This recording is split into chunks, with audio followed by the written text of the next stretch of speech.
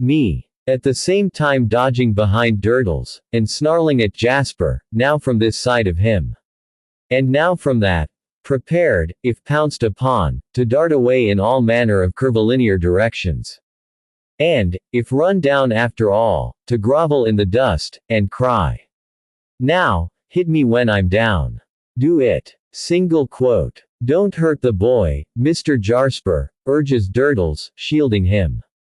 Recollect yourself. Single quote. He followed us tonight, when we first came here. Single quote. I didn't, replies Deputy, in his one form of polite contradiction. He has been prowling near us ever since. Single quote. I haven't, returns Deputy. I'd only just come out for my elf when I see you two. Coming out of the Kinfriederal. If I ket chess, I am out, ar, ter, 10. Single quote. With the usual rhythm and dance, though dodging behind Durdles, it ain't any fault, is it? Single quote. Take him home, then, retorts Jasper, ferociously, though with a strong check upon himself, and let my eyes be rid of the sight of you. Single quote. Deputy, with another sharp whistle, at once expressing his relief, and his commencement of a milder stoning of Mr. Durdles, begins stoning that respectable gentleman home, as if he were a reluctant ox. Mr. Jasper goes to his gatehouse, brooding. And thus, as everything comes to an end, the unaccountable expedition comes to an end, for the time. Chapter 13, both at their best. Miss Twinkleton's establishment was about to undergo a serene hush. The Christmas recess was at hand. What had once, and at no remote period, been called, even by the erudite Miss Twinkleton herself, the half, but what was now called, as being more elegant, and more strictly collegiate, the term, would expire tomorrow. A noticeable relaxation of discipline had for some few days pervaded the nuns' house. Club suppers had occurred in the bedrooms, and a dressed tongue had been carved with a pair of scissors, and handed round with the curling tongs.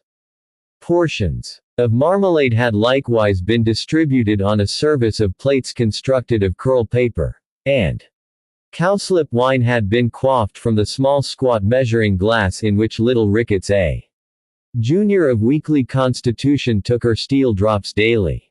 The housemaids had been bribed with various fragments of riband, and sundry pairs of shoes more or less down at heel, to make no mention of crumbs in the beds. The airiest costumes had been worn on these festive occasions, and the daring Miss Ferdinand had even surprised the company with a sprightly solo on the comb and curl paper, until suffocated in her own pillow by two flowing-haired executioners.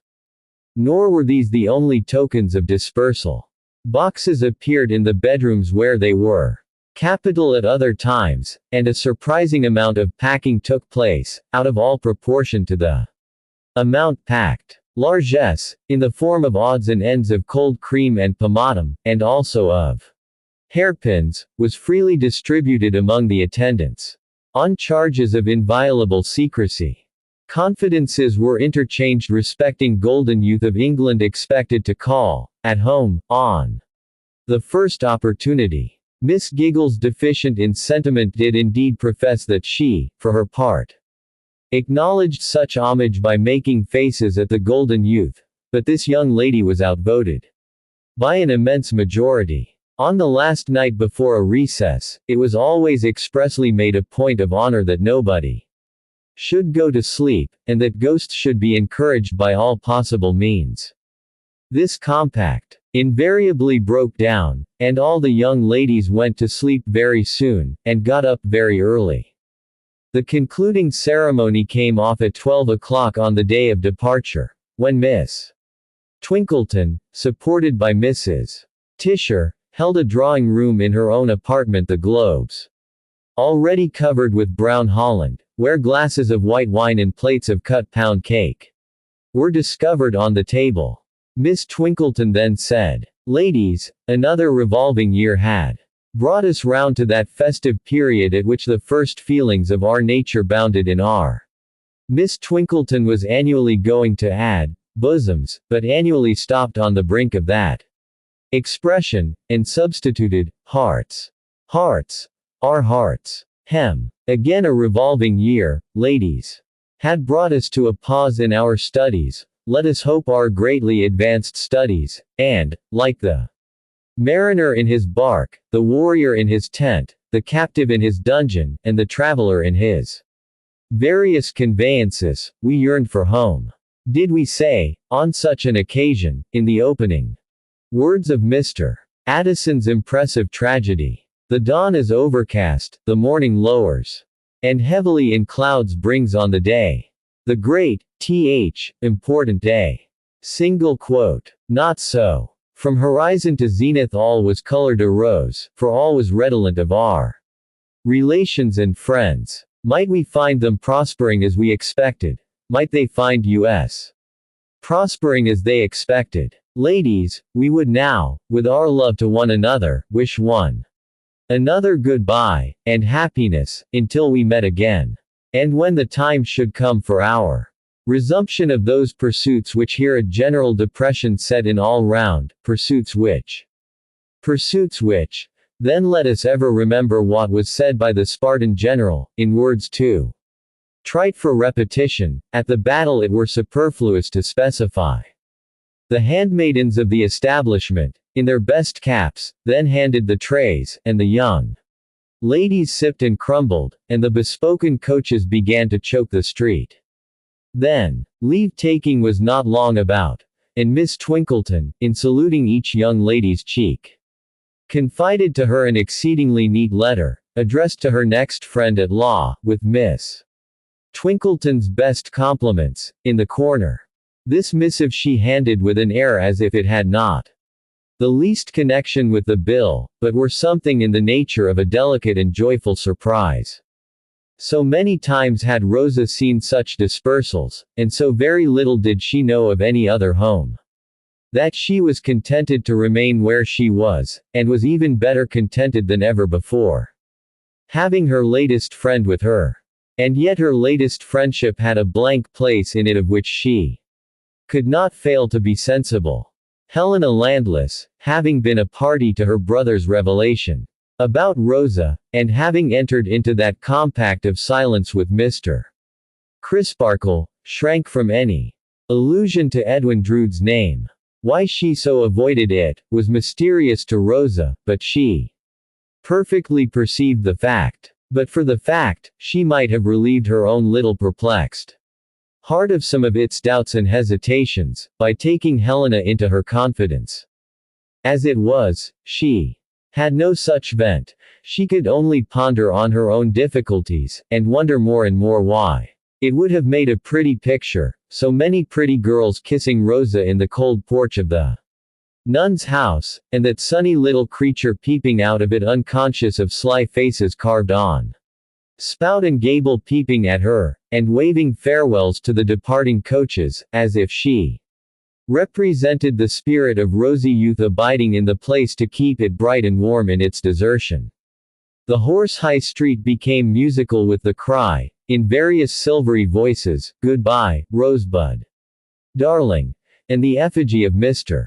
Sapsia's father over the opposite doorway seemed to say to mankind, "Gentlemen, favor me with your attention to this charming little last lot left behind, and bid with a spirit worthy of the occasion." Then the staid street, so unwontedly sparkling, youthful, and fresh, for a few rippling moments, ran dry, and Cloisterham was itself again. If Rosebud in her bower now waited Edwin Drood's coming with an uneasy heart, Edwin for his part was uneasy too, with far less force of purpose in his composition than the childish beauty, crowned by acclamation fairy queen of Miss Twinkleton's establishment. He had a conscience, and Mr. Grewgious had pricked it. That gentleman's steady convictions of what was right and what was wrong in such a case as his, were neither to be frowned aside nor laughed aside. They would not be moved, but for the dinner in Staple Inn, and but for the ring he carried in the breast pocket. Of his coat, he would have drifted into their wedding day without another pause for real thought. Loosely trusting that all would go well, left alone. But that serious putting him on his truth to the living and the dead had brought him to a check. He must either give the ring to Rosa, or he must take it back. Once put into this narrowed way of action, it was curious that he began to consider Rosa's claims upon him more unselfishly than he had ever considered them before, and began to be less sure of himself than he had ever been in all his easy-going days. I will be guided by what she says, and by how we get on, was his decision, walking from the gatehouse to the nun's house. Whatever comes of it, I will bear his words in mind, and try to be true to the living and the dead. Single quote. Rosa was dressed for walking. She expected him. It was a bright, frosty day, and Miss Twinkleton had already graciously sanctioned fresh air. Thus they got out together before it became necessary for either Miss Twinkleton, or the deputy high priest Mrs. Tisher, to lay even so much as one of those usual offerings on the shrine of propriety. "My dear Eddie," said Rosa, when they had turned out of the high street, and had got among the quiet walks in the neighborhood of the cathedral and the river, "I want to say something very serious to you. I have been thinking about it for a long, long time. I want to be serious with you too, Rosa dear. I mean to be serious and earnest." Single quote. "Thank you, Eddie. And you will not think me unkind because I begin, will you? You will not think I speak for myself only, because I speak first. That would not be generous, would it? And I know you are generous." Single quote. He said, "I hope I am not ungenerous to you, Rosa." He called her pussy no more. Never again. "And there is no fear," pursued Rosa, "of our quarreling, is there? Because, Eddie," clasping her hand on his arm, "we have so much reason to be very lenient to each other." Single quote. "We will be, Rosa." Single quote. "That's a dear good boy. Eddie, let us be courageous. Let us change to brother and sister from this day forth." Single quote. "Never be husband and wife." Single quote. "Never." Single quote. Neither spoke again for a little while. But after that pause he said, with some effort, "Of course I know that this has been in both our minds, Rosa, and of course I am in honor bound to confess freely that it does not originate with you." Single quote. "No, nor with you, dear," she returned, with pathetic earnestness. "That sprung up between us. You are not truly happy in our engagement. I am not truly happy in it. Oh, I am so sorry, so sorry." And there she broke into tears. "I am deeply sorry too, Rosa. Deeply sorry for you." Single quote. "And I for you, poor boy. And I for you." Single quote. This pure young feeling, this gentle and forbearing feeling of each towards the other, brought something more self-denying, honorable, affectionate, and true. "If we knew yesterday," said Rosa, as she dried her eyes, "and we did know yesterday, and on many, many yesterdays, that we were far from right together in those relations which were not of our own choosing, what better could we do today than change them? It is natural that we should be sorry. And you see how sorry we both are. But how much better to be sorry now than then." Single quote. "When, Rosa?" Single quote. "When it would be too late. And then we should be angry, besides." Single quote. Another silence fell upon them. "And you know," said Rosa innocently, "you couldn't like me then. And you can always like me now. For I shall not be a drag upon you, or a worry to you. And I can always like you now, and your sister will not tease or trifle with you. I often did when I was not your sister, and I beg your pardon for it. Don't let us come to that, Rosa, or I shall want more pardoning than I like to think of. No, indeed, Eddie, you are too hard, my generous boy, upon yourself. Let us sit down, brother, on these ruins, and let me tell you how it was with us. I think I know, for I have considered about it. Very much since you were here last time. You liked me, didn't you? You thought I was a nice little thing. Single quote. Everybody thinks that, Rosa. Single quote. Did they? She knitted her brow musingly for a moment, and then flashed out with the bright little induction. Well, but say they do. Surely it was not enough that you should think of me only as other people did. Now, was it? Single quote. The point was not to be got over. It was not enough. And that is just what I mean. That is just how it was with us, said Rosa. You liked me very well. Why discuss or dispute it? Single quote. It was new and strange to him to have himself presented to himself so clearly, in a glass of her holding up. He had always patronized her, in his superiority to her share of woman's wit. Was that but another instance of something radically amiss in the terms on which they had been gliding towards a lifelong bondage? All this that I say of you is true of me as well, Eddie. Unless it was, I might not be bold enough to say it. Only, the difference between us was, that by little and little there crept into my mind a habit of thinking about it, instead of dismissing it. My life is not so busy as yours, you see, and I have not so many things to think of.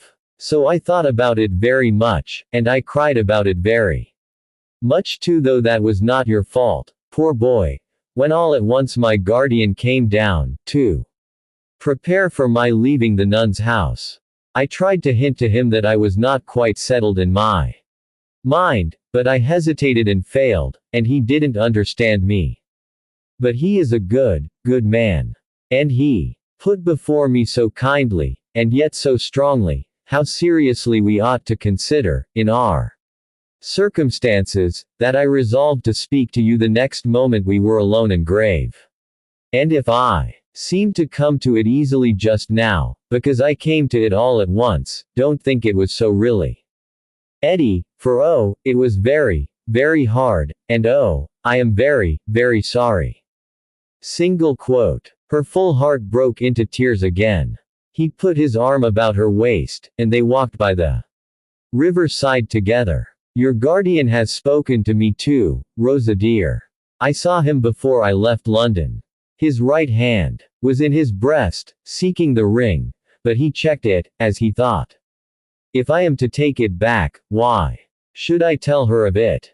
Single quote. And that made you more serious about it, didn't it, Eddie?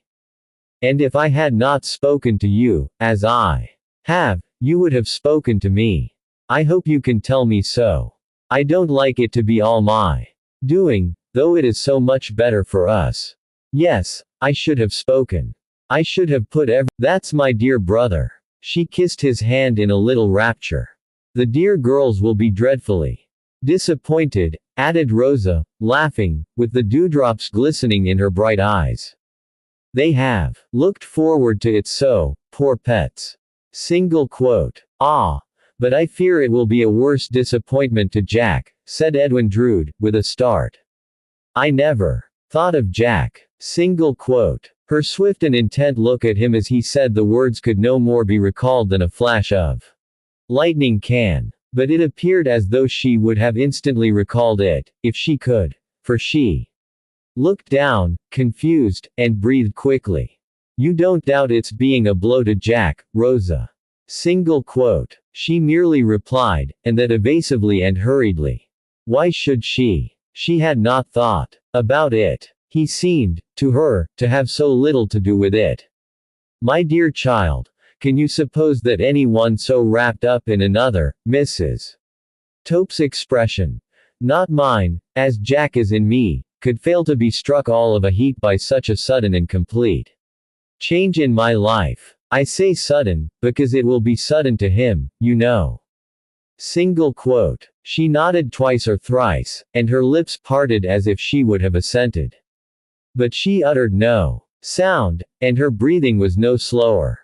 How shall I tell Jack? Said Edwin, ruminating. If he had been less occupied with the thought, he must have seen her singular emotion. I never thought of Jack. It must be broken to him, before the town crier knows it. I dine with the dear fellow tomorrow and next day, Christmas Eve and Christmas Day, but it would never do to spoil his feast days. He always worries about me, and moddly coddlies in the merest. My guardian promised to come down, if I should write and ask him. I am going to do so. Would you like to leave it to him? Single quote. A bright idea, cried Edwin.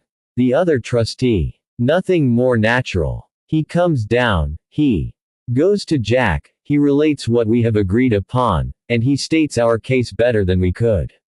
He has already spoken feelingly to you, he has already spoken feelingly to me, and he'll put the whole thing feelingly to Jack.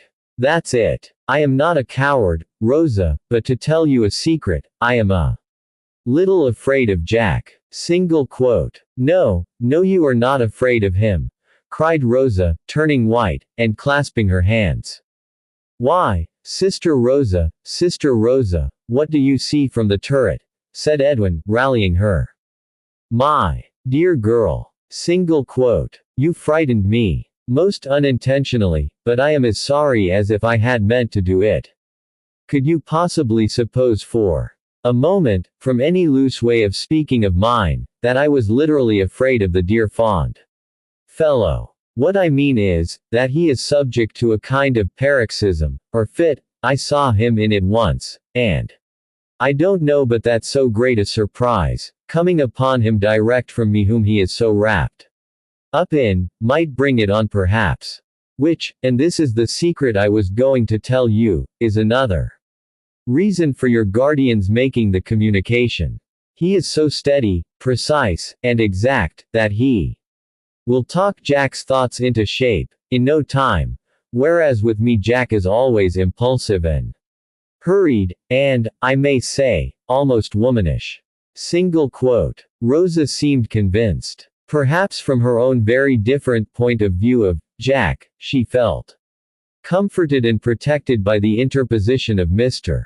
Grewgious between herself and him. And now, Edwin Drood's right hand closed again upon the ring in its little case, and again was checked by the consideration. It is certain, now, that I am to give it back to him. Then why should I tell her of it? That pretty sympathetic nature which could be so sorry for him in the blight of their childish hopes of happiness together, and could so quietly find itself alone in a new world to weave fresh wreaths of such flowers as it might prove to bear, the old world's flowers being withered, would be grieved by those sorrowful jewels. And to what purpose? Able to forecast nothing, and are so much brittle dust. Let them be. He would restore them to her guardian when he came down. He in his turn would restore them to the cabinet from which he had unwillingly taken them. And there, like old letters or old vows, or other records of old aspirations, come to nothing, they would be disregarded, until, being valuable, they were sold into circulation again, to repeat their former round. Let them be. Let them lie unspoken of, in his breast. However distinctly or indistinctly he entertained these thoughts, he arrived at the conclusion, let them be. Among the mighty store of wonderful chains that are forever forging, day and night, in the vast iron works of time and circumstance, there was one chain forged in the moment of that small conclusion, riveted to the foundations of heaven and earth, and gifted with invincible force to hold and drag. They walked on by the river. They began to speak of their separate plans. He would quicken his departure from England, and she would remain where she was, at least as long as Helena remained. The poor dear girls should have their disappointment broken to them gently, and, as the first preliminary, Miss Twinkleton should be confided in by Rosa, even in advance of the reappearance of Mr. Grewgious. It should be made clear in all quarters that she and Edwin were the best of friends. There had never been so serene an understanding between them since they were first affianced. And yet there was one reservation on each side. On hers, that she intended through her guardian to withdraw herself immediately from the tuition of her music master. On his, that he did already entertained some wandering speculations whether it might ever come to pass that he would no more of Miss Landless. The bright, frosty day declined as they walked and spoke together. The sun dipped in the river far behind them, and the old city lay red before them, as their walk drew to a close. The moaning water cast its seaweed duskily at their feet, when they turned to leave its margin, and the rooks hovered above them with hoarse cries, darker splashes in the darkening air. "I will prepare Jack for my flitting soon," said Edwin, in a low voice, "and I will but see your guardian when he comes, and then go, yes. Single quote. We know we are better so, even now. Single quote. And shall be far, far better so by and by. Single quote. Still there was that lingering tenderness in their hearts towards the old positions they were relinquishing, that they prolonged their parting. When they came among the elm trees by the cathedral, where they had last sat together, they stopped as by consent, and Rosa raised her face to his, as she had never raised it in the old days, for they were old already. "God bless you, dear. Goodbye." Single quote. "God bless you, dear. Goodbye." Single quote. They kissed each other fervently. "Now, please take me home, Eddie, and let me be by myself." Single quote. "Don't look round, Rosa," he cautioned her, as he drew her arm through his, and led her away. "Didn't you see Jack?" Single quote. "No. Where?" Single quote. "Under the trees. He saw us, as we took leave of each other. Poor fellow. He little thinks we have parted. This will be a blow to him, I am much afraid." Single quote. She hurried on, without resting, and hurried on until they had passed under the gatehouse into the street. Once there, she asked, "Has he followed us? You can look without seeming to. Is he behind?" Single quote. "No. Yes, he is. He has just passed out under the gateway. The dear, sympathetic old fellow likes to keep us in sight. I am afraid he will be bitterly disappointed." Single quote. She pulled hurriedly at the handle of the hoarse old bell, and the gate soon opened. In, she gave him one last, wide, wondering look, as if she would have asked him with imploring emphasis, "Oh, don't you understand?" And out of that look he vanished from her view. Chapter 14. When shall these three meet again? Christmas Eve in Cloisterham. A few strange faces in the streets. A few other faces, half strange and half familiar, once the faces of Cloisterham children, now the faces of men and women who come back from the outer world at long intervals to find the city wonderfully shrunken in size, as if it had not washed by any means well in the meanwhile. To these, the striking of the cathedral clock, and the cawing of the rooks from the cathedral tower, are like voices of their nursery time. To such as these, it has happened in their dying hours afar off, that they have imagined their chamber floor to be strewn with the autumnal leaves fallen from the elm trees in the close. So have the rustling sounds and fresh scents of their earliest impressions revived when the circle of their lives was very nearly traced, and the beginning and the end were drawing close together. Seasonable tokens are about. Red berries shine here and there in the lattices of Minor Canon Corner. Mr. and Mrs. Toper daintily sticking sprigs of holly into the carvings and sconces of the cathedral stalls, as if they were sticking them into the coat buttonholes of the dean and chapter. Lavish profusion is in the shops, particularly in the articles of currants, raisins, spices, candied peel, and moist sugar. An unusual air of gallantry and dissipation is abroad, evinced in an immense bunch of mistletoe hanging in the greengrocer's shop doorway, and a poor little 12th cake, culminating in the figure of a harlequin, such a very poor little 12th cake, that one would rather called it a 24th cake or a 48th cake, to be raffled for at the pastrycook's, terms 1 shilling per member. Public amusements are not wanting. The waxwork which made so deep an impression on the reflective mind of the Emperor of China is to be seen by particular desire during Christmas week only, on the premises of the bankrupt livery stable keeper up the lane. Produced at the theater, the latter heralded by the portrait of Signor Jacksonini the clown, saying, "How do you do tomorrow? Quite as large as life, and almost as miserably."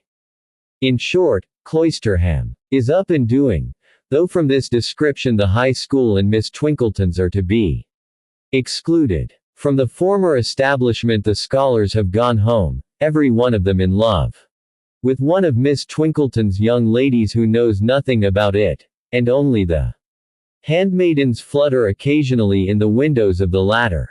It is noticed, by the by, that these damsels become, within the limits of decorum, more skittish when thus entrusted with the concrete representation of their sex, than when dividing the representation with Miss Twinkleton's young ladies. 3 are to meet at the gatehouse tonight. How does each one of the 3 get through the day? Neville Landless, though absolved from his books for the time by Mr. Crisparkle, whose fresh nature is by no means insensible to the charms of a holiday, reads and writes in his quiet room with a concentrated air, until it is 2 hours past noon. He then sets himself to clearing his table, to arranging his books, and to tearing up and burning his stray papers. He makes a clean sweep of all untidy accumulations, puts all his drawers in order, and leaves no note or scrap of paper undestroyed, save such memoranda as bear directly on his studies. This done, he turns to his wardrobe, selects a few articles of ordinary wear, among them, change of stout shoes and socks for walking, and packs these in a knapsack. This knapsack is new, and he bought it in the High Street yesterday. He also purchased, at the same time and at the same place, a heavy walking stick, strong in the handle for the grip of the hand, and iron-shod. He tries this, swings it, poises it, and lays it by, with the knapsack, on a window seat. By this time his arrangements are complete. He dresses for going out, and is in the act of going, indeed has left his room, and has met the minor canon on the staircase, coming out of his bedroom upon the same story, when he turns back again for his walking stick, thinking he will carry it now. Mr. Crisparkle, who has paused on the staircase, sees it in his hand on his immediately rest upon, repeats Mr. Crisparkle, throwing himself into pedestrian form. You don't rest upon it. You merely balance with it. I shall know better, with practice, sir. I have not lived in a walking country, you know. Single quote. True, says Mr. Crisparkle. Get into a little training, and we will have a few score miles together. I should leave you nowhere now. Do you come back before dinner? Single quote. I think not, as we dine early. Single quote. Mr. Crisparkle gives him a bright nod and a cheerful goodbye, expressing not without intention absolute confidence and ease. Neville repairs to the nun's house, and requests that Miss Landless may be informed that her brother is there, by appointment. He waits at the gate, not even crossing the threshold, for he is on his parole not to put himself in Rose's way. His sister is at least as mindful of the obligation they have taken on themselves as he can be, and loses not a moment in joining him. They meet affectionately, avoid lingering there, and walk towards the upper inland country. I am not going to tread upon forbidden ground, Helena, says Neville, when they have walked some distance and are turning. You will understand in another moment that I cannot help referring to, what shall I say, my infatuation. Single quote. Had you not better avoid it, Neville? You know that I can hear nothing. Single quote. You can hear, my dear, what Mr. Crisparkle has heard, and heard with approval. Single quote. Yes. I can hear so much. Single quote. Well, it is this. I am not only unsettled and unhappy myself, but I am conscious of unsettling and interfering with other people. How do I know that, but for my unfortunate presence, you, and the rest of that former party, our engaging guardian excepted, might be dining cheerfully in Minor Canon Corner tomorrow. Indeed it probably would be not high in the old lady's opinion, and it is easy to understand what an irksome clog I must be upon the hospitalities of her orderly house, especially at this time of year, when I must be kept asunder from this person, and there is such a reason for my not being brought into contact with that person. And an unfavorable reputation has preceded me with such another person, and so on. I have put this very gently to Mr. Crisparkle, for you know his self-denying ways, but still I have put it. What I have laid much greater stress upon at the same time is that I am engaged in a miserable struggle with myself, and that a little change and absence may enable me to come through it the better. So, the weather being bright and hard, I am going on a walking expedition, and intend taking myself out of everybody's way, my own included, I hope. Tomorrow morning. Single quote. When to come back. Single quote. In a fortnight. Single quote. And going quite alone. Single quote. I am much better without company, even if there were any one but you to bear me company, my dear Helena. Single quote. Mr. Crisparkle entirely agrees, you say. Single quote. Entirely. I am not sure but that at first he was inclined to think it rather a moody scheme, and one that might do a brooding mind harm. But we took a moonlight walk last Monday night, to talk it over at leisure, and I represented the case to him as it really is. I showed him that I do want to conquer myself, and that, this evening well got over, it is surely better that I should be away from here just now, than here. I could hardly help meeting certain people walking together here, and that could do no good, and is certainly not the way to forget. A fortnight hence, that chance will probably be over, for the time, and when it again arises for the last time, why, I can again go away. Farther, I really do feel hopeful of bracing exercise and wholesome fatigue. You know that Mr. Crisparkle allows such things their full weight in the preservation of his own sound mind in his own sound body, and that his just spirit is not likely to maintain one set of natural laws for himself and another for me. He yielded to my view of the matter, when convinced that I was honestly in earnest. And so, with his full consent, I start tomorrow morning. Early enough to be not only out of the street. Helena thinks it over, and thinks well of it. Mr. Crisparkle doing so, she would do so, but she does originally, out of her own mind, think well of it, as a healthy project, denoting a sincere endeavor and an active attempt at self-correction. She is inclined to pity him, poor fellow, for going away solitary on the great Christmas festival, but she feels it much more to the purpose to encourage him. And she does encourage him. He will write to her. He will write to her every alternate day, and tell her all his adventures. Does he send clothes on in advance of him? My dear Helena, no. Travel like a pilgrim, with wallet and staff. My wallet, or my knapsack, is packed, and ready for strapping on, and here is my staff. Single quote. He hands it to her. She makes the same remark as Mr.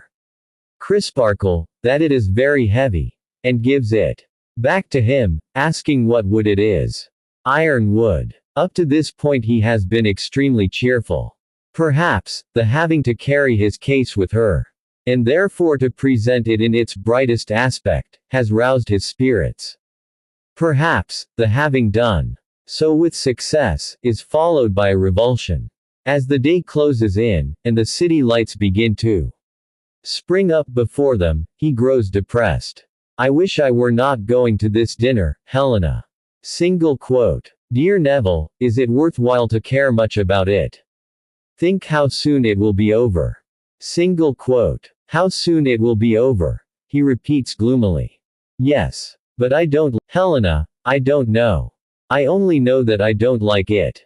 What a strange dead weight there is in the air. Single quote. She calls his attention to those copperous clouds beyond the river, and says that the wind is rising.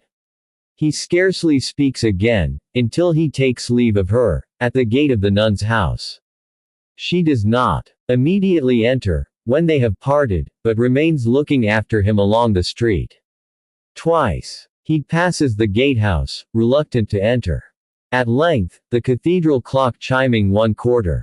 With a rapid turn he hurries in. And so he goes up the postern stair. Edwin Drood passes a solitary day.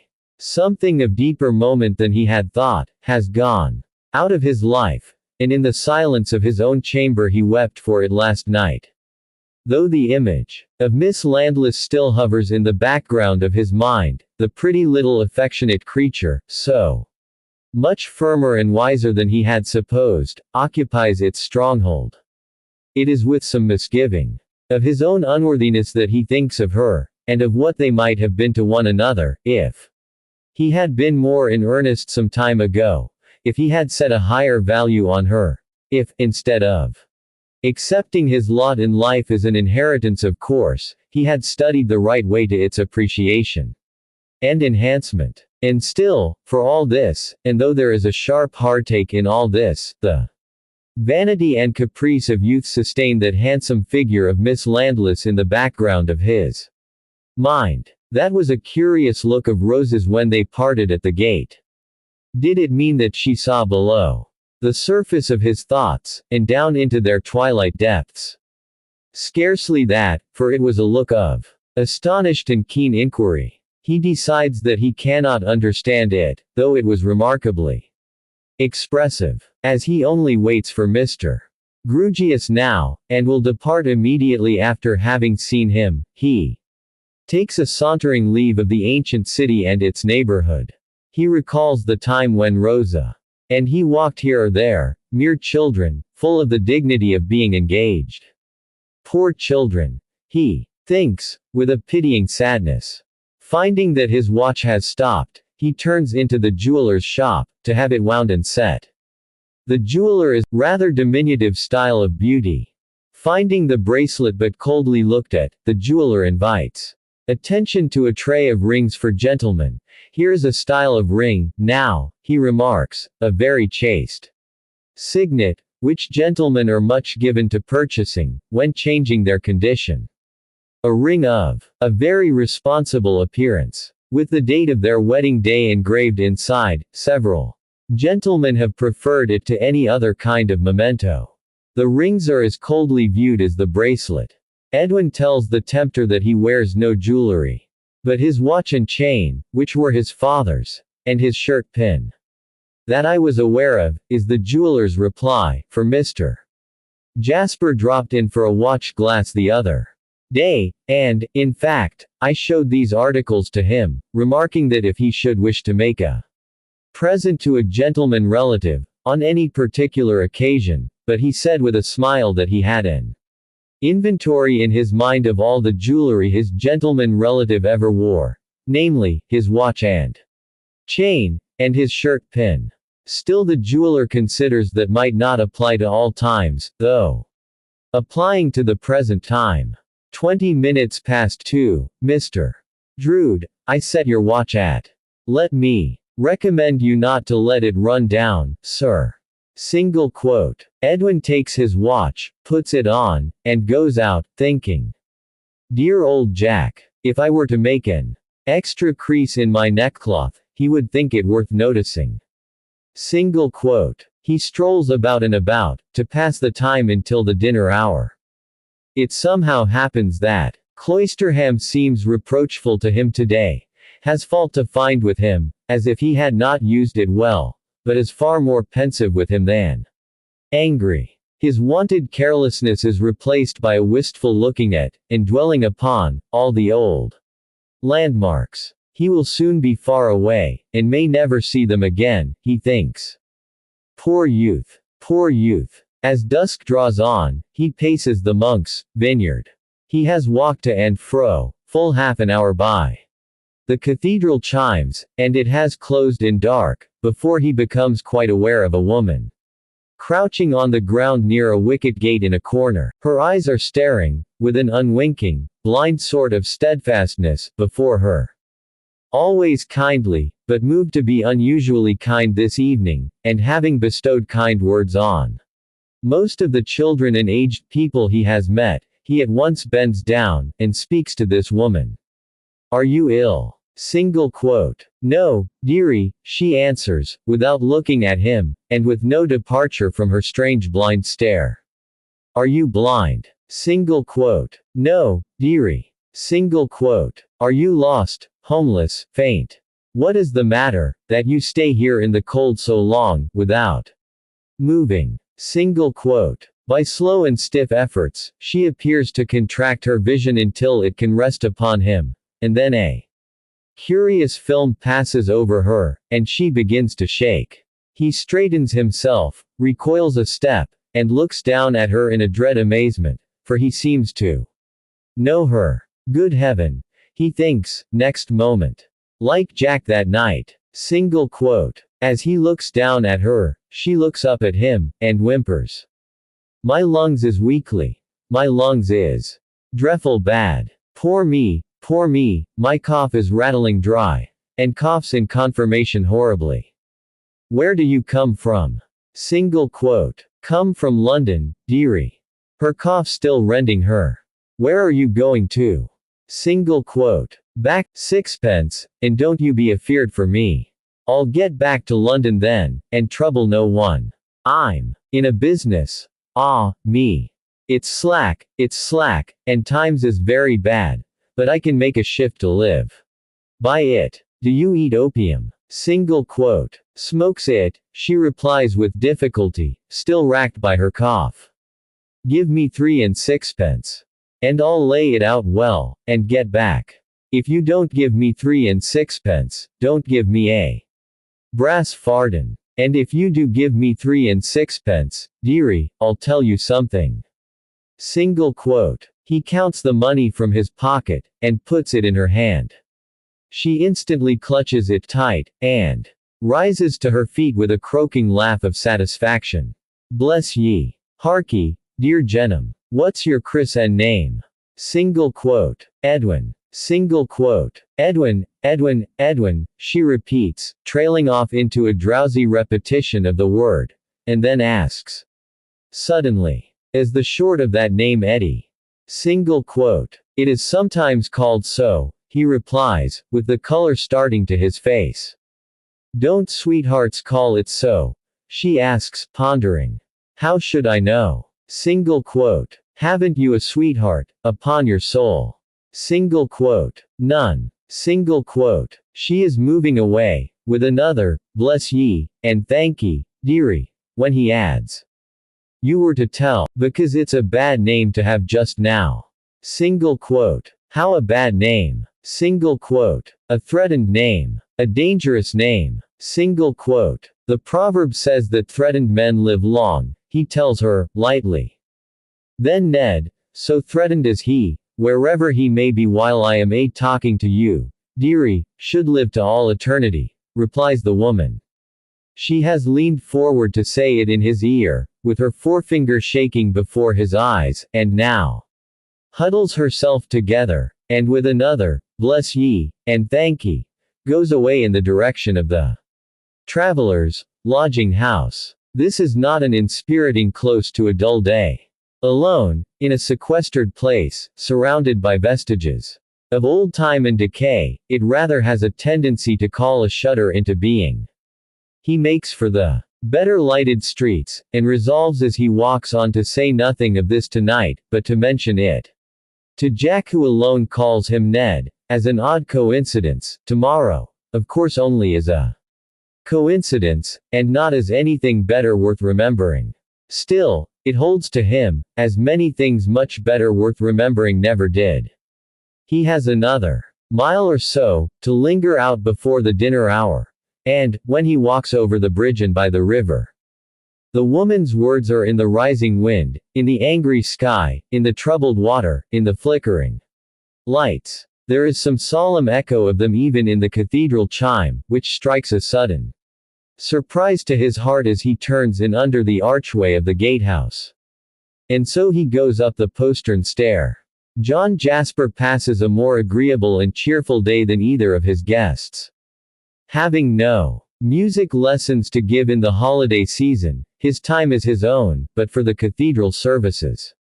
He is early among the shopkeepers, ordering little table luxuries that his nephew likes. And that inflammable young spark of Mr. Crisparkles are to dine at the gatehouse today, and make up their difference. Mr. Sapsea is by no means friendly towards the inflammable young spark. He says that his complexion is un-English. And when Mr. Sapsea has once declared anything to be un-English, he considers that thing everlastingly sunk in the bottomless pit. John Jasper is truly sorry to hear Mr. Sapsea speak thus, for he knows right well that Mr. Sapsea never speaks without a meaning, and that he has a subtle trick of being right. Mr. Sapsea by a very remarkable coincidence is of exactly that opinion. Mr. Jasper is in beautiful voice this day. In the pathetic supplication to have his heart inclined to keep this law, he quite astonishes his fellows by his melodious power. He has never sung difficult music with such skill and harmony, as in this day's anthem. His nervous temperament is occasionally prone to take difficult music a little too quickly. Today, his time is perfect. These results are probably attained through a grand composure of the spirits. The mere mechanism of his throat is a little tender, for he wears, both with his singing robe and with his ordinary dress, a large black scarf of strong close-woven silk, slung loosely round his neck. But his composure is so noticeable, that Mr. Crisparkle speaks of it as they come out from vespers. I must thank you, Jasper, for the pleasure with which I have heard you today. Beautiful. Delightful. You could not have so outdone yourself, I hope, without being wonderfully well. Single quote. I am wonderfully well. Single quote. Nothing unequal, says the minor canon, with a smooth motion of his hand. Nothing unsteady. Nothing forced, nothing avoided. All thoroughly done in a masterly manner, with perfect self-command. Single quote. Thank you. I hope so, if it is not too much to say. Single quote. One would think, Jasper, you had been trying a new No, really. That's well observed, for I have. Single quote. Then stick to it, my good fellow, says Mr. Crisparkle, clapping him on the shoulder with friendly encouragement. Stick to it. I will. I congratulate you, Mr. Crisparkle pursues, as they come out of the cathedral, on all accounts. Single quote. Thank you again. I will walk round to the corner with you, if you don't object. I have plenty of time before my company come, and I want to say a word to you, which I think you will not be displeased to hear. Single quote. What is it? Single quote. Well, we were speaking, the other evening, of my black humors. Single quote. Mr. Crisparkle's face falls, and he shakes his head deploringly. I said, you know, that I should make you an antidote to those black humors, and you said you hoped I would consign them to the flames. Single quote. And I still hope so, Jasper. Single quote. With the best reason in the world. I mean to burn this year's diary at the year's end. Single quote. Because you, Mr. Crisparkle brightens greatly as he thus begins. You anticipate me. Because I feel that I have been out of sorts, gloomy, bilious, brain oppressed. Whatever it may be. You said I had been exaggerative. So I have. Single quote. Mr. Crisparkle's brightened face brightens still more. I couldn't see it then, because I was out of sorts, but I am in a healthier state now, and I acknowledge it with genuine pleasure. I made a great deal of a very little. That's the fact. Single. It does me good, cries Mr. Crisparkle, to hear you say it. Single quote. A man leading a monotonous life, Jasper proceeds, and getting his nerves, or his stomach, out of order, dwells upon an idea until it loses its proportions. That was my case with the idea in question. So I shall burn the evidence of my case, when the book is full, and begin the next volume with a clearer vision. Single quote. This is better, says Mr. Crisparkle, stopping at the steps of his own door to shake hands, than I could have hoped. Single quote. Why, naturally, returns Jasper. You had but little reason to hope that I should become more like yourself. You are always training yourself to be, mind and body, as clear as crystal, and you always are, and never change, whereas I am a muddy, solitary, moping weed.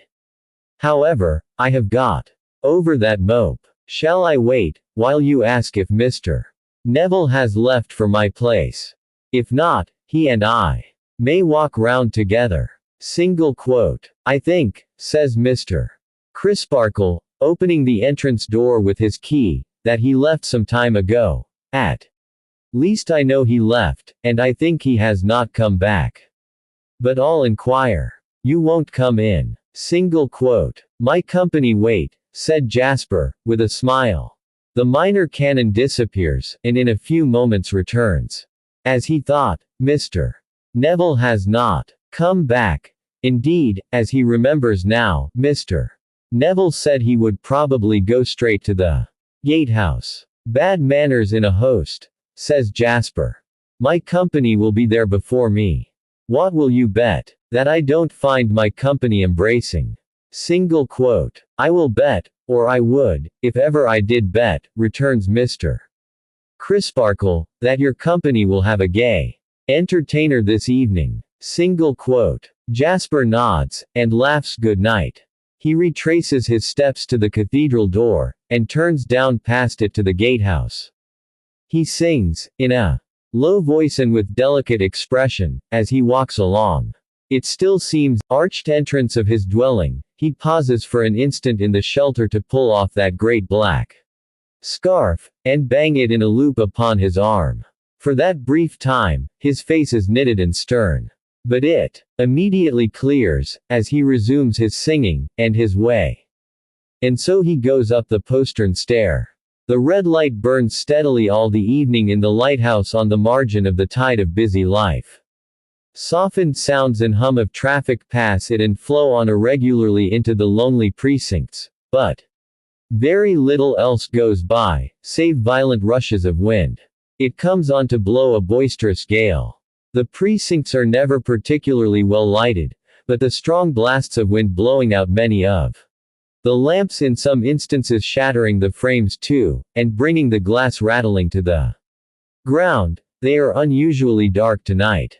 The darkness is augmented and confused by flying dust from the earth, dry twigs from the trees, and great ragged fragments from the rooks' nests up in the tower. The trees themselves so toss and creak, as this tangible part of the darkness madly whirls about, that they seem in peril of being torn out of the earth, while ever and again a crack and a rushing fall denote that some large branch has yielded to the storm. Not such power of wind has blown for many a winter night. Chimneys topple in the streets, and people hold to posts and corners, and to one another, to keep themselves upon their feet. The violent rushes abate not, but increase in frequency and fury until at midnight, when the streets are empty, the storm goes thundering along them, rattling at all the latches, and tearing at all the shutters, as if warning the people to get up and fly with it, rather than have the roofs brought down upon their brains. Still, the red light burns steadily. Nothing is steady but the red light. All through the night the wind blows, and abates not. But early in the morning, when there is barely enough light in the east to dim the stars, it begins to lull. From that time, with occasional wild charges, like a wounded monster dying, it drops and sinks, and at full daylight it is dead. It is then seen that the hands of the cathedral clock are torn off, that lead from the roof has been stripped away, rolled up, and blown into the close, and that some stones have been displaced, watching for their appearance up there. This cluster is suddenly broken and put aside by the hands of Mr. Jasper. All the gazing eyes are brought down to the earth by his loudly inquiring of Mr. Crisparkle, at an open window. Where is my nephew? Single quote. He has not been here. Is he not with you? Single quote. No. He went down to the river last night, with Mr. Neville, to look at the storm, and has not been back. Call Mr. Neville. Single quote. He left this morning, early. Single quote. Left this morning early. Let me in. Let me in. Single quote. There is no more looking up at the tower, now. All the assembled eyes are turned on Mr. Jasper. White, half-dressed, panting, and clinging to the rail before the minor canon's house. Chapter 15, Impeached. Neville Landless had started so early and walked at so good a pace, that when the church bells began to ring in Cloisterham for morning service, he was 8 miles away. As he wanted his breakfast by that time, having set forth on a crust of bread, he stopped at the next roadside tavern to refresh visitors in want of breakfast, unless they were horses or cattle, for which class of guests there was preparation enough in the way of water trough and hay, were so unusual at the sign of the tilted wagon, that it took a long time to get the wagon into the track of tea and toast and bacon. Neville, in the interval, sitting in a sanded park, indeed, the tilted wagon, as a cool establishment on the top of a hill, where the ground before the door was puddled with damp hoofs and trodden straw, where a scolding landlady slapped a moist baby with one red sock on and one wanting, in the bar, where the cheese was cast aground upon a shelf, in company with a moldy tablecloth and a green-handled knife, in a sort of cast-iron canoe, where the pale-faced bread shed tears of crumb over its shipwreck in another canoe, where the family linen, half-washed and half-dried, led a public life of lying about, where everything to drink was drunk out of mugs, and everything else was suggestive of a rhyme to mugs. The tilted wagon, all these things considered, hardly kept its painted promise of providing good entertainment for man and beast. However, man, in the present case, was not critical, but took what entertainment he could get, and went on again after a longer rest than he needed. He stopped at some quarter of a mile from the house, hesitating whether to pursue the road, or to follow a cart track between 2 high hedgerows, which led across the slope of a breezy heath, and evidently struck into the road again by and by. He decided in favor of this latter track, and pursued it with some toil, the rise being steep, and the way worn into deep ruts. He was laboring along, when he became aware of some other pedestrians behind him. As they were coming up at a faster pace than his, he stood aside, against one of the high banks, to let them pass. But their manner was very curious. Only 4 of them passed. Other 4 slackened speed, and loitered as intending to follow him when he should go on. The remainder of the party, half a dozen perhaps, turned, and went back at a great rate. He looked at the 4 behind him, and he looked at the 4 before him. They all returned his look. He resumed his way. The 4 in advance went on, constantly looking back. The 4 in the rear came closing up. When they all ranged out from the narrow track upon the open slope of the heath, and this order was maintained, let him diverge as he would to either side, there was no longer room to doubt that he was beset by these fellows. He stopped, as a last test, and they all stopped. "Why do you attend upon me in this way?" he asked the whole body. "Better be quiet," repeated Neville. "Who said so?" Single quote. Nobody replied. "It's good advice, whichever of you skulkers gave it," he went on angrily. "I will not submit to be penned in between 4 men there, and 4 men there. I wish to pass, and I mean to pass, those 4 in front." Single quote. They were all standing still, himself included. "If 8 men, or 4 men, or 2 men, set upon one," he proceeded, growing more enraged, "the One has no chance but to set his mark upon some of them. And, by the Lord, I'll do it, if I am interrupted any farther. Single quote. Shouldering his heavy stick, and quickening his pace, he shot on to pass the four ahead. The largest and strongest man of the number changed swiftly to the side on which he came up, and dexterously closed with him and went down with him, but not before the heavy stick had descended. Smartly. Let him be, said this man in a suppressed voice, as they struggled together on the grass. Fair play. His is the build of a girl to mine, and he's got a weight strapped to his back besides. Let him alone. I'll manage him. Single quote. After a little rolling about, in a close scuffle which caused the faces of both to be besmeared with blood, the man took his knee from Neville's chest, and rose, saying, "There. Now take him arm in arm, any two of you." Single quote. It was immediately done. As to our being a pack of thieves, Mr. Landless, said the man, as he spat out some blood, and wiped more from his face, you know better than that at midday. We wouldn't have touched you if you hadn't forced us. We're going to take you round to the high road. When his face was cleansed, Neville recognized in the speaker, Joe, driver of the Cloisterham omnibus, whom he had seen but once, and that on the day of his arrival. And what I recommend you for the present, is, don't talk, Mr. Landless. You'll find a friend waiting for you, at the high road, gone ahead by the other way when we split into two parties, and you had much better say nothing till you come up with him. Bring that stick along, somebody else. And let's be moving. Single quote. Utterly bewildered, Neville stared around him and said not a word. Walking between his two conductors, who held his arms in theirs, he went on, as in a dream, until they came again into the high road, and into the midst of a little group of people. The men who had turned back were among the group, and its central figures were Mr. Jasper and Mr. Crisparkle. Neville's conductors took him up to the minor canon, and there released him, as an act of deference to that gentleman.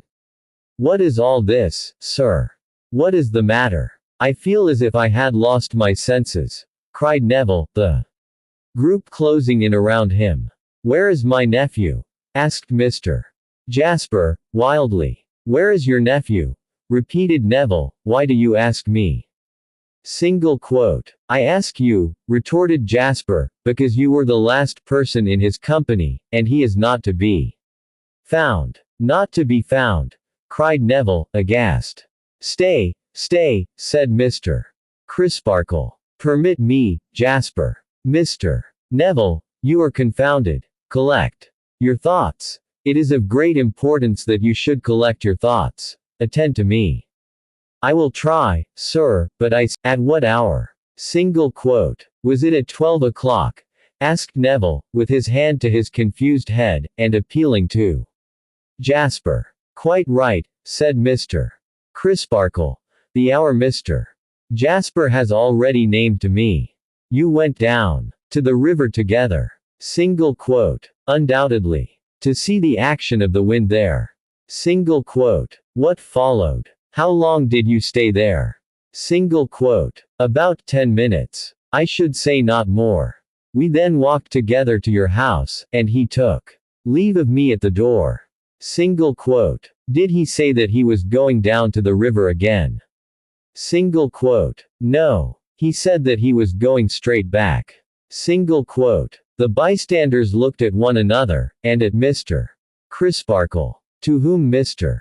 Jasper, who had been intensely watching Neville, said, in a low, distinct, suspicious voice. What are those stains upon his dress? Single quote. All eyes were turned towards the blood upon his clothes. And here are the same stains upon this stick, said Jasper, taking it from the hand of the man who held it. I know the stick to be his, and he carried it last night. What does this mean? Single quote. In the name of God, say what it means, Neville, urged Mr. Crisparkle. That man and I, said Neville, pointing out his late adversary, had a struggle for the stick just now. And you may see the same marks on him, sir. What was I to suppose, when I found myself molested by 8 people? Could I dream of the true reason when they would give me none at all? Single quote. They admitted that they had thought it discreet to be silent, and that the struggle had taken place. And yet the very men who had seen it looked darkly at the smears which the bright cold air had already dried. We must return, Neville, said Mr. Crisparkle. Of course you will be glad to come back to clear yourself. Single quote. Of course, sir. Single quote. Mr. Landless will walk at my side, the minor canon continued, looking around him. Come, Neville. Single quote. They set forth on the walk back, and the others, with one exception, straggled after them at various distances. Jasper walked on the other side of Neville, and never quitted that position. He was silent, while Mr. Crisparkle more than once repeated his former questions, and while Neville repeated his former answers. Also, while they both hazarded some explanatory conjectures. He was obstinately silent, because Mr. Crisparkle's manner directly appealed to him to take some part in the discussion, and no appeal would move his fixed face. When they drew near to the city, and it was suggested by the minor canon that they might do well in calling on the mayor at once, he assented with a stern nod, but he spake no word until they stood in Mr. Sapsia's parlor. Mr. Sapsi being informed by Mr. Crisparkle of the circumstances under which they desired to make a voluntary statement before him, Mr. Jasper broke silence by declaring that he placed his whole reliance, humanly speaking, on Mr. Sapsia's penetration. There was no conceivable reason why his nephew should have suddenly absconded, unless Mr. Sapsi could suggest one, and then he would defer. There was no intelligible likelihood of his having returned to the river, and been accidentally drowned in the dark, unless it should appear likely to Mr. Sapsi, and then again he would defer. He washed his hands as clean as he could of all horrible suspicions, unless it should appear to Mr. Sapsi that some such were inseparable from his last companion before his disappearance, not on good terms with previously, and then, once more, he would defer. His own state of mind, he being distracted with doubts, and laboring under dismal apprehensions, was not to be safely trusted. But Mr. Sapsia's was. Mr. Sapsi expressed his opinion that the case had a dark look. In short, and here his eyes rested full on Neville's countenance, an un-English complexion. Having made this grand point, he wandered into a denser haze and maze of nonsense. Fellow creature was to take something that didn't belong to you. He wavered whether or no he should at once issue his warrant for the committal of Neville Landless to jail, under circumstances of grave suspicion, and he might have gone so far as to do it but for the indignant protest of the minor canon, who undertook for the young man's remaining in his own house, and being produced by his own hands, whenever demanded. Mr. Jasper then understood Mr. Sapsi to suggest that the river should be dragged, that its banks should be rigidly examined, that particulars of the disappearance should be sent to all outlying places and to London, and that placards and advertisements should be widely circulated imploring Edwin Drood, if for any unknown reason he had withdrawn himself from his uncle's home and society, to take pity on that loving kinsman's sore bereavement and distress, and somehow inform him that he was yet alive. Mr. Sapsi was perfectly understood, for this was exactly his meaning, though he had said nothing about it, and measures were taken towards all these ends immediately. It would be difficult to determine which was the more oppressed with horror and amazement, Neville Landless, or John Jasper. But that Jasper's position forced him to be active, while Neville's forced him to be passive, there would have been nothing to choose between them. Each was bowed down and broken. With the earliest light of the next morning, men were at work upon the river, and other men, most of whom volunteered for the service, were examining the banks. All the livelong day the search went on. Upon the river, with barge and pole, and dragon net, upon the muddy and rushy shore. With jack boots, hatchet, spade, rope, dogs, and all imaginable appliances. Even at night, the river was specked with lanterns, and lurid with fires, far-off creeks, into which the tide washed as it changed, had there knots of watchers, listening to the lapping of the stream, and looking out for any burden it might bear, remote shingly causeways near the sea, and lonely points off which there was a race of water, had their unwonted flaring cressets and rough-coated figures when the next day dawned. But no trace of Edwin Drood revisited the light of the sun. All that day, again, the search went on. Now, in barge and boat, and now ashore among the osiers.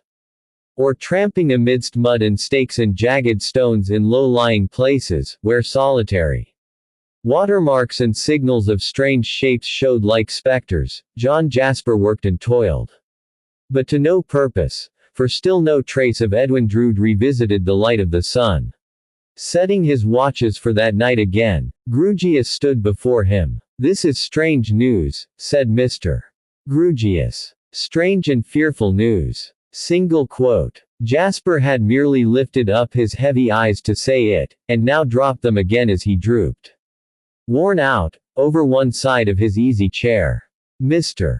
Grewgious smoothed his head and face, and stood looking at the fire. "How is your ward?" asked Jasper, after a time, in a faint, fatigued voice. "Poor little thing. You may imagine her condition." Single quote. "Have you seen his sister?" inquired Jasper, as before. "Whose?" Single quote. The curtness of the counter-question, and the cool, slow manner in which, as he put it, Mr. Grewgious moved his eyes from the fire to his companion's face, might at any other time have been exasperating. In his depression and exhaustion, Jasper merely opened his eyes to say, "The suspected young man's." Single quote. "Do you suspect him?" asked Mr. Grewgious. "I don't know what to think. I cannot make up my mind." Single quote. "Nor I," said Mr. Grewgious. "But as you spoke of him as the suspected young man, I thought you had made up your mind. I have just left Miss Landless." "However," pursued Mr. Grewgious, "it is not of her that I came to speak. It is of my ward. I have a communication to make that will surprise you. At least, it has surprised me." Jasper, with a groaning sigh, turned wearily in his chair. "Shall I put it off till tomorrow?" said Mr. Grewgious. "Mind, I warn you, that I think it will surprise you." Single quote. More attention and concentration came into John Jasper's eyes as they caught sight of Mr. Grewgious smoothing his head again, and again looking at the fire, but now, with a compressed and determined mouth. "What is it?" demanded Jasper, becoming upright in his chair. "To be sure," said Mr. Grewgious, provokingly slowly and internally, as he kept his eyes on the fire. "I might have known it sooner. She gave me the opening, but I am such an exceedingly angular man, that it never occurred to me. I took all for granted." Single quote. "What is it?" demanded Jasper once more. Mr. Grewgious, alternately opening and shutting the palms of his hands as he warmed them at the fire, and looking fixedly at him sideways, and never changing either his action or his look in all that followed, went on to reply. "This young couple, the lost youth and Miss Rosa, my ward, though so long betrothed, and so long recognizing their betrothal, and so near being married." Mr. Grewgious saw a staring white face, and two quivering white lips, in the easy chair, and saw two muddy hands gripping its sides. But for the hands, he might have thought he had never seen the face. This young couple came gradually to the discovery made on both sides pretty equally, I think. That they would be happier and better, both in their present and their future lives, as affectionate friends, or say rather as brother and sister, than as husband and wife. Single quote. Mr. Grewgious saw a lead-colored face in the easy chair, and on its surface dreadful starting drops. Or bubbles, as if of steel. This young couple formed at length the healthy resolution of interchanging their discoveries. Openly, sensibly, and tenderly. They met for that purpose. After some innocent and generous talk, they agreed to dissolve their existing, and their intended, relations, forever and ever. Single quote. Mr. Grewgious saw a ghastly figure rise, open-mouthed, from the easy chair, and lift its outspread hands towards its head. One of this young couple, and that one your nephew, fearful, however, that in the tenderness of your affection for him you would be bitterly disappointed by so wide a departure from his projected life, forbore to tell you the secret, for a few days, and left it to be disclosed by me, when I should come down to speak to you, and he would be gone. I speak to you, and he is gone. Single quote. Mr. Grewgious saw the ghastly figure throw back its head, clutch its hair with its hands, and turn with a writhing action from him. I have now said all I have to say, except that this young couple parted, firmly, though not without tears and sorrow, on the evening when you last saw them together. Single quote. Mr. Grewgious heard a terrible shriek, and saw no ghastly figure, sitting or standing, saw nothing but a heap of torn and miry clothes upon the floor. Not changing his action even then, he opened and shut the palms of his hands as he warmed them, and looked down at it. Chapter 16. When John Jasper recovered from his fit or swoon, he found himself being tended by Mr. and Mrs. Tope, whom his visitor had summoned for the purpose. His visitor, wooden of aspect, sat stiffly in a chair, with his hands upon his knees, watching his recovery. There. You've come to nicely now, sir, said the tearful Mrs. Tope. You were thoroughly worn out. And no wonder. Single quote. A man, said Mr. Grewgious, with his usual air of repeating a lesson, cannot have his rest broken, and his mind cruelly tormented, and his body overtaxed by fatigue, without being thoroughly worn out. Single quote. I fear I have alarmed you. Jasper apologized faintly, when he was helped into his easy chair. Not at all, I thank you, answered Mr.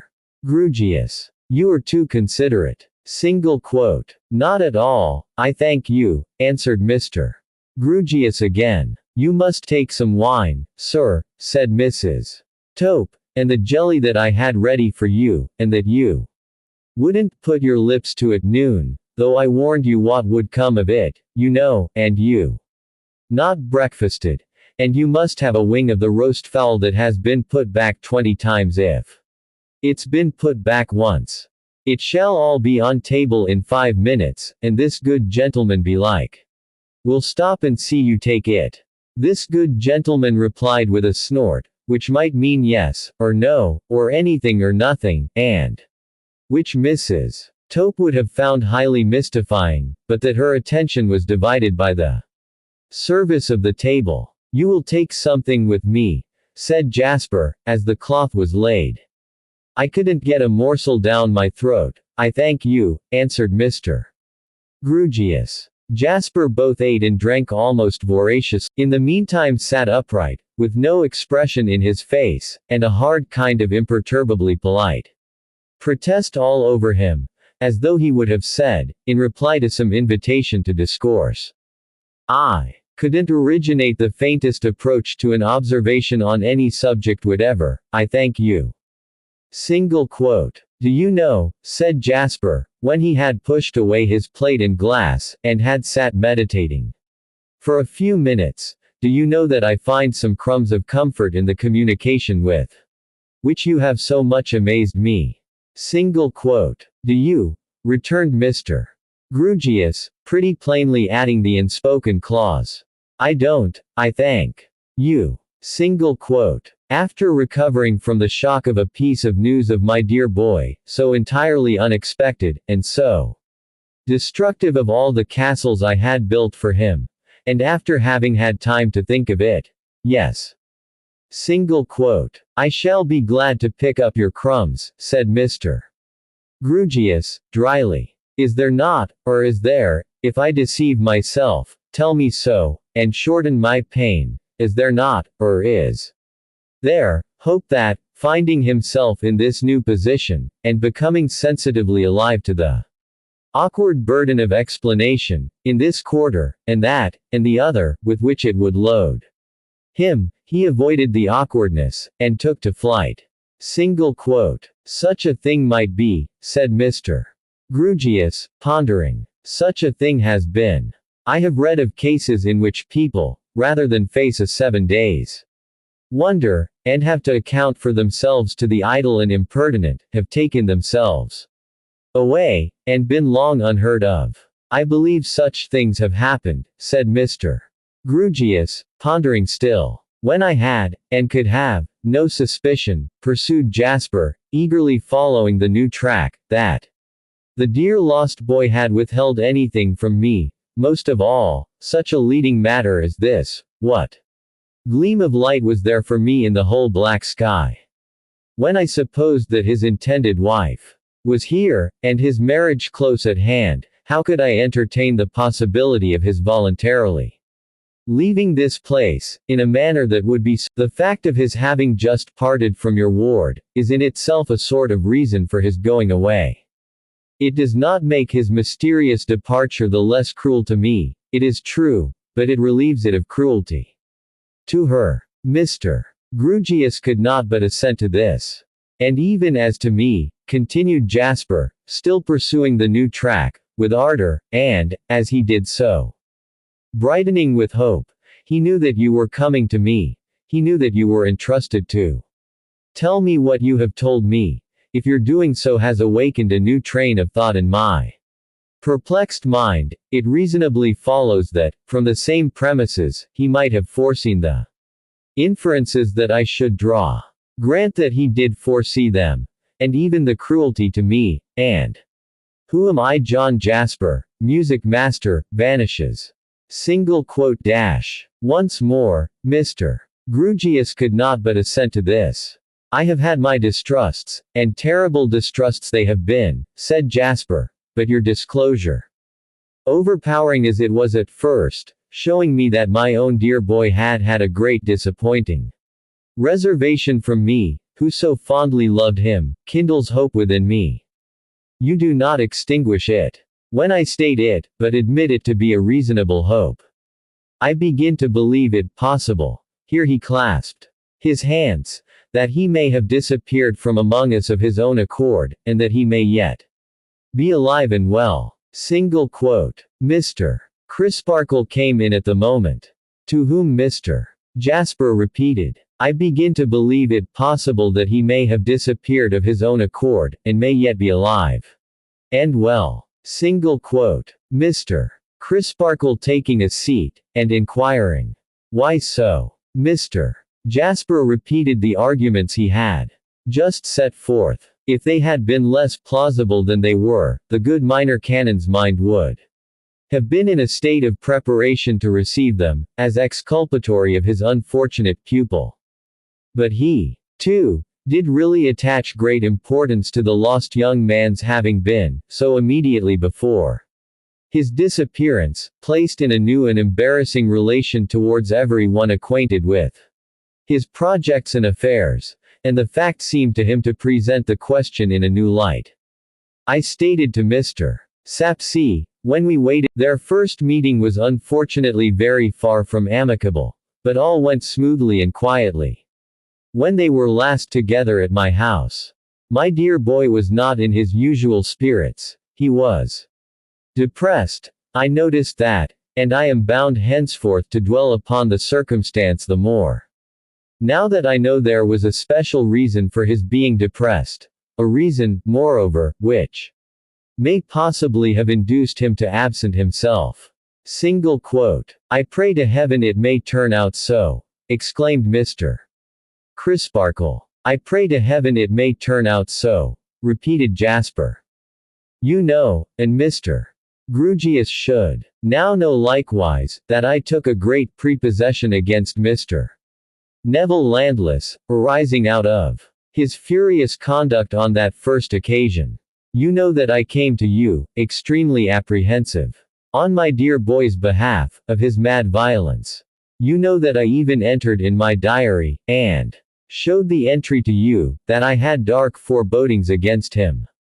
Mr. Grewgious ought to be possessed of the whole case.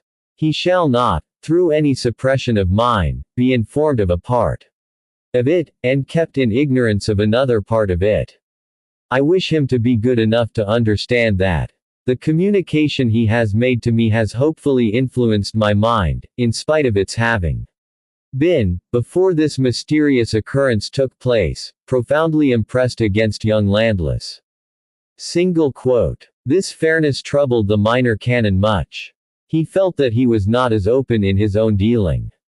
He charged against himself reproachfully that he had suppressed, so far, the 2 points of a second strong outbreak of temper against Edwin Drood on the part of Neville, and of the passion of jealousy having, to his own certain knowledge, flamed up in Neville's breast against him.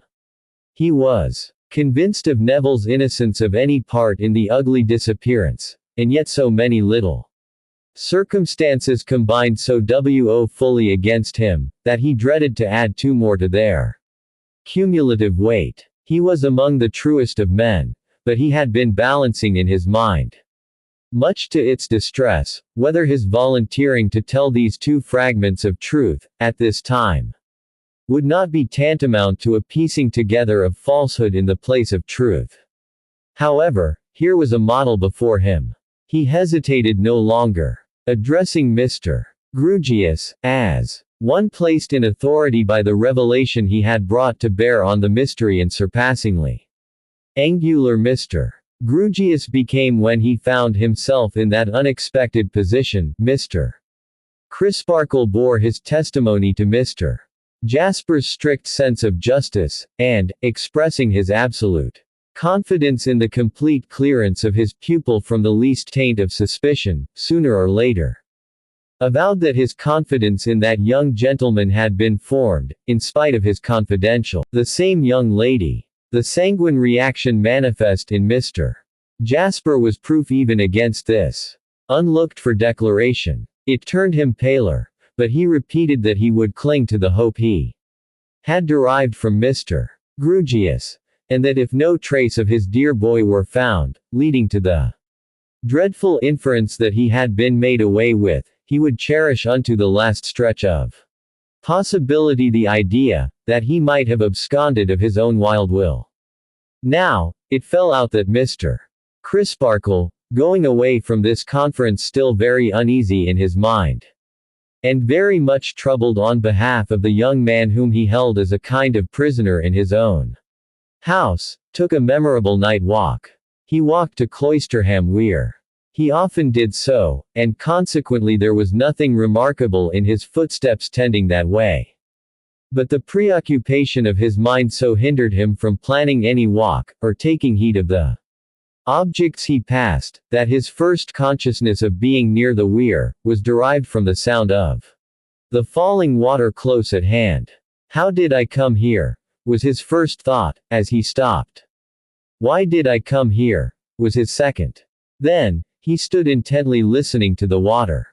A familiar passage in his reading, about airy tongues that syllable men's names, rose so unbidden to his ear, that he put it from him with his hand, as if it were tangible.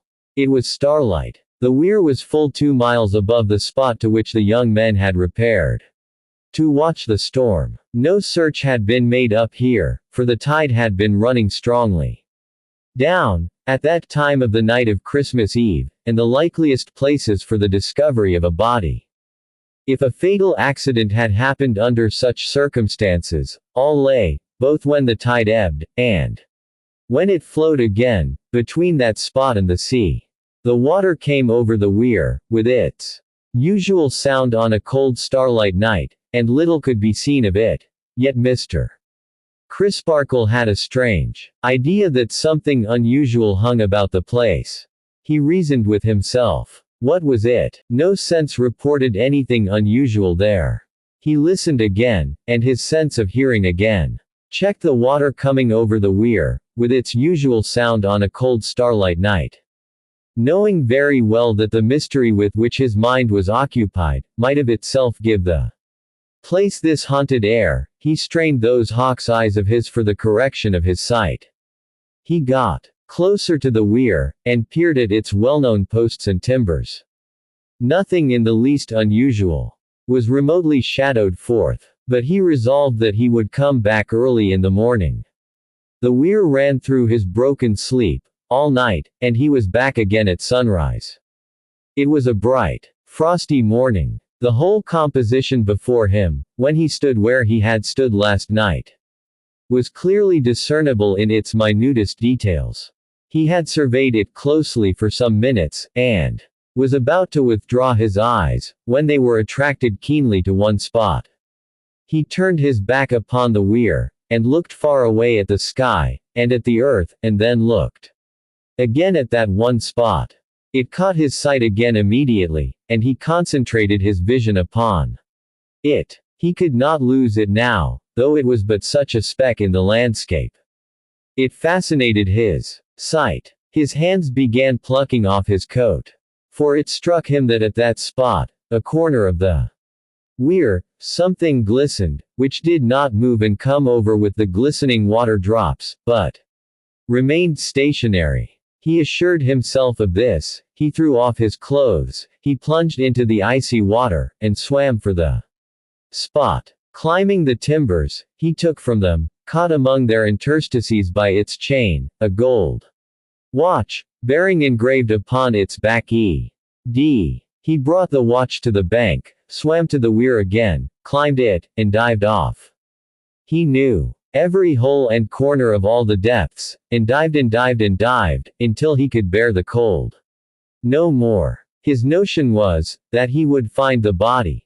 He only found a shirt pin sticking in some mud and ooze. With these discoveries he returned to Cloisterham, and, taking Neville Landless with him, went straight to the mayor.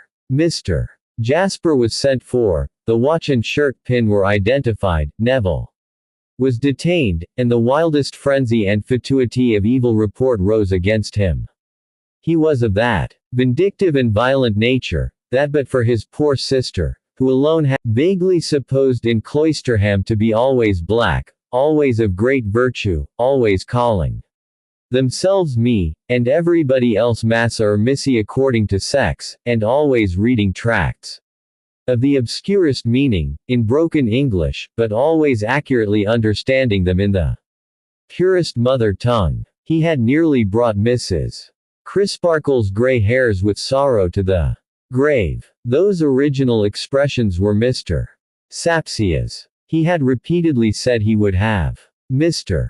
Crisparkle's life. He had repeatedly said he would have everybody's life, and become in effect the last man. He had been brought down to Cloisterham, from London, by an eminent philanthropist, and why? Because that philanthropist had expressly declared, "I owe it to my fellow creatures that he should be, in the words of Bentham, where he is the cause of the greatest danger to the smallest number."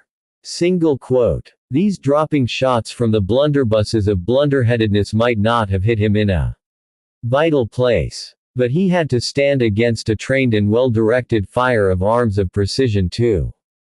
He had notoriously threatened the lost young man, and had, according to the showing of his own faithful friend and tutor who strove so hard for him, a cause of bitter animosity created by himself, and stated by himself, against that ill-starred fellow. He had armed himself with an offensive weapon for the fatal night, and he had gone off early in the morning, after making preparations for departure. He had been found with traces of blood on him. Truly, they might have been wholly caused as he represented, but they might not, also On a search warrant being issued for the examination of his room, clothes, and so forth, it was discovered that he had destroyed all his papers, and rearranged all his possessions, on the very afternoon of the disappearance. The watch found at the weir was challenged by the jeweler as one he had wound and set for Edwin Drood, at 20 minutes past 2 on that same afternoon, and it had run down, before being cast into the water. And it was the jeweler's positive opinion that it had never been rewound. This would justify the hypothesis that the watch was taken from him not long after he left Mr. Jasper's house at midnight, in company with the last person seen with him, and that it had been thrown away after being retained some hours. Why thrown away? If he had been murdered, and so artfully disfigured, or concealed, or both, as that the murderer hoped identification to be impossible, except from something that he wore, assuredly the murderer would seek to remove from the body the most lasting, the best known, and the most easily recognizable things upon it. Those things would be the watch and shirt pin. As to his opportunities of casting them into the river, if he were the object of these suspicions, they were easy. For he had been seen by many persons, wandering about on that side of the city, indeed on all sides of it, in a miserable and seemingly half-distracted. Little could be made of that in young Landless's favor, for it distinctly appeared that the meeting originated, not with him, but with Mr. Crisparkle, and that it had been urged on by Mr. Crisparkle. And who could say how unwillingly, or in what ill-conditioned mood, his enforced pupil had gone to it. The more his case was looked into, the weaker it became in every point. Even the broad suggestion that the lost young man had absconded, was rendered additionally improbable on the showing of the young lady from whom he had so lately parted. For, what did she say, with great earnestness and sorrow, when interrogated? That he had, expressly and enthusiastically, planned with her, that he would await the arrival of her guardian, Mr. Grugius. And yet, be it observed, he disappeared before that gentleman appeared. On the suspicions thus urged and supported, Neville was detained, and re-detained, and the search was pressed on every hand, and Jasper labored night and day. But nothing more was found. No discovery being made, which proved the lost man to be dead, it at length became necessary to release the person suspected of having made away with him. Neville was set at large. Then, a consequence ensued which Mr. Crisparkle had too well foreseen. Neville must leave the place, for the place shunned him and cast him out. Even had it not been so, the dear old China shepherdess would have worried herself to death with fears for her son, and with general trepidation occasioned by their having such an inmate. Even had that not been so, the authority to which the minor canon deferred officially, would have settled the point. Mr. Crisparkle, quoth the dean, human justice may err, but it must act according to its lights. The days of taking sanctuary are past. This young man must not take sanctuary with us. You mean that he must leave my house, sir. Single quote. Mr. Crisparkle, as you unfortunately find it to be, returned the dean. Mr. Crisparkle bowed submissively. It is hard to prejudge his case, sir, but I am sensible that.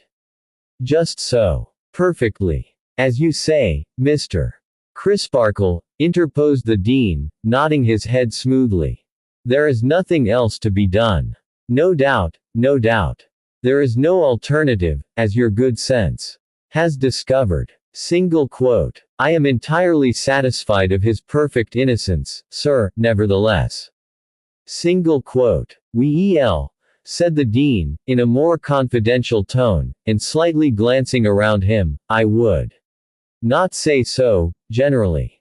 Not generally. Enough of suspicion attaches to him to know, I think I would not say so, generally. Single quote. Mr. Crisparkle bowed again. It does not become us, perhaps, pursued the dean, to be partisans. Not partisans. We clergy keep our hearts warm and our heads cool, and we hold a judicious middle course. Single quote. I hope you do not object, sir, to my having stated in public, emphatically, that he will reappear here. Whenever any new suspicion may be awakened, or any new circumstance may come to light in this extraordinary matter. Single quote. Not at all, returned the dean. And yet, do you know, I don't think, with a very nice and neat emphasis on those two words. I don't think I would state it emphatically. State it. Yes. But emphatically. No. I think not. In point of fact, Mr. Crisparkle, keeping our hearts warm and our heads cool, we clergy need do nothing emphatically. Single quote. So Minor Canon Rowe knew Neville landless no more, and he went whithersoever he would, or could, with a blight upon his name and fame. It was not until then that John Jasper silently resumed his place in the choir.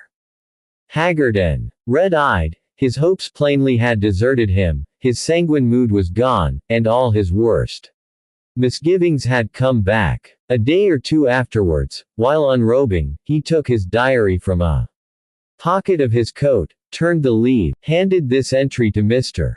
Crisparkle to read. My dear boy is murdered. The discovery of the watch and shirt pin convinces me that he was murdered that night, and that his jewelry was taken from him to prevent identification by its means. All the delusive hopes I had founded on his separation from his betrothed wife, I give to the winds. They perish before this fatal discovery. I now swear, and record the oath on this page, that I nevermore will discuss this mystery with any human creature until I hold the clue to it in my hand. That I never will relax in my secrecy or in my search. That I will fasten the crime of the murder of my dear dead boy upon the murderer. And, that I devote myself to his destruction. Single quote. Chapter 17, Philanthropy, Professional and Unprofessional. Full half a year had come and gone, and Mr. Crisparkle sat in a waiting room in the London chief offices of the Haven of Philanthropy, until he could have audience of Mr. Honeythunder.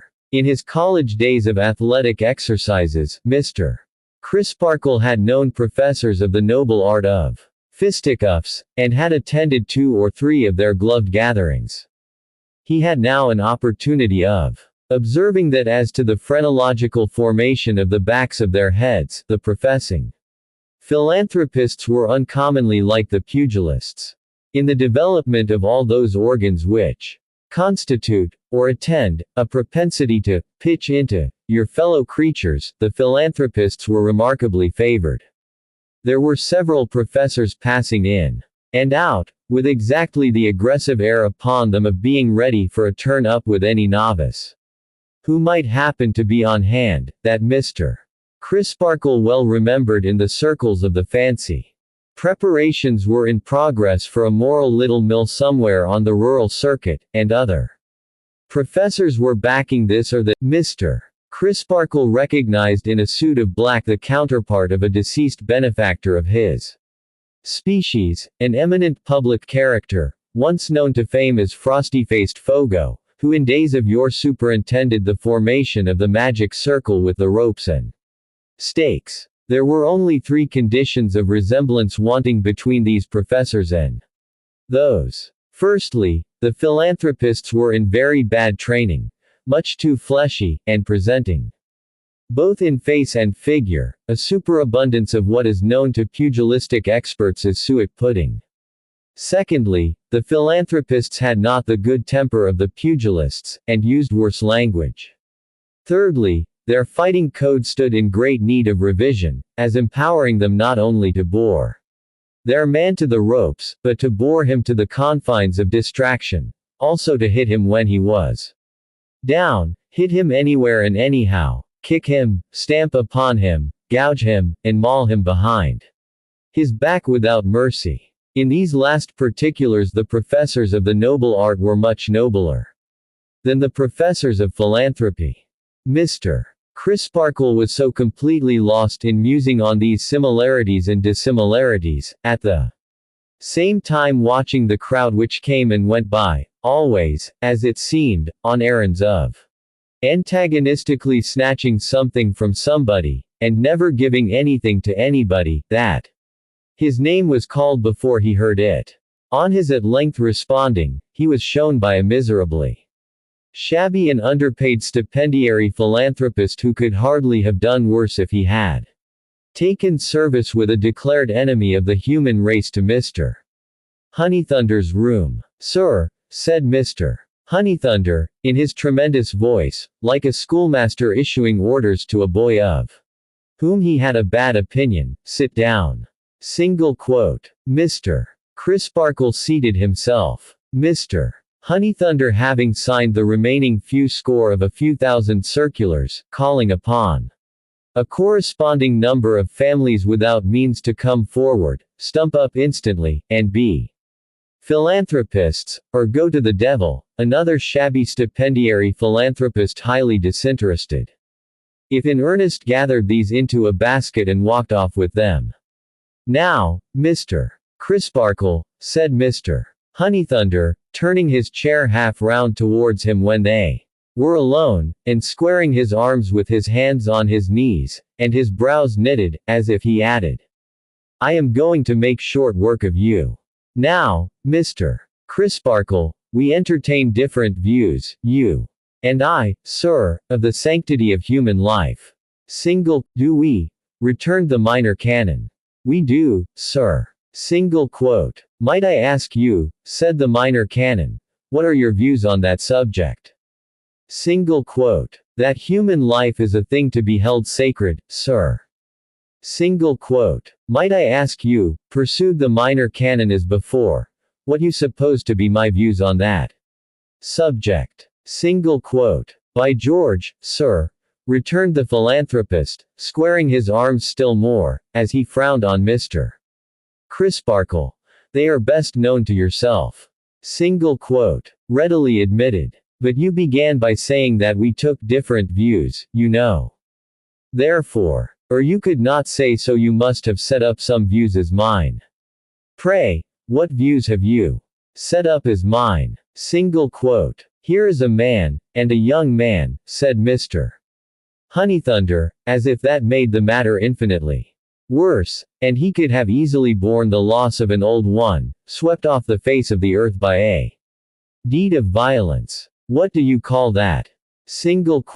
"Murder," said the minor canon. "What do you call the doer of that deed, sir?" "A murderer," said the minor canon. "I am glad to hear you admit so much, sir," retorted Mr. Honeythunder, in his most offensive manner. "And I candidly tell you that I didn't expect it." Here he lowered heavily at Mr. Crisparkle. "Again. Be so good as to explain what you mean by those very unjustifiable expressions." "I don't sit here, sir," returned the philanthropist, raising his voice to a roar, "to be browbeaten. As the only other person present, no one can possibly know that better than I do," returned the minor canon very quietly. "But I interrupt your explanation." "Murder," proceeded Mr. Honeythunder, in a kind of boisterous reverie, with his platform folding of his arms, and his platform not of abhorrent reflection after each short sentiment of a word. "Bloodshed. Abel. Cain. I hold no terms with Cain.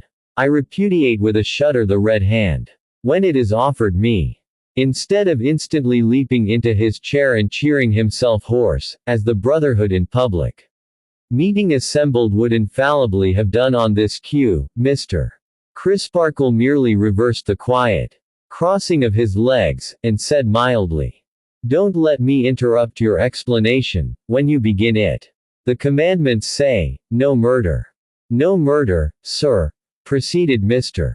Honeythunder, platformally, pausing as if he took Mr.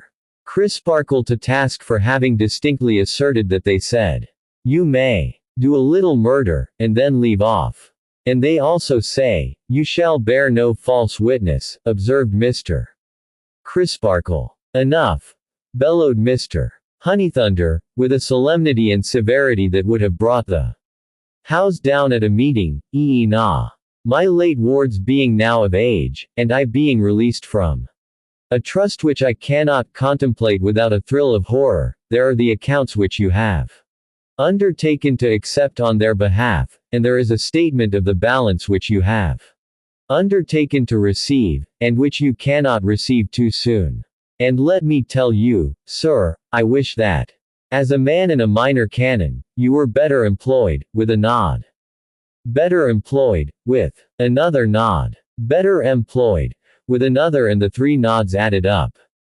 Mr. Crisparkle rose, a little heated in the face, but with perfect command of himself. Mr. Honeythunder, he said, taking up the papers referred to, my being better or worse employed than I am at present is a matter of taste and opinion. You might think me better employed in enrolling myself a member of your society. Single quote. I, indeed, sir, I think otherwise. Single quote. Or, said Mr. Honeythunder, shaking his head again, I might think one of your profession better employed in devoting himself to the discovery and punishment of guilt than in leaving that duty to be undertaken by a layman. Single quote. I may regard my profession from a point of view which teaches me that its first duty is towards those who are in necessity and tribulation, who are desolate and oppressed, said Mr. Crisparkle. However, as I have quite clearly satisfied myself that it is no part of my profession to make professions, I say no more of that. But I owe it to Mr. Neville, and to Mr. Neville's sister, and in a much lower degree to myself, to say to you that I know I was in the full possession and understanding of Mr. Neville's mind and heart at the time of this occurrence, and that, without in the least coloring or concealing what was to be deplored in him and required to be corrected, I feel certain that his tale is true. Feeling that certainty, I befriend him. As long as that certainty shall last, I will befriend him. And if any consideration could shake me in this resolve, I should be so ashamed of myself for my meanness, that no man's good opinion, no, nor no woman's, so gained, could compensate me for the loss of my own. Single quote. Good fellow. Manly fellow. And he was so modest, too. There was no more self-assertion in the minor canon than in the schoolboy who had stood in the breezy playing fields keeping a wicket. He was simply and staunchly true to his duty alike in the large case and in the small. So all true souls ever are. So every true soul ever was, ever is, and ever will be. There is nothing little to the really great in spirit. Then who do you make out did the deed? Asked Mr. Honeythunder, turning on him abruptly. Heaven forbid, said Mr. Crisparkle, that in my desire to clear one man I should lightly criminate another. I accuse no one. Chaw! Ejaculated Mr. Honeythunder with great disgust, for this was by no means the principle on which the philanthropic brotherhood usually proceeded. And, sir, there was a certain stipend, sir, paid to you for your pupil, which may have warped your judgment a bit, said Mr. Honeythunder, coarsely. Perhaps I expect to retain it still. Mr. Crisparkle returned, enlightened. Do you mean that too? Single quote. Well, sir, returned the professional philanthropist, getting up and thrusting his hands down into his trousers pockets, I don't go about measuring people for caps. If people find I have any about me that fit 'em, they can put 'em on and wear 'em, if they like. That's their lookout. Not mine. Single quote. Mr. Crisparkle eyed him with a just indignation, and took him to task thus. Mr. Honeythunder, I hoped when I came in here that I might be under no necessity of commenting on the introduction of platform manners or platform maneuvers among the decent forbearances of private life. But you have given me such a specimen of both, that I should be a fit subject for both. If I remained silent respecting them, they are detestable. Single quote. They don't suit you, I dare say, sir. Single quote. They are, repeated Mr. Crisparkle, without noticing the interruption, detestable. They violate, equally the justice that should belong to Christians, and the restraints that should belong to gentlemen. You assume a great crime to have been committed by one whom I, acquainted with the attendant circumstances, and having numerous reasons on my side, devoutly believe to be innocent of it. Because I differ from you on that vital point, what is your platform resource? Instantly to turn upon me, charging that I have no sense of the enormity of the crime itself, but am its aider and abettor. So, another time, taking me as representing your opponent in other cases, you set up a platform credulity, a moved and seconded and carried unanimously profession of faith in some ridiculous delusion or mischievous imposition. I decline to believe it, and you fall back upon your platform resource of proclaiming that I believe nothing, that because I will not bow down to a false god of your making, I deny the true God. Another time you make the platform discovery that war is a calamity, and you propose to abolish it by a string of twisted resolutions tossed into the air like the tail of a kite. I do not admit the discovery to be yours in the least, and I have not a grain of faith in your remedy. Again, your platform resource of representing me as reveling in the horrors of a battlefield like a fiend incarnate.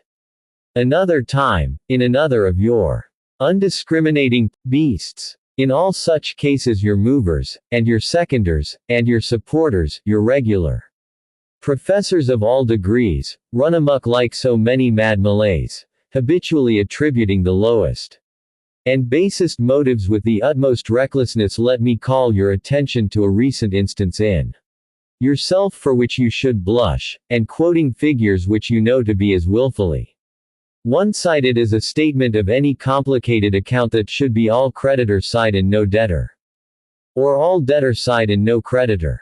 Therefore it is, Mr. Honeythunder, that I consider the platform a sufficiently bad example and a sufficiently bad school, even in public life, but hold that, carried into private life, it becomes an unendurable nuisance. Single quote. These are strong words, sir, exclaimed the philanthropist. I hope so, said Mr. Crisparkle. Good morning. Single quote. He walked out of the haven at a great rate, but soon fell into his regular brisk pace, and soon had a smile upon his face as he went along, wondering what the China shepherdess would have said if she had seen him pounding Mr. Honeythunder in the late little lively affair. For Mr. Crisparkle had just enough of harmless vanity to hope that he had hit hard, and to glow with the belief that he had trimmed the philanthropic jacket pretty handsomely. He took himself to Staple Inn, but not to P.J.T. and Mr.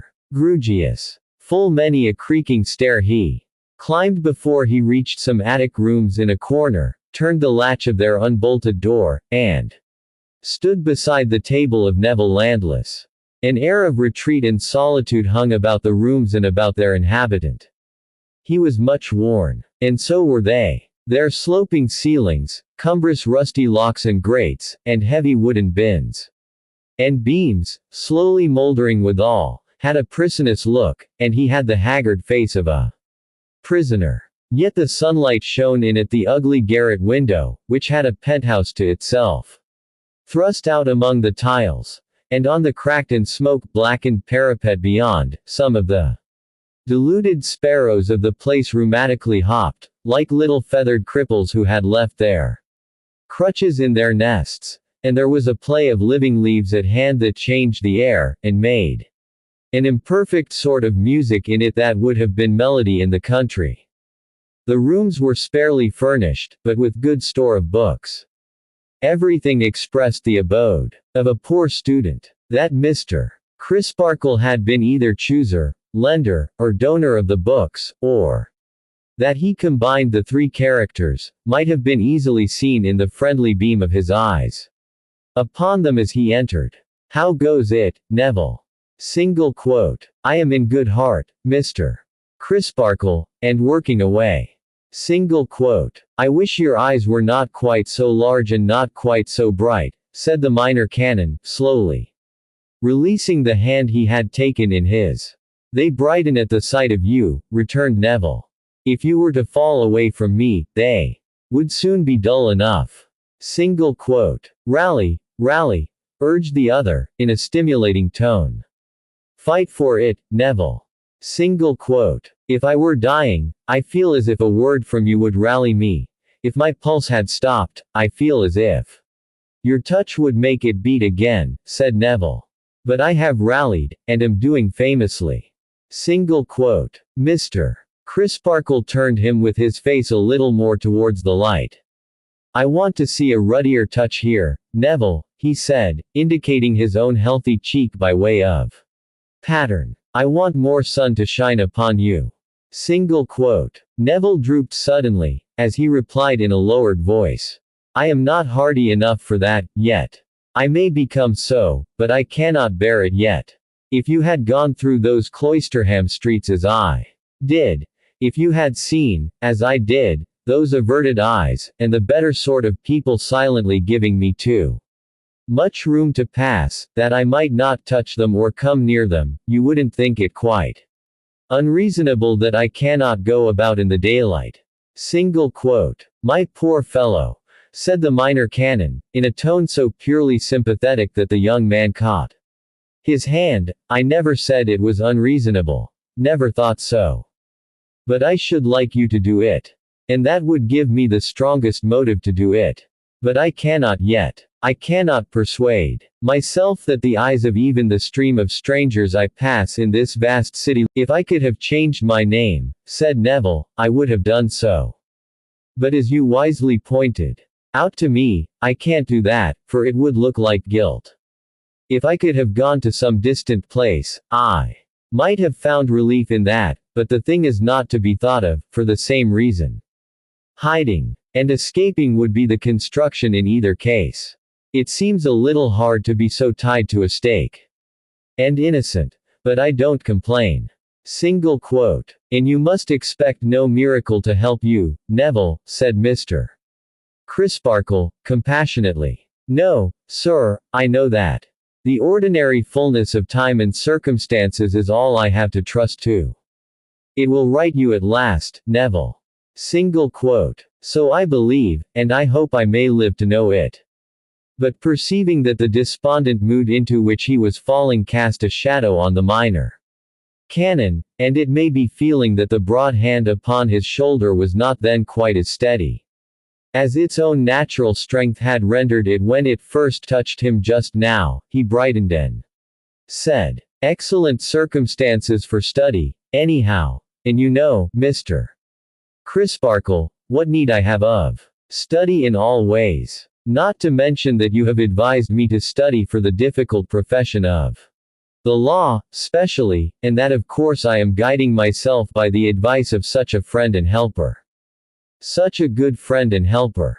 Single quote. He took the fortifying hand from his shoulder, and kissed it. Mr. Crisparkle beamed at the books. But not so brightly as when he had entered. I gather from your silence on the subject that my late guardian is adverse, Mr. Crisparkle. Single quote. The minor canon answered. Your late guardian is a most unreasonable person, and it signifies nothing to any reasonable person whether he is adverse, perverse, or the reverse. Single quote. Well for me that I have enough with economy to live upon, sighed Neville. He opened some books as he said it, and was soon immersed in their interleaved and annotated passages, while Mr. Crisparkle sat beside him, expounding, correcting, and advising. The minor canon's cathedral duties made these visits of his difficult to accomplish, and only to be compassed at intervals of many weeks. But they were as serviceable as they were precious to Neville. Landless. When they had got through such studies as they had in hand, they stood leaning on the window sill and looking down upon the patch of garden. Next week, said Mr. Crisparkle, you will cease to Be alone, and will have a devoted companion. Single quote. And yet, returned Neville, this seems an uncongenial place to bring my sister to. I don't think so, said the minor canon. There is duty to be done here, and there are womanly feeling, sense, and courage wanted here.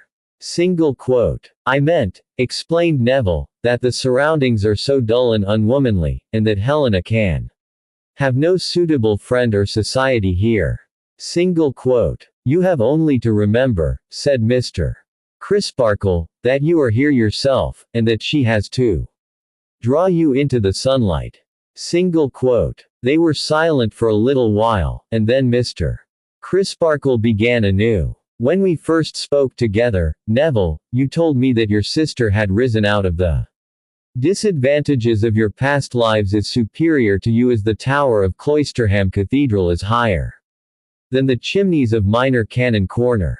Do you remember that? Single quote. Right well. Single quote. I was inclined to think it at the time an enthusiastic flight. Say so, but take this one. Your sister has learnt how to govern what is proud in her nature.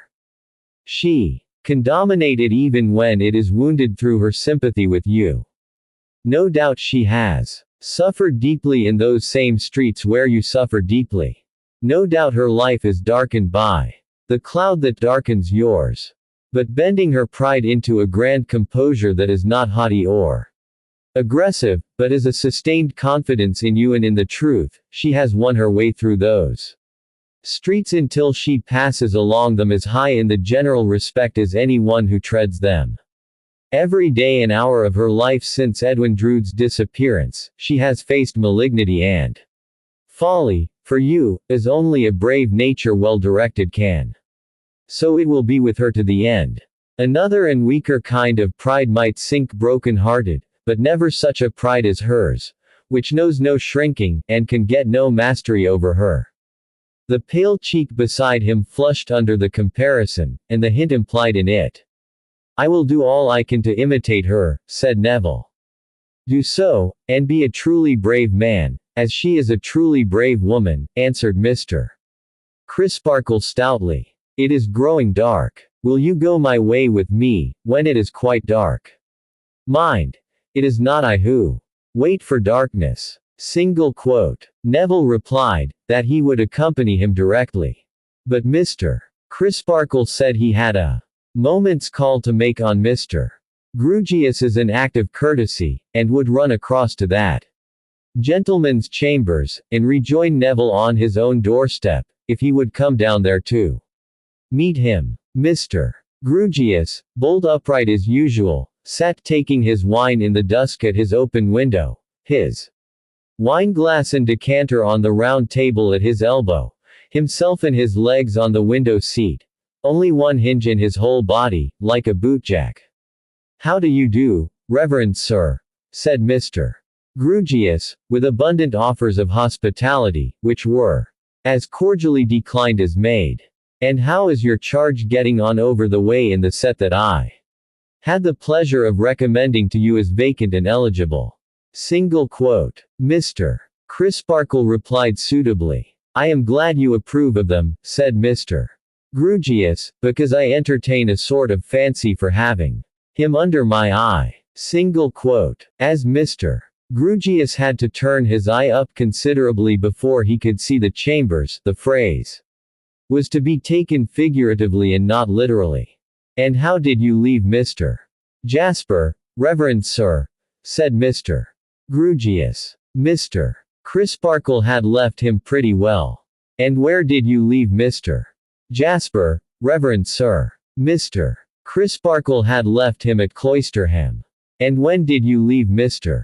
Jasper, reverend sir? That morning. Said Mr. Grewgious. He didn't say he was coming, perhaps.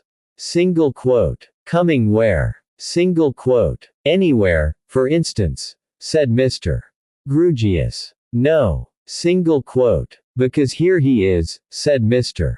Grewgious, who had asked all these questions, with his preoccupied glance directed out at window. And he don't look agreeable, does he? Single quote. Mr. Crisparkle was craning towards the window, when Mr. Grewgious added, "If you will kindly step round here behind me, in the gloom of the room, and will cast your eye at the second-floor landing window in yonder house, I think you will hardly fail to see a slinking individual in whom I recognize our local friend."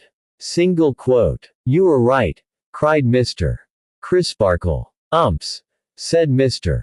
Grewgious. Then he added, turning his face so abruptly that his head nearly came into collision with Mr. Crisparkle's, "What should you say that our local friend was up to?" Single quote. The last passage he had been shown in the diary returned on Mr. Crisparkle's mind with the force of a strong recoil, and he asked Mr. Grewgious if he thought it possible that Neville was to be harassed by the keeping of a watch upon him. "A watch," repeated Mr. Grewgious musingly. "Aye. Single quote. Which would not only of itself haunt and torture his life," said Mr. Crisparkle warmly, "but would expose him to the torment of a perpetually reviving suspicion, whatever he might do, or wherever he might go." "Aye," said Mr. Grewgious musingly still. "Do I see him waiting for you?" Single quote. "No doubt you do. Then would you have the goodness to excuse my getting up to see you out, and to go out to join him, and to go the way that you were going, and to take no notice of our local friend," said Mr. Grewgious. "I entertain a sort of fancy for having him under my eye tonight, do you know?" Single quote. Mr. Crisparkle, with a significant need complied, and rejoining Neville, went away with him. They dined together, and parted at the yet unfinished and undeveloped railway station. Mr. Crisparkle to get home. Neville to walk the streets, cross the bridges, make a wide round of the city in the friendly darkness, and tire himself out. It was midnight when he returned from his solitary expedition and climbed his staircase. The night was hot, and the windows of the staircase were all wide open. Coming to the top, it gave him a passing chill of surprise there being no rooms but his up there to find a stranger sitting on the window sill, more after the manner of a venturesome glazier than an amateur ordinarily careful of his neck. In fact, so much more outside the window than inside, as to suggest the thought that he must have come up by the waterspout instead of the stairs. The stranger, Neville was quite at a loss. "Runners," said the visitor. "Scarlet. Next door at the back." Single quote. "Oh," returned Neville. "And the mignonette and wallflower." Single quote. "The same," said the visitor. "Pray walk in." "Thank you." Single quote. Neville lighted his candles, and the visitor sat down. A handsome gentleman, with a young face, but with an older figure in its robustness and its breadth of shoulder, say a man of 28, or at the utmost 30, so extremely sunburnt that the contrast between his brown visage and the white forehead shaded out of doors by his hat, and the glimpses of white throat below the neckerchief, would have been almost ludicrous but for his broad temples, bright blue eyes, clustering brown hair, and laughing teeth. "I have noticed," said he. "My name is Tartar." Single quote. Neville inclined his head. "I have noticed, excuse me, that you shut yourself up a good deal, and that you seem to like my garden aloft here. If you would like a little more of it, I could throw out a few lines and stays between my windows and yours, which the runners would take to directly. And I have some boxes, both of mignonette and wallflower, that I could shove on along the gutter with a boat hook I have by me to your windows, and draw back again when they wanted watering or gardening, and shove on again when they were shipshape, so that they would cause you no trouble. I couldn't take this liberty without asking you. You are very kind." Single quote. "Not at all. I ought to apologize for looking in so late. But having noticed, excuse me, that you generally walk out at night, I thought I should inconvenience you least by awaiting your return. I am always afraid of inconveniencing busy men, being an idle man. I should not have thought so, from your appearance." Single quote. "No. I take it as a compliment. In fact, I was bred in the Royal Navy, and was first lieutenant when I quitted it. But, an uncle disappointed in the service, leaving me his property on condition that I left the Navy, I accepted the fortune, and resigned my commission. Single quote. Lately, I presume. Single quote. Well, I had had 12 or 15 years of knocking about first. I came here some 9 months before you. I had had one crop before you came. I chose this place, because, having served last in a little corvette, I knew I should feel more at home where I had a constant opportunity of knocking my head against the ceiling. Besides, it would never do for a man who had been aboard ship from his boyhood to turn luxurious all at once. Besides, again, having been accustomed to a very short allowance of land all my life, I thought I'd feel my way to the command of a landed estate, by beginning in boxes. Single quote. Whimsically as this was said, there was a touch of merry earnestness in it that made it doubly whimsical. However, said the lieutenant, I have talked quite enough about myself. It is not my way, I hope. It has merely been to present myself to you naturally.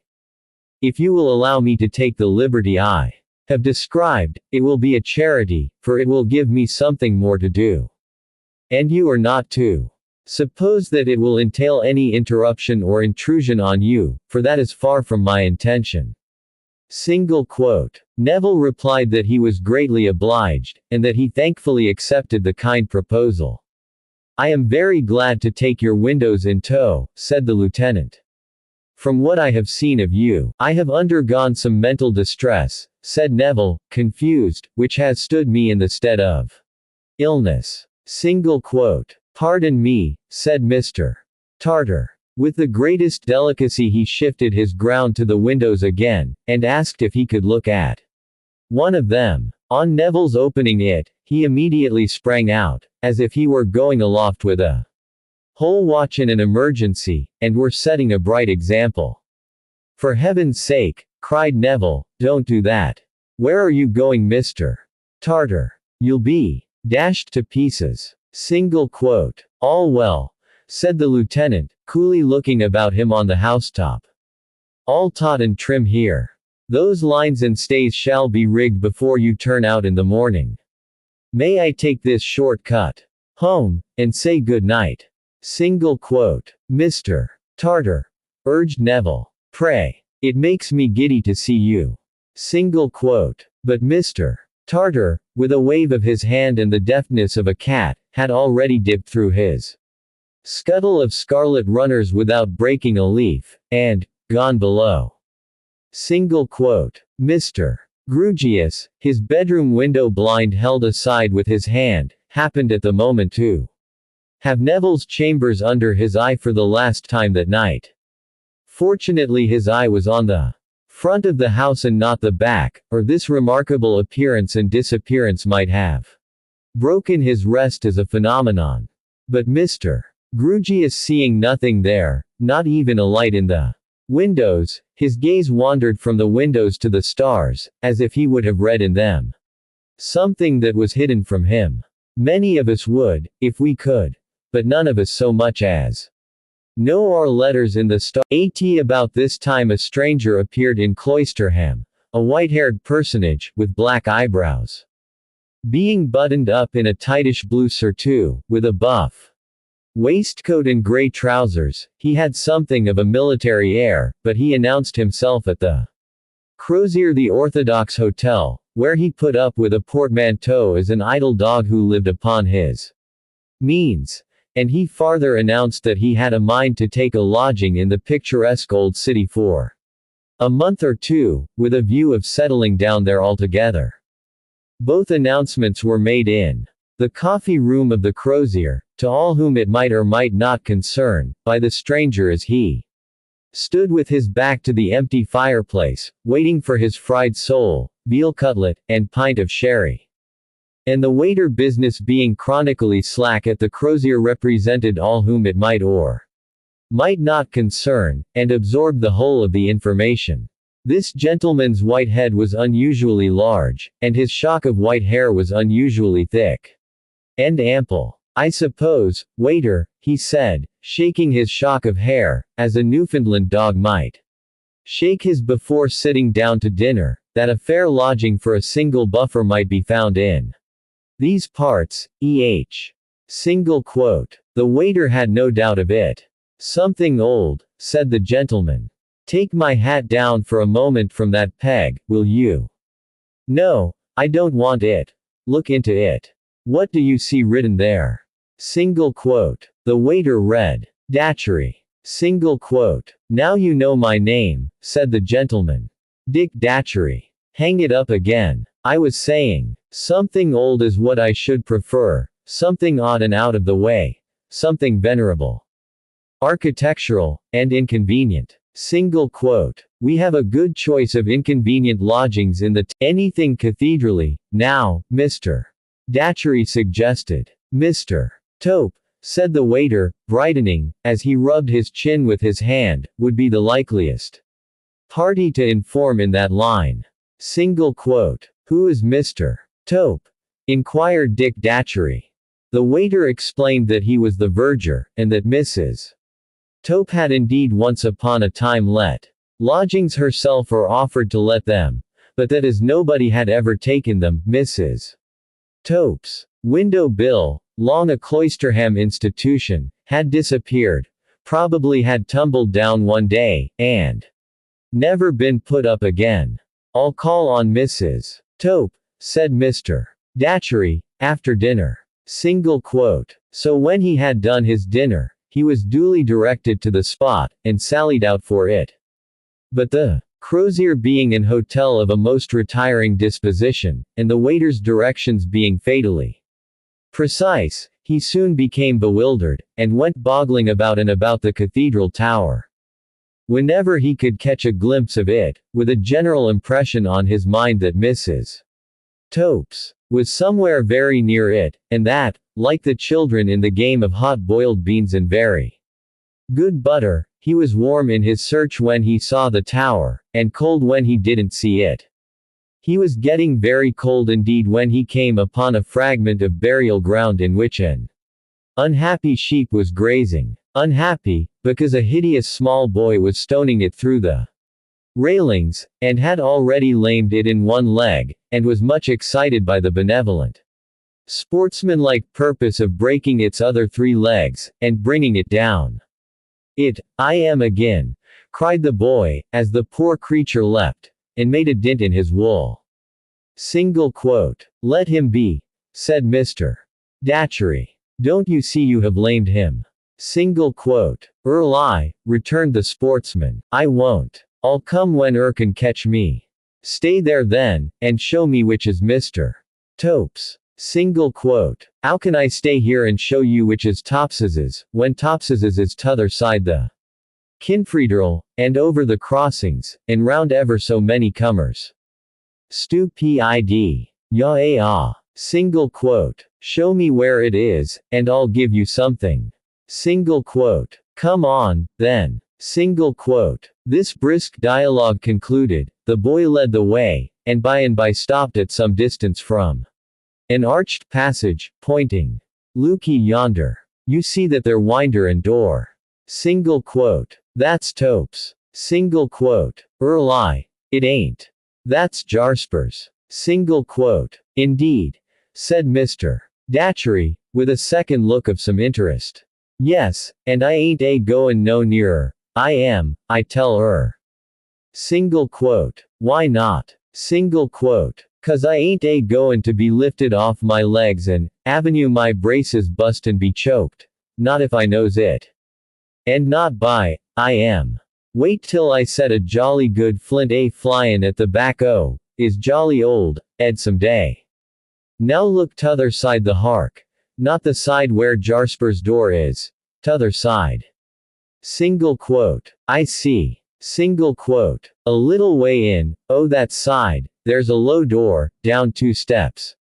That's Tops's with, his name on a hovel plate. Single quote. Good. See here, said Mr. Datchery, producing a shilling. You owe me half of this. Single quote. Early I don't owe her nothing. I never seen her. Single quote. I tell you you owe me half of this, because I have no sixpence in my pocket.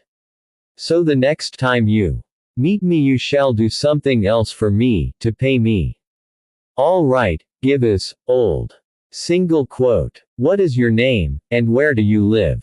Single quote. Deputy. Travelers, twopenny, cross the green. Single quote. The boy instantly darted off with the shilling, lest Mr. Datchery should repent, but stopped at a safe distance, on the happy chance of his being uneasy in his mind about it, to goad him with a demon dance expressive of its irrevocability. Mr. Datchery, taking off his hat to give that shock of white hair of his another shake, seemed quite resigned, and betook himself whither he had been directed. Mr. Tope's official dwelling, communicating by an upper stair with Mr. Jasper's, hence Mrs. Tope's attendance on that gentleman, was of very modest proportions, and partook of the character of a cool dungeon. Its ancient walls were massive, and its rooms rather seemed to have been dug out of them, than to have been designed beforehand with any reference to them. The main door opened at once on a chamber of no describable shape, with a groined roof, which in its turn opened on another chamber of no describable shape, with another groined roof, their windows small, and in the thickness of the walls. These two chambers, close as to their atmosphere, and swarthy as to their illumination by natural light, were the apartments which Mrs. Tope had so long offered to an unappreciative city. Mr. Datchery, however, was more appreciative. He found that if he sat with the main door open he would enjoy the passing society of all comers to and fro by the gateway, and would have light enough. He found that if Mr. and Mrs. Tope, living overhead, used for their own egress and ingress a little side stair that came plump into the precincts by a door opening outward, to the surprise and inconvenience of a limited public of pedestrians in a narrow way, he would be alone, as in a separate residence. He found the rent moderate, and everything as quaintly inconvenient as he could desire. He agreed, therefore, to take the lodging then and there, and money down, possession to be had next evening, on condition that reference was permitted him to Mr. Jasper as occupying the gatehouse, of which on the other side of the gateway, the verger's hole in the wall was an appanage or subsidiary part. The poor dear gentleman was very solitary and very sad, Mrs. Tope said, but she had no doubt he would speak for her. Perhaps Mr. Datchery had heard something of what had occurred there last winter. Mr. Datchery had as confused a knowledge of the event in question, on trying to recall it, as he well could have. He begged Mrs. Tope's pardon when she found it incumbent on her to correct him in every detail of his summary of the facts, but pleaded that he was merely a single buffer getting through life upon his means as idly as he could, and that so many people were so constantly making away with so many other people, as to render it difficult for a buffer of an easy temper to preserve the circumstances of the several cases unmixed in his mind. Mr. Jasper proving willing to speak for Mrs. Tope, Mr. Datchery, who had sent up his card, was invited to ascend the postern staircase. The mayor was there, Mr. Tope said, but he was not to be regarded in the light of company, as he and Mr.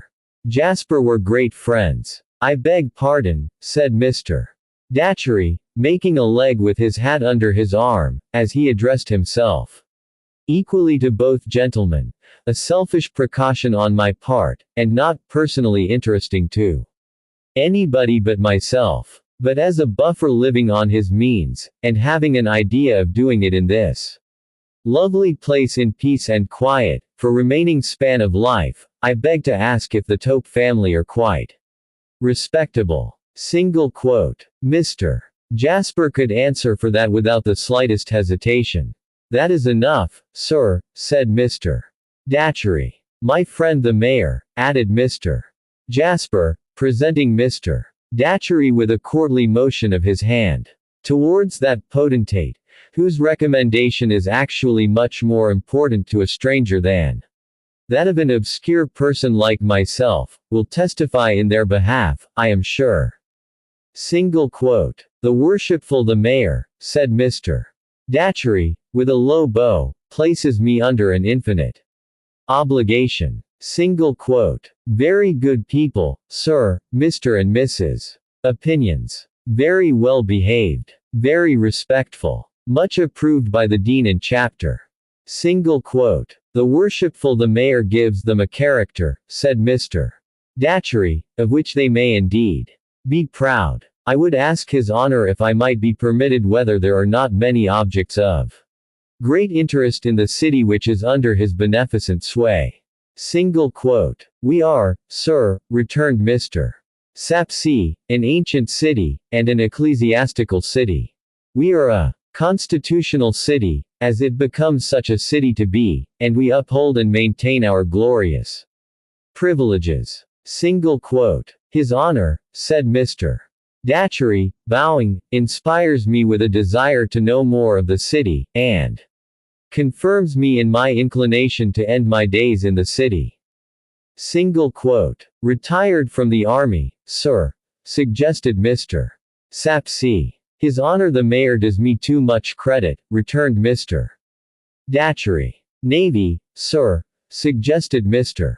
Sapsea. Again, repeated Mr. Datchery. His honor the mayor does me too much credit. Single quote. Diplomacy is a fine profession, said Mr. Sapsea, as a general remark. There, I confess, his honor the mayor is too many for me, said Mr. Datchery, with an ingenious smile and bow. Even a diplomatic bird must fall to such a gun. Single quote. Now this was very soothing. Here was a gentleman of a great, not to say a grand, address. Accustomed to rank and dignity, really setting a fine example how to behave to a mayor. There was something in that third-person style of being spoken to, that Mr.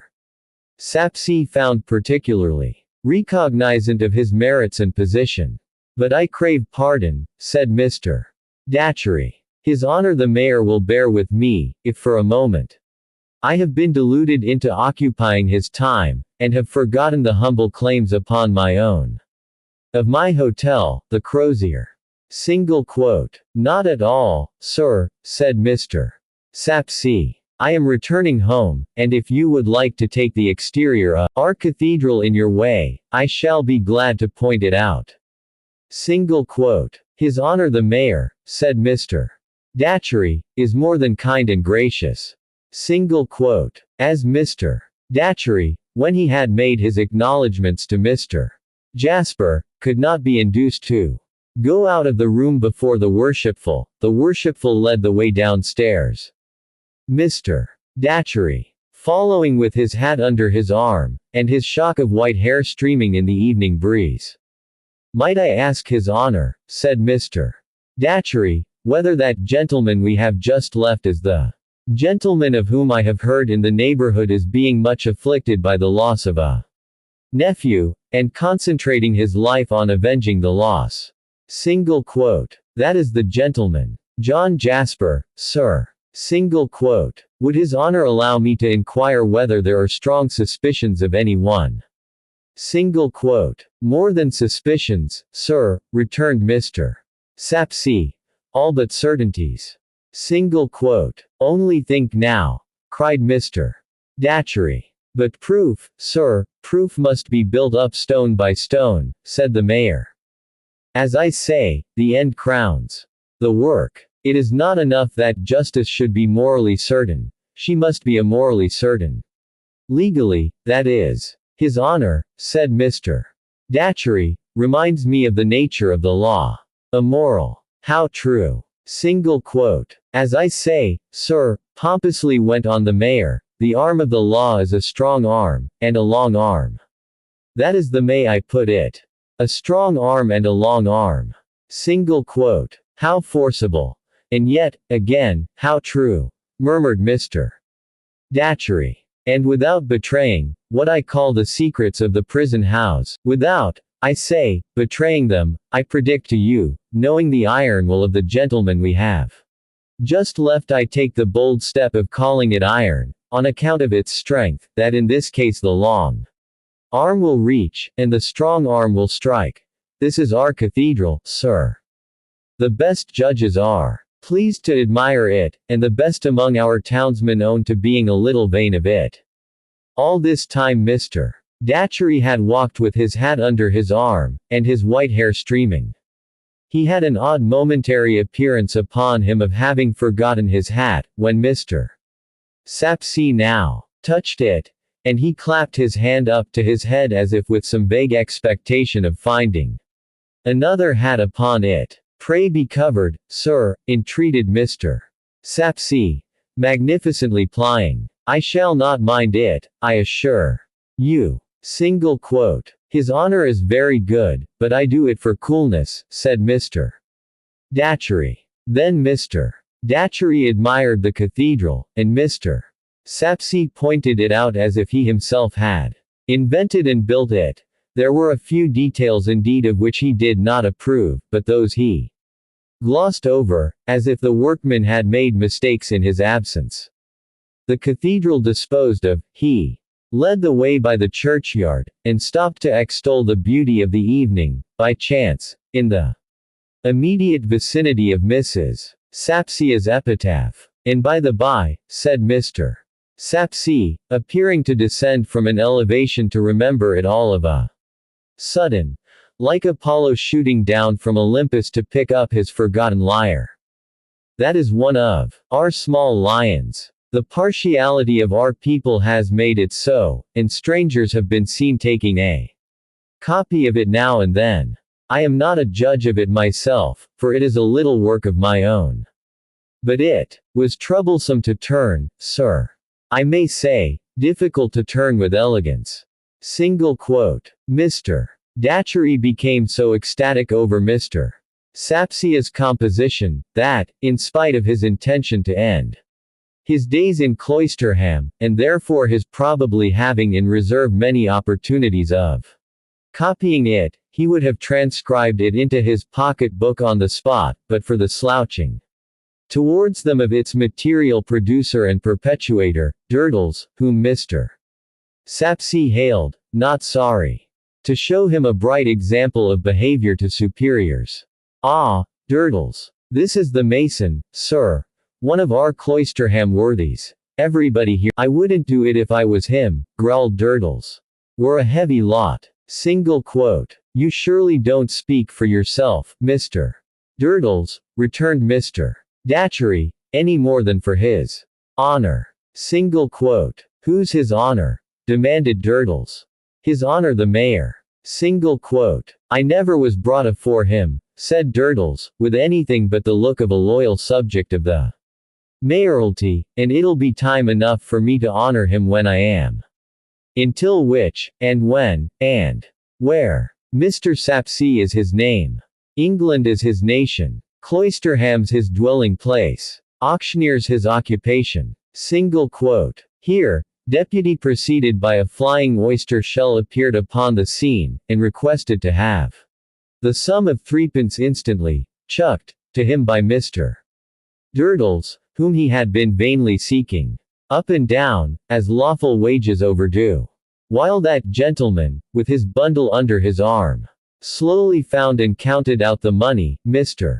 Sapsea informed the new settler of Durdles's habits, pursuits, abode, and reputation. I suppose a curious stranger might come to see you, and your works, Mr. Durdles, at any odd time, said Mr. Datchery. Upon that, any gentleman is welcome to come and see me any evening if he brings liquor for two with him. Returned Durdles, with a penny between his, mind you pay me honestly with the job of showing me Mr. Durdles's house when I want to go there. Single quote. Deputy, with a piercing broadside of whistle through the whole gap in his mouth, as a receipt in full for all arrears, vanished. The worshipful and the worshipper then passed on together until they parted, with many ceremonies, at the worshipful's door. Even then the worshipper carried his hat under his arm, and gave his streaming white hair to the breeze. Said Mr. Datchery to himself that night, as he looked at his white hair in the gas-lighted looking glass over the coffee room chimneypiece at the crozier, and shook it out. For a single buffer, of an easy temper, living idly on his means, I have had a rather busy afternoon. Single quote. Chapter 19, Shadow on the Sundial. Again Miss Twinkleton has delivered her valedictory address, with the accompaniments of white wine and pound cake, and again the young ladies have departed to their several homes. Helena Landless has left the nun's house to attend her brother's fortunes, and pretty Rosa is alone. Cloisterham is so bright and sunny in these summer days, that the cathedral and the monastery ruin show as if their strong walls were transparent. A soft glow seems to shine from within them, rather than upon them from without, such is their mellowness as they look forth on the hot corn fields and the smoking roads that distantly wind among them. The Cloisterham gardens blush with ripening fruit. Time was when travel-stained pilgrims rode in clattering parties through the city's welcome shades. Time is when wayfarers, leading a gypsy life between haymaking kennels is a hopeless job, and seeking others in the bundles that they carry, along with their yet unused sickles swathed in bands of straw. At all the more public pumps there is much cooling of bare feet, together with much bubbling and gurgling of drinking with hand to spout on the part of these Bedouin. The Cloisterham police meanwhile looking askant from their beats with suspicion, in manifest impatience that the intruders should depart from within the civic bounds, and once more fry themselves on the simmering high roads. On the afternoon of such a day, when the last cathedral service is done, and when that side of the high street on which the nun's house stands is in grateful shade, save where its quaint old garden opens to the west between the boughs of trees, a servant informs Rosa, to her terror, that Mr. Jasper desires to see her. If he had chosen his time for finding her at a disadvantage, he could have done no better. Perhaps he has chosen it. Helena Landless is gone, Mrs. Tisher is absent on leave, Miss Twinkleton in her amateur state of existence has contributed herself and a veal pie to a picnic. Oh why, did you say I was at home? Cried Rosa, helplessly. The maid replies, that Mr. Jasper never asked the question. That he said he knew she was at home, and begged she might be told that he asked to see her. What shall I do? What shall I do? Thinks Rosa, clasping her hands. Possessed by a kind of desperation, she adds in the next breath, that she will come to Mr. Jasper in the garden. She shudders at the thought of being shut up with him in the house, but many of its windows command the garden, and she can be seen as well as heard there, and can shriek in the free air and run away. Such is the wild idea that flutters through her mind. She has never seen him since the fatal night, except when she was questioned before the mayor. And then he was present in gloomy watchfulness, as representing his lost nephew and burning to avenge him. She hangs her garden hat on her arm, and goes out. The moment she sees him from the porch, leaning on the sundial, the old horrible feeling of being compelled by him, asserts its hold upon her. She feels that she would even then go back, but that he draws her feet towards him. She cannot, so is she. It was not so at first, but the lost has long been given up, and mourned for, as dead. He would begin by touching her hand. She feels the intention, and draws her hand back. His eyes are then fixed upon her, she knows, though her own see nothing but the grass. I have been waiting, he begins, for some time, to be summoned back to my duty near you. Single quote. After several times forming her lips, which she knows he is closely watching, into the shape of some other hesitating reply, and then into none, she answers. Duty, sir. Single quote. The duty of teaching you, serving you as your faithful music master. Single quote. I have left off that study. Single quote. Not left off, I think. Discontinued. I was told by your guardian that you discontinued it under the shock that we have all felt so acutely. When will you resume? Single quote. Never, sir. Single quote. Never. You could have done no more if you had loved my dear boy. Single quote. I did love him, cried Rosa, with a flash of anger. Yes. But not quite in the right way, shall I say. Not in the intended and expected way. Much as my dear boy was, unhappily, too self-conscious and self-satisfied, I'll draw no parallel between him and you in that respect to love as he should have loved, or as any one in his place would have loved, must have loved. Single quote. She sits in the same still attitude, but shrinking a little more. Then, to be told that you discontinued your study with me, was to be politely told that you abandoned it altogether, he suggested. Yes, says Rosa, with sudden spirit, the politeness was my guardian's, not mine. I told him that I was resolved to leave off, and that I was determined to stand by my resolution. Single quote. And you still are. Single quote. I still am, sir. And I beg not to be questioned any more about it. At all events, I will not answer any more. I have that in my power. Single quote. She is so conscious of his looking at her with a gloating admiration of the touch of anger on her, and the fire and animation it brings with it, that even as her spirit rises, it falls again, and she struggles with a sense of shame, affront, and fear, much as she did that night at the piano. I will not question you any more, since you object to it so much. I will confess. I do not wish to hear you, sir, cries Rosa, rising. This time he does touch her with his outstretched hand. In shrinking from it, she shrinks into her seat again. We must sometimes act in opposition to our wishes, he tells her in a low voice. You must do so now, or do more harm to others than you can ever set right. Single quote. What harm? Single quote. Presently. You question me, you see, and surely that's not fair when you forbid me to question you. Nevertheless, I will answer the question presently. Dearest Rosa. Charming. Rosa. Single quote. She starts up again. This time he does not touch her. But his face looks so wicked and menacing, as he stands leaning against the sundial setting, as it were, his black mark upon the very face of day, that her flight is arrested by horror as she looks at him. I do not forget how many windows command a view of us, he says, glancing towards them. I will not touch you again. I will come no nearer to you, remembering all that has happened, and our shares in it. Sit down, my beloved. Single quote. She would have gone once more, was all but gone, and once more his face, darkly threatening.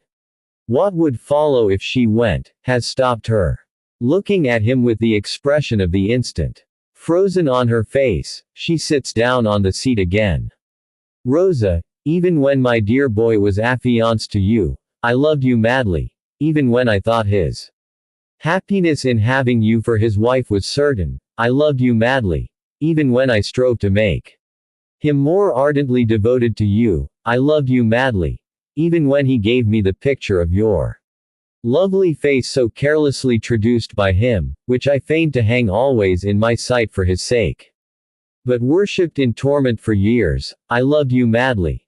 In the distasteful work of the day, in the wakeful misery of the night, girded by sordid realities, or wandering through paradises and hells of visions into which I rushed, carrying your image in my arms, I loved you madly. Single quote. If anything could make his words more hideous to her than they are in themselves, it would be the contrast between the violence of his look and delivery, and the composure of his assumed attitude. I endured it all in silence. So long as you were his, or so long as I supposed you to be his, I hid my secret loyally. Did I not? Single quote. This lie, so gross, while the mere words in which it is told are so true, is more than Rosa can endure. She answers with kindling indignation. You were as false throughout, sir, as you are now. You were false to him, daily and hourly. You know that you made my life unhappy by your pursuit of me. You know that you made me afraid to open his generous eyes, and that you forced me, for his own trusting, good sake, to keep the truth from him, that you were a bad man. Single quote. His preservation of his easy attitude rendering his working features and his convulsive hands absolutely diabolical, he returns, with a fierce extreme of admiration. How beautiful you are! You are more beautiful in anger than in repose. I don't ask you for your love. Give me yourself and your hatred. Give me yourself and that pretty rage. Give me yourself and that enchanting scorn. It will be enough for me.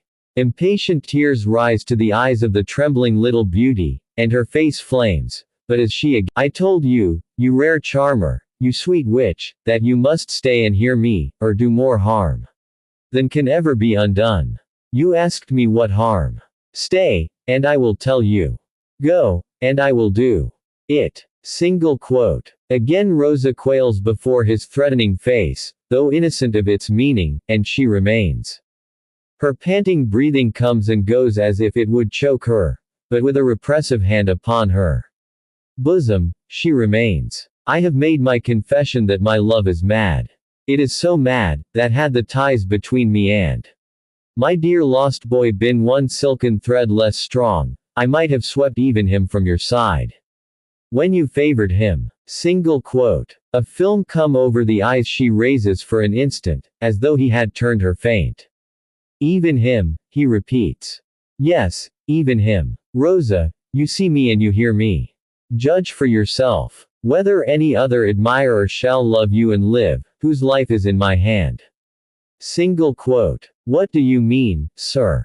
Single quote. I mean to show you how mad my love is. It was hawked through the late inquiries by Mr. Crisparkle, that young Landless had confessed to him that he was a rival of my lost boy. That is an inexpiable offense in my eyes. The same Mr. Crisparkle knows under my hand that I have devoted myself to the murderer's discovery and destruction, be he whom he might, and that I determined to discuss the mystery with no one until I should hold the clue in which to entangle the murderer as in a net. I have since worked patiently to wind it round him, and it is slowly winding as I speak. Single quote. Your belief, if you believe in the criminality of Mr. Landless, is not Mr. Crisparkle's belief, and he is a good man, Rosa retorts. My belief is my own, and I reserve it, worshipped of my soul. Circumstances may accumulate so strongly even against an innocent man, that directed, sharpened, and pointed, they may slay him. One wanting link discovered by perseverance against a guilty man, proves his guilt. However slight its evidence before, and he dies. Young Landless stands in deadly peril either way. If you really suppose, Rosa pleads with him, turning paler, that I favor Mr. Landless, or that Mr. Landless has ever in any way addressed himself to me, you are wrong. Single quote. He puts that from him with a slighting action of his hand and a curled lip. I was going to show you how madly I love you. More madly now than ever, for I am willing to renounce the second object that has arisen in my life to divide it with you, and henceforth to have no object in existence but you only. Miss Landless has become your bosom friend. You care for her peace of mind. Single quote. I love her dearly. Single quote. You care for her good name. Single quote. I have said, sir, I love her dearly. Single quote. I am unconsciously, he observes with a smile, as he folds his hands upon the sundial and leans his chin upon them, so that his talk would seem from the window's faces occasionally come and go. There to be of the airiest and playfulest, I am unconsciously giving offense by questioning again. I will simply make statements, therefore, and not put questions. You do care for your bosom friend's good name, and you do care for her peace of mind. Then remove the shadow of the gallows from her, dear one. Single quote. You dare propose to me too. Darling, I dare propose to you. Stop there. If it be bad to idolize you, I am the worst of men. If it be good, I am the best. My love for you is above all other love, and my truth to you is above all other truth. Let me have hope and favor, and I am a forsworn man for your sake. Single quote. Rosa puts her hands to her temples, and, pushing back her hair, looks wildly and abhorrently at him. As though she were trying to piece together what it is his deep purpose to present to her only in fragments. Reckon up nothing at this moment, angel, but the sacrifices that I lay at those dear feet, which I could fall down among the vilest ashes and kiss, and put upon my head as a poor savage might.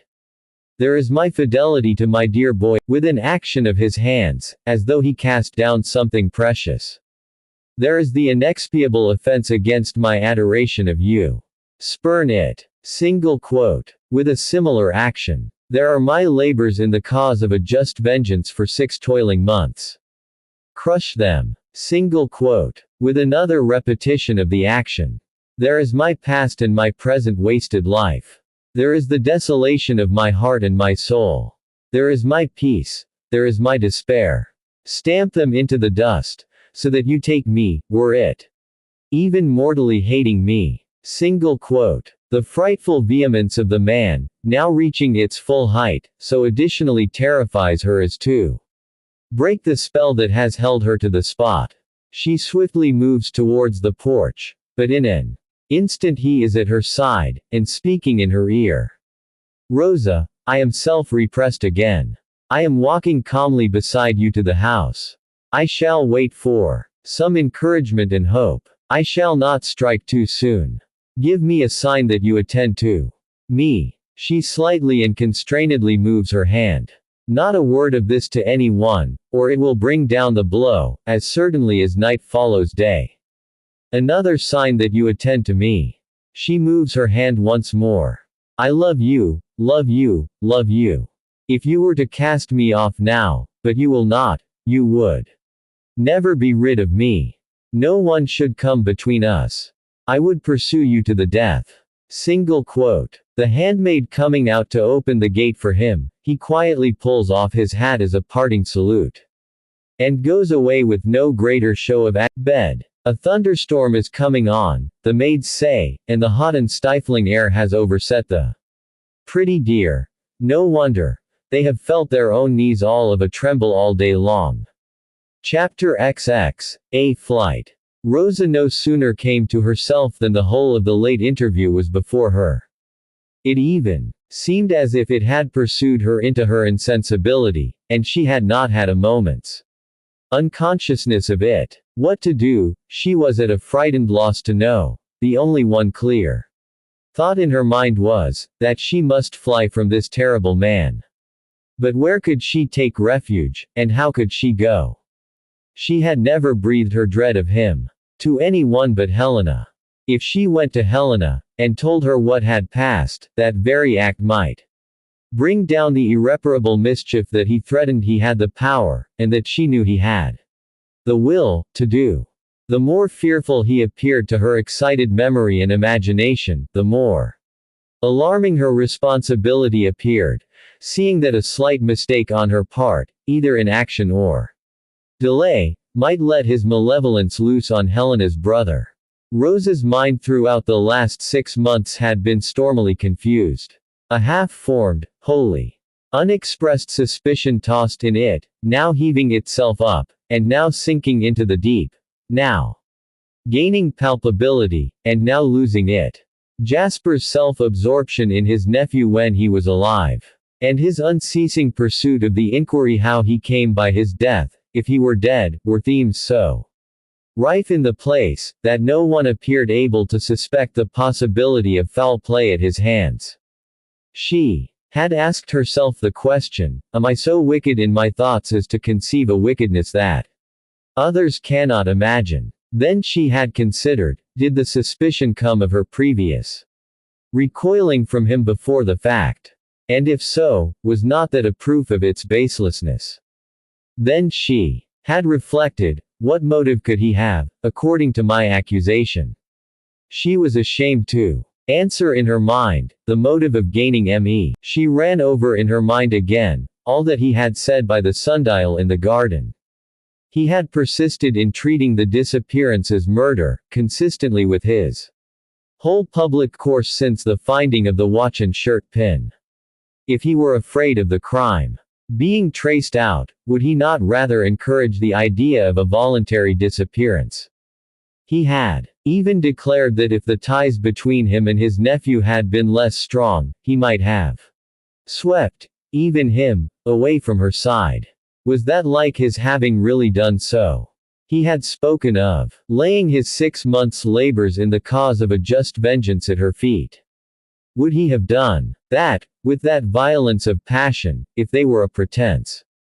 Would he have ranged them with his desolate heart and soul, his wasted life, his peace and his despair? The very first sacrifice that he represented himself as making for her, was his fidelity to his dear boy after death. Surely these facts were strong against a fancy that scarcely dared to hint itself.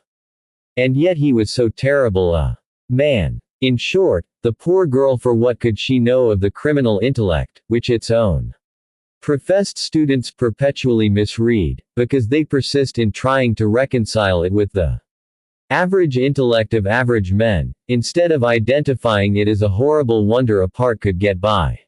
No road to any other conclusion than that he was a terrible man, and must be fled from. She had been Helena's stay and comfort during the whole time. She had constantly assured her of her full belief in her brother's innocence, and of her sympathy with him in his misery. But she had never seen him since the disappearance, nor had Helena ever spoken one word of his avowal to Mr. Crisparkle in regard of Rosa, though as a part of the interest of the case it was well known far and wide. He was Helena's unfortunate brother, to her, and nothing more. The assurance she had given her odious suitor was strictly true, though it would have been better, she considered now, if she could have restrained herself from so giving it. Afraid of him as the bright and delicate little creature was, her spirit swelled at the thought of his knowing it from her own lips. But where was she to go? Anywhere beyond his reach, was no reply to the question. Somewhere must be thought of. She determined to go to her guardian, and to go immediately. The feeling she had imparted to Helena on the night of their first confidence was so strong upon her, the feeling of not being safe from him, and of the solid walls of the old convent being powerless to keep out his ghostly following of her, that no reasoning of her own could calm her terrors. The fascination of repulsion had been upon her so long, and now culminated so darkly, that she felt as if he had power to bind her by a spell. Glancing out at window, even now, as she rose to dress, the sight of the sundial on which he had leaned when he declared himself, turned her cold, and made her shrink from it. She wrote a hurried note to Miss Twinkleton, saying that she had sudden reason for wishing to see her guardian promptly, and had gone to him. Also, entreating the good lady not to be uneasy, for all was well with her. She hurried a few quite useless articles into a very little bag, left the note in a conspicuous place, and went out, softly closing the gate after her. It was the first time she had ever been even in Cloisterham High Street alone. But knowing all its ways and windings very well, she hurried straight to the corner from which the omnibus departed. It was, at that very moment, going off. "Stop and take me, if you please, Joe. I am obliged to go to London." Single quote. In less than another minute she was on her road to the railway, under Joe's protection. Joe waited on her when she got there, put her safely into the railway carriage, and handed in the very little bag after her, as though it were some enormous trunk, hundredweights heavy, which she must on no account endeavor to lift. Can you go round when you get back, and tell Miss Twinkleton that you saw me safely off, Joe? It shall be done, miss. With my love, please, Joe. Single quote. Yes, miss, and I wouldn't mind having it myself. But Joe did not articulate the last clause, only thought it. Now that she was whirling away for London in real earnest, Rosa was at leisure to resume the thoughts which her personal hurry had checked. The indignant thought that his declaration of love soiled her, that she could only be cleansed from the stain of its impurity by appealing to the honest and true, supported her for a time against her fears, and confirmed her in her hasty resolution. But, as the evening grew darker and darker, and the great city impended nearer and nearer, the doubts usual in such cases began to arise. Whether this was not a wild proceeding, after all, how Mr. Grewgious might regard it, whether she should find him at the journey's end, how she would act if he were absent, what might become of her, alone, in a place so strange and crowded, how if she had but waited and taken counsel first, whether, if she could now go back, she would not do it. Thankfully, a multitude accumulated. At length the train came into London over the housetops, and down below lay the gritty streets with their yet unneeded lamps aglow, on a hot, light, summer night. Hiram Grewgious, Esquire, Staple Inn, London. This was all Rosa knew of her destination, but it was enough to send her rattling away again in a cab, through deserts of gritty streets, where many people crowded at the corner of courts and byways to get some air, and where many other people walked with a miserably monotonous noise of shuffling of feet on hot paving stones, and where all the people and all their surroundings were so gritty and so shabby. There was music playing here and there, but it did not enliven the case. No barrel organ mended the matter, and no big drum beat dull care away.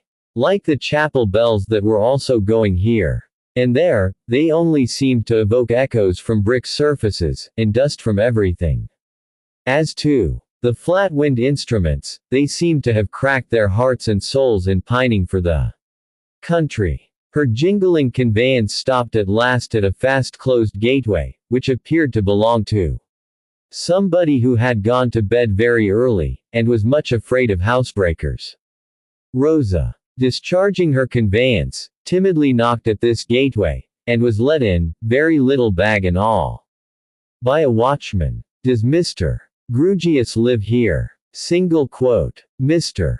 Grewgious lives there, miss, said the watchman, pointing further in.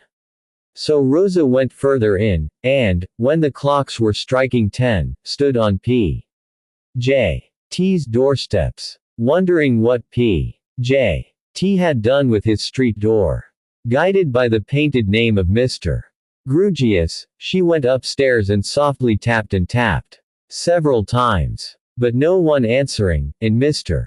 Grewgious's door handle yielding to her touch, she went in, and saw her guardian sitting on a window seat at an open window, with a shaded lamp placed far from him on a table in a corner. Rosa drew nearer to him in the twilight of the room. He saw her, and he said, in an undertone, "Good heaven!" Single quote. Rosa fell upon his neck, with tears, and then he said, returning her embrace, my child, I thought you were your mother. But what, he added soothingly, has happened? My dear, what has brought you here? Who has brought you here? Single quote. No one. I came alone. Single quote. Lord bless me, ejaculated Mr. Grewgious. Came alone. Why didn't you write to me to come and fetch you? Single quote. I had no time. I took a sudden resolution. Poor Eddie. Single quote. Ah, poor fellow. Single quote. His uncle has made love to me. I cannot bear it, said Rosa, at once with a burst of tears, and a stamp of her little foot. I shudder with horror of him, and I have come to you to protect me in all of us from him, if you will. Single quote. I will, cried Mr. Grugius, with a sudden rush of amazing energy. Damn him. Confound his politics. Frustrate his knavish tricks. On thee his hopes to fix. Damn him again. Single quote. After this most extraordinary outburst, Mr. Grugius, quite beside himself, plunged about the room, to all appearance undecided whether he was in a fit of loyal enthusiasm, or combative denunciation. He stopped and said, wiping his face, I beg your pardon, my dear, but you will be glad to know I feel better. Tell me no more just now, or I might do it again. You must be refreshed and cheered. What did you take last? Was it breakfast, lunch, dinner, tea, or supper? And what will you take next? Shall it be breakfast, lunch, dinner, tea, or supper?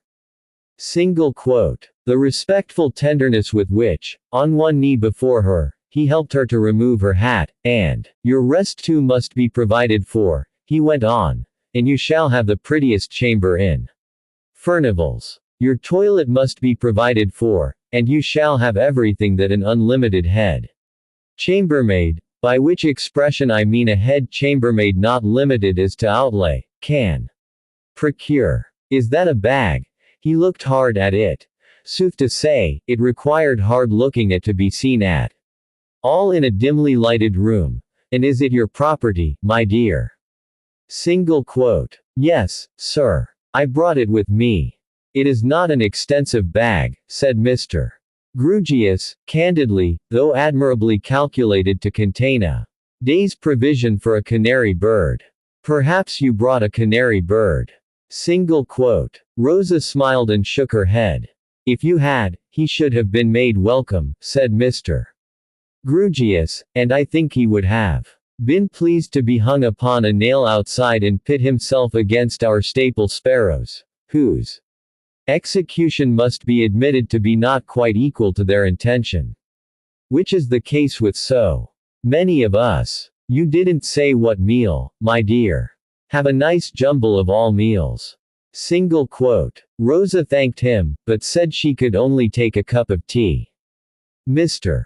Grugius, after several times running out, and in again, to mention such supplementary items as marmalade, eggs, watercresses, salted fish, and frizzled ham, ran across to Furnival's without his hat, to give his various directions. And soon afterwards they were realized in practice, and the board was spread. Lord bless my soul, cried Mr. Grugius, putting the lamp upon it, and taking his seat opposite Rosa. What a new sensation for a poor old angular bachelor, to be sure. Single quote. Rosa's expressive little eyebrows asked him what he meant. The sensation of having a sweet young presence in the place, that whitewashes it, paints it, papers it, decorates it with gilding, and thank you, my dear, said Mr.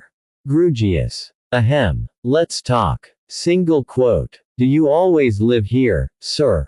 Asked Rosa. Yes, my dear. Single quote. And always alone. Single quote. Always alone. Except that I have daily company in a gentleman by the name of Bazard, my clerk. Single quote. He doesn't live here. Single quote. No, he goes his way, after office hours. In fact, he is off duty here, altogether, just at present. And a firm downstairs, with which I have business relations, lend me a substitute. But it would be extremely difficult to replace Mr.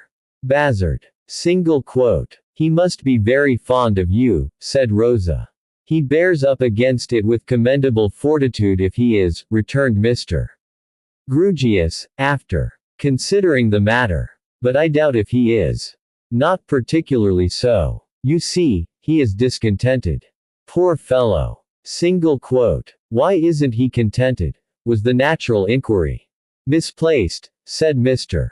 Grugius, with great mystery. Rosa's eyebrows resumed their inquisitive and perplexed expression. So misplaced, Mr. Grugius went on, that I feel constantly apologetic towards him. And he feels though he doesn't mention it that I have reason to be. Mr. Grugius had by this time grown so very mysterious, that Rosa did not know how to go on. While she was thinking about it, Mr. Grugius suddenly jerked out of himself for the second time. Let's talk. We were speaking of Mr. Bazard. It's a secret, and moreover it is Mr. Bazard's secret. But the sweet presence at my table makes me so unusually expansive, that I feel I must impart it in inviolable confidence. What do you think Mr. Bazard has done? Single quote. Oh dear, cried Rosa, drawing her chair a little nearer, and her mind reverting to Jasper. Nothing dreadful, I hope. Single quote. He has written a play, said Mr. Grugius, in a solemn whisper. A tragedy. Single quote. Rosa seemed much relieved. And nobody, pursued Mr. Grugius in the same tone, will hear, on any account whatever, of bringing it out. Single quote. Rosa looked reflective, and nodded her head slowly, as who should say, such things are, and why are they? Single quote. Now, you know, said Mr. Grugius, I couldn't write a play. Single quote. Not a bad one, sir, said Rosa, innocently, with her eyebrows again in action. No. If I was under sentence of decapitation, and was about to be instantly decapitated, and an express arrived with a pardon for the condemned convict Grugius if he wrote a play, I should be under the necessity of resuming the block, and begging the executioner to proceed to extremities. Meaning, said Mr. Grugius, passing his hand under his chin, the singular number, and this extremity. Single quote. Rosa appeared to consider what she would do if the awkward supposititious case were hers. Consequently, said Mr. Grugius, Mr. Bazard would have a sense of my inferiority to himself. Under any circumstances. But when I am his master, you know, the case is greatly aggravated. Single quote. Mr. Grugius shook his head seriously, as if he felt the offense to be a little too much, though of his own. A question that naturally follows, said Mr. Grugius. Let's talk. Mr. Bazard's father, being a Norfolk farmer, would have furiously laid about him with a flail, a pitchfork, and every agricultural implement available for assaulting purposes, on the slightest hint of his son's having written a play. So the son, bringing to me the father's rent which I receive, imparted his secret, and pointed out that he was determined to pursue his genius, and that it would put him in peril of starvation, and that he was not formed for it. For pursuing his genius, sir. Single quote. No, my dear, said Mr. Grugius, for starvation. It was impossible to deny the position, that Mr. Bazard was not formed to be starved, and Mr. Bazard then pointed out that it was desirable that I should stand between him and a fate so perfectly unsuited to his formation. In that way Mr. Bazard became my clerk, and he feels it very much. Single quote. I am glad he is grateful, said Rosa. I didn't quite mean that, my dear. I mean, that he feels the degradation. There are some other geniuses that Mr. Bazard has become acquainted with, who have also written tragedies, which likewise nobody will on any account whatever hear of bringing out, and these choice spirits dedicate their plays to one another in a highly panegyrical manner. Mr. Bazard has been the subject of one of these dedications. Now, you know, I never had a play dedicated to me. Single quote. Rosa looked at him as if she would have liked him to be the recipient of 1,000 dedications. Which again, naturally, rubs against the grain of Mr. Bazard, said Mr. Grugius. He is very short with me sometimes, and then I feel that he is meditating, this blockhead is my master. A fellow who couldn't write a tragedy on pain of death, and who will never have one dedicated to him. With the most complimentary congratulations on the high position he has taken in the eyes of posterity. Very trying, very trying. However, in giving him directions, I reflect beforehand. Perhaps he may not like this, or he might take it ill if I asked that, and so we get on very well. Indeed, better than I could. It was not hard to divine that Mr. Grewgious had related the Bazard history thus fully, at least. Quite as much for the recreation of his ward's mind from the subject that had driven her there, as for the gratification of his own tendency to be social and communicative. And now, my dear, he said at this point, if you are not too tired to tell me more of what passed today, but only if you feel quite able, I should be glad to hear it. I may digest it the better, if I sleep on it tonight. Single quote. Rosa, composed now, gave him a faithful account of the interview. Mr. Grewgious often smoothed his head while it was in progress, and begged to be told a second time those parts which bore on Helena and Neville.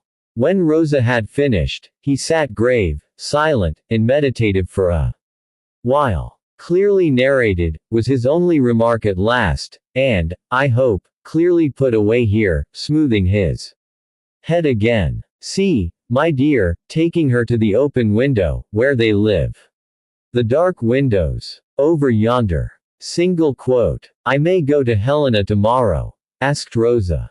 I should like to sleep on that question tonight, he answered doubtfully. But let me take you to your own rest, for you must need it. With that Mr. Grewgious helped her to get her hat on again, and hung upon his arm the very little bag that was of no earthly use, and led her by the hand with a certain stately awkwardness, as if he were going to walk a minuet across Holborn, and into Furnival's Inn. At the hotel door, he confided her to the unlimited head chambermaid, and said that while she went up to see her room, he would remain below, in case she should wish it exchanged for another, or should find that there was anything she wanted. Rosa's room was airy, clean, comfortable, almost gay. The unlimited had laid in everything. Omitted from the very little bag, that is to say, everything she could possibly need, and Rosa tripped down the great many stairs again, to thank her guardian for his thoughtful and charming confidence and for your charming company. Your breakfast will be provided for you in a neat, compact, and graceful little sitting room appropriate to your figure, and I will come to you at 10 o'clock in the morning. I hope you don't feel very strange indeed, in this strange place. Single quote. Oh no, I feel so safe. Single quote. Yes, you may be sure that the stairs are fireproof, said Mr. Grewgious, and that any outbreak of the devouring element would be perceived and suppressed by the watchman. Single quote. I did not mean that, Rosa replied. I mean, I feel so safe from him. Single quote. There is a stout gate of iron bars to keep him out, said Mr. Grewgious, smiling, and Furnival's is fireproof, and specially watched and lighted, and I live over the way. In the stoutness of his knight-errantry, he seemed to think the last named protection all sufficient. In the same spirit he said to the gate porter as he went out, if some one staying in the hotel should wish to send across the road to me in the night, a crown will be ready for the messenger. In the same spirit, he walked up and down outside the iron gate for the best part of an hour, with some solicitude, occasionally looking in between the bars, as if he had laid a dove in a high roost in a cage of lions, and had it on his mind that she might tumble out. Chapter 21. A recognition. Nothing occurred in the night to flutter the tired dove, and the dove arose refreshed. With Mr.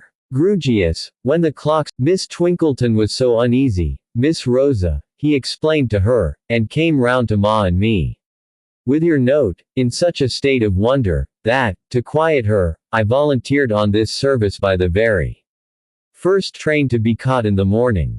I wished at the time that you had come to me, but now I think it best that you did as you did, and came to your guardian. Single quote. I did think of you, Rosa told him, but Minor Canon Corner was so near him. I understand. It was quite natural. Single quote. I have told Mr. Crisparkle, said Mr. Grugius, all that you told me last night, my dear. Of course I should have written it to him immediately, but his coming was most opportune. And it was particularly kind of him to come, for he had but just gone. Single quote. Have you settled, asked Rosa, appealing to them both, what is to be done for Helena and her brother? Single quote. Why really, said Mr. Crisparkle, I am in great perplexity. If even Mr. Grugius, whose head is much longer than mine, and who is a whole night's cogitation in advance of me, is undecided, what must I be? Single quote. The Unlimited here put her head in at the door, after having rapped, and been authorized to present herself, announcing that a gentleman wished for a word with another gentleman named Crisparkle. If any such gentleman were there. If no such gentleman were there, he begged pardon for being mistaken. Such a gentleman is here, said Mr. Crisparkle, but is engaged just now. Single quote. Is it a dark gentleman? Interposed Rosa, retreating on her guardian. No, miss, more of a brown gentleman. You don't object. When one is in a difficulty or at a loss, one never knows in what direction a way out may chance to open.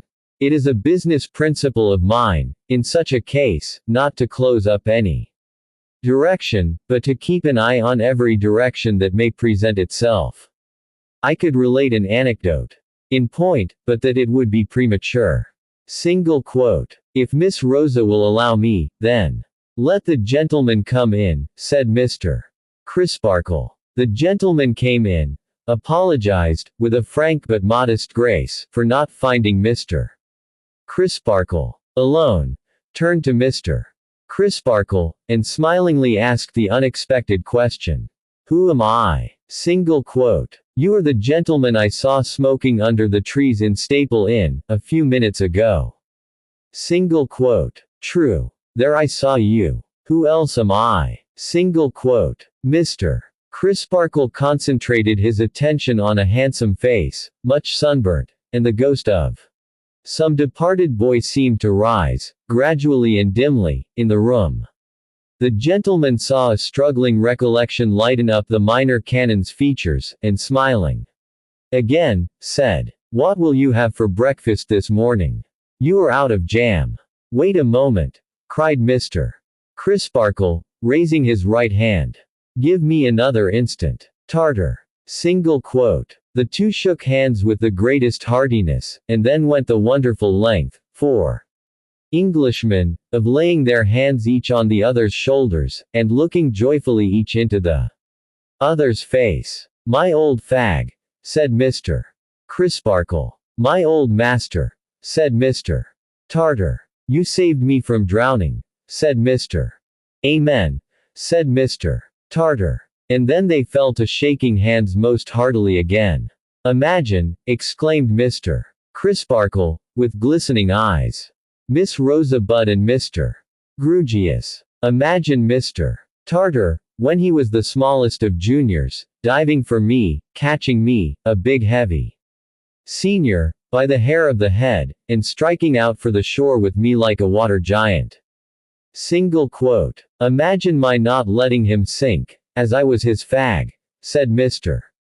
Tartar. But the truth being that he was my best protector and friend, and did me more good than all the masters put together, an irrational impulse seized me to pick him up, or go down with him. Single quote.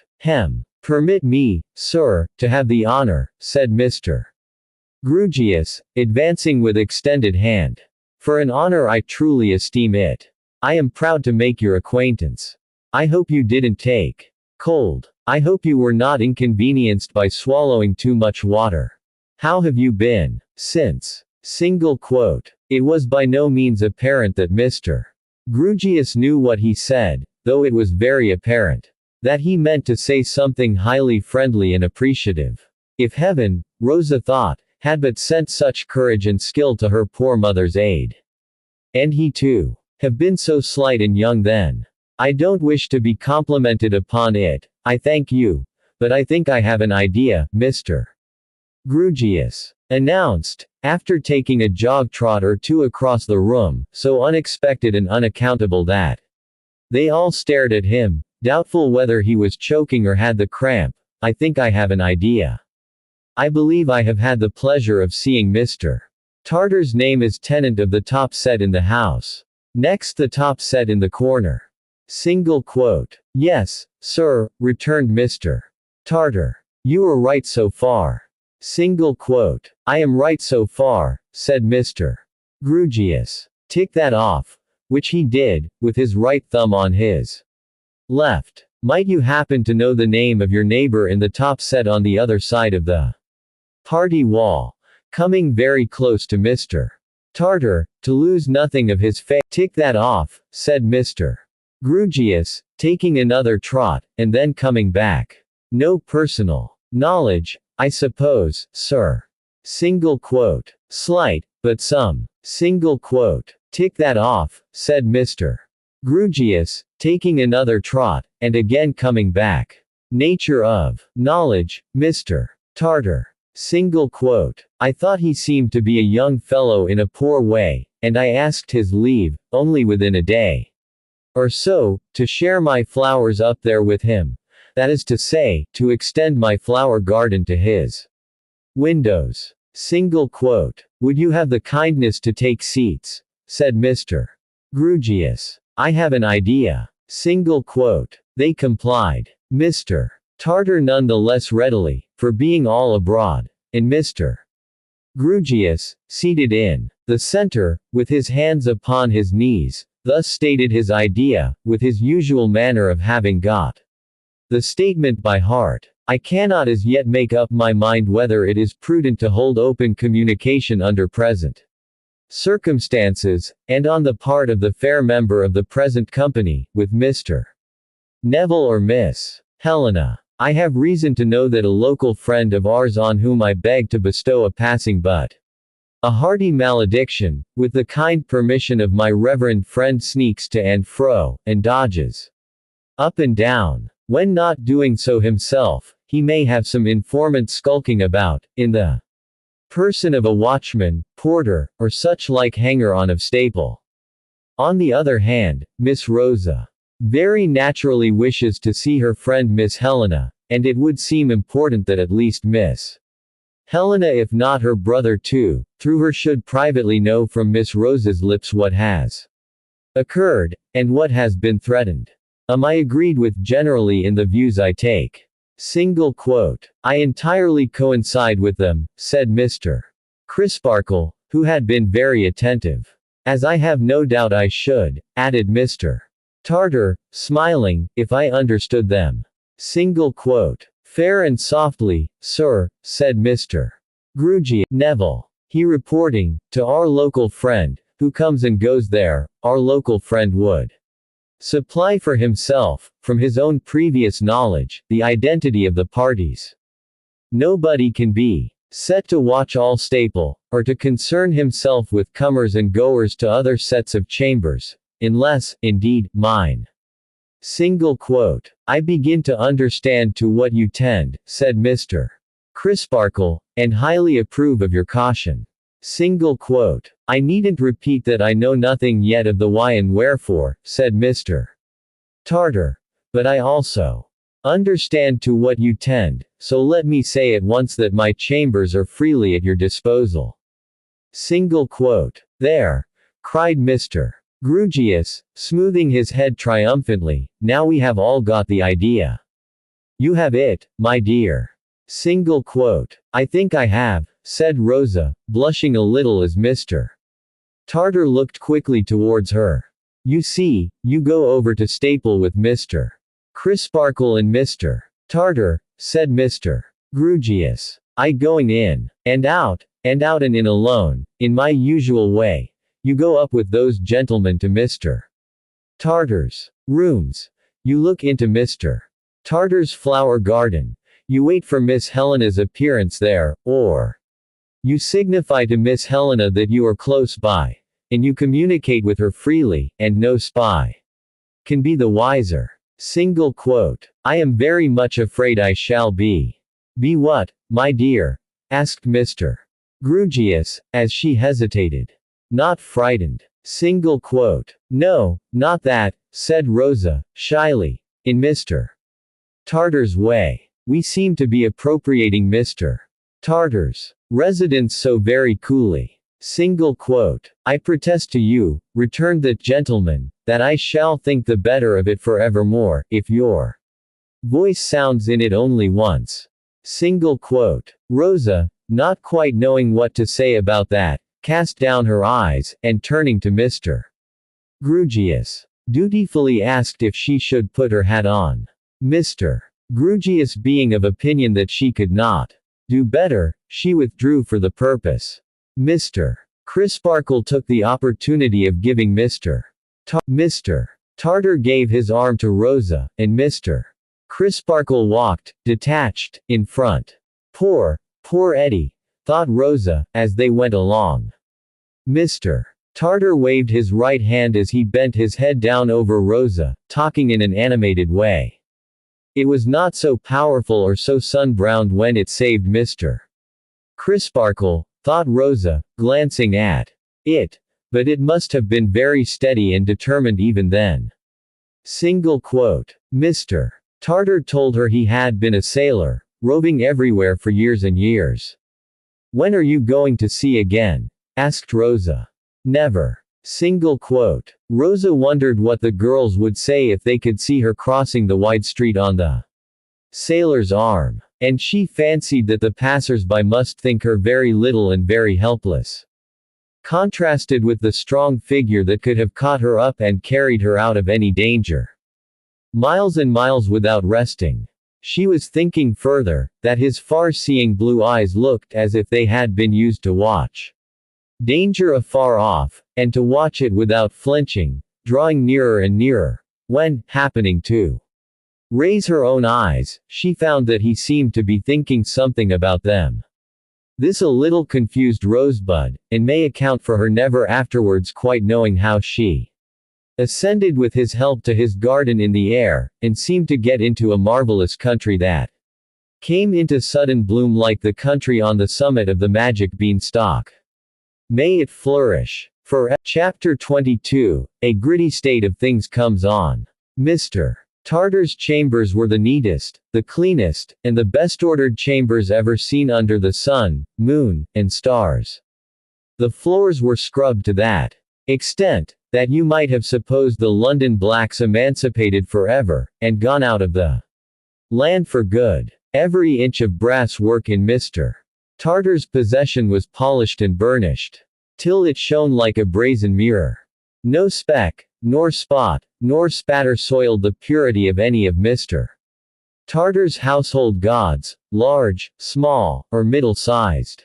His sitting room was like the admiral's cabin, his bathroom was like a dairy, his sleeping chamber, fitted all about with lockers and drawers, was like a seedsman's shop, and his nicely balanced cot just stirred in the midst, as if it breathed. Everything belonging to Mr. Tartar had quarters of its own assigned to it. His maps and charts had their quarters, his books had theirs, his brushes had theirs, his boots had theirs, his clothes had theirs, his case bottles had theirs, his telescopes and other instruments had theirs. Everything was readily accessible. Shelf, bracket, locker, hook, and drawer were equally within reach, and were equally contrived with a view to avoiding waste of room, and providing some snug inches of stowage for something that would have exactly fitted nowhere else. His gleaming little service of plate was so arranged upon his sideboard as that a slack salt spoon would have instantly betrayed itself. His toilet implements were so arranged upon his dressing table as that a toothpick of slovenly deportment could have been reported at a glance. So with the curiosities he had brought home from various voyages, stuffed, dried, repolished, or otherwise preserved, according to their kind, birds, fishes, reptiles, arms, articles of dress, shells, seaweeds, grasses, or memorials of coral reef. Each was displayed in its especial place, and each could have been displayed in no better place. Paint and varnish seemed to be kept somewhere out of sight, in constant readiness to obliterate stray finger marks wherever any might become perceptible in Mr. Tartar's chambers. No man of war was ever kept more spick and span from careless touch. On this bright summer day, a neat awning was rigged over Mr. Tartar's flower garden as only a sailor can rig it, and there was a seagoing air upon the whole effect, so delightfully complete, that the flower garden might have all on board, if Mr. Tartar had only clapped to his lips the speaking trumpet that was slung in a corner, and given hoarse orders to heave the anchor up, look alive there, men, and get all sail upon her. Mr. Tartar doing the honors of this gallant craft was of a piece with the rest. When a man rides an amiable hobby that shies at nothing and kicks nobody, it is only agreeable to find him riding it with a humorous sense of the droll side of the creature. When the man is a cordial and an earnest man by nature, and withal is perfectly fresh and genuine, it may be doubted whether he is ever seen to greater advantage than at such a time. So Rosa would have naturally thought, even if she hadn't been conducted over the ship with all the homage due to the First Lady of the Admiralty, or First Fairy of the Sea, that it was charming to see and hear Mr. Tartar half laughing at, and half rejoicing in, his various contrivances. So Rosa would have naturally thought, anyhow, that the sunburnt sailor showed to great advantage when, the inspection finished, he delicately withdrew out of his admiral's cabin, beseeching her to consider herself its queen, and waving her free of his flower garden with the hand that had had Mr. Crisparkle's life in it. Helena landless. Are you there? Single quote. Who speaks to me? Not Rosa. Then a second handsome face appearing. Yes, my darling. Single quote. Why, how did you come here, dearest? Single quote. I don't quite know, said Rosa with a blush, unless I am dreaming. Single quote. Why with a blush? For their two faces were alone with the other flowers. Are blushes among the fruits of the country of the magic beanstalk? I am not dreaming, said Helena, smiling. I should take more for granted if I were. How do we come together, or so near together, so very unexpectedly?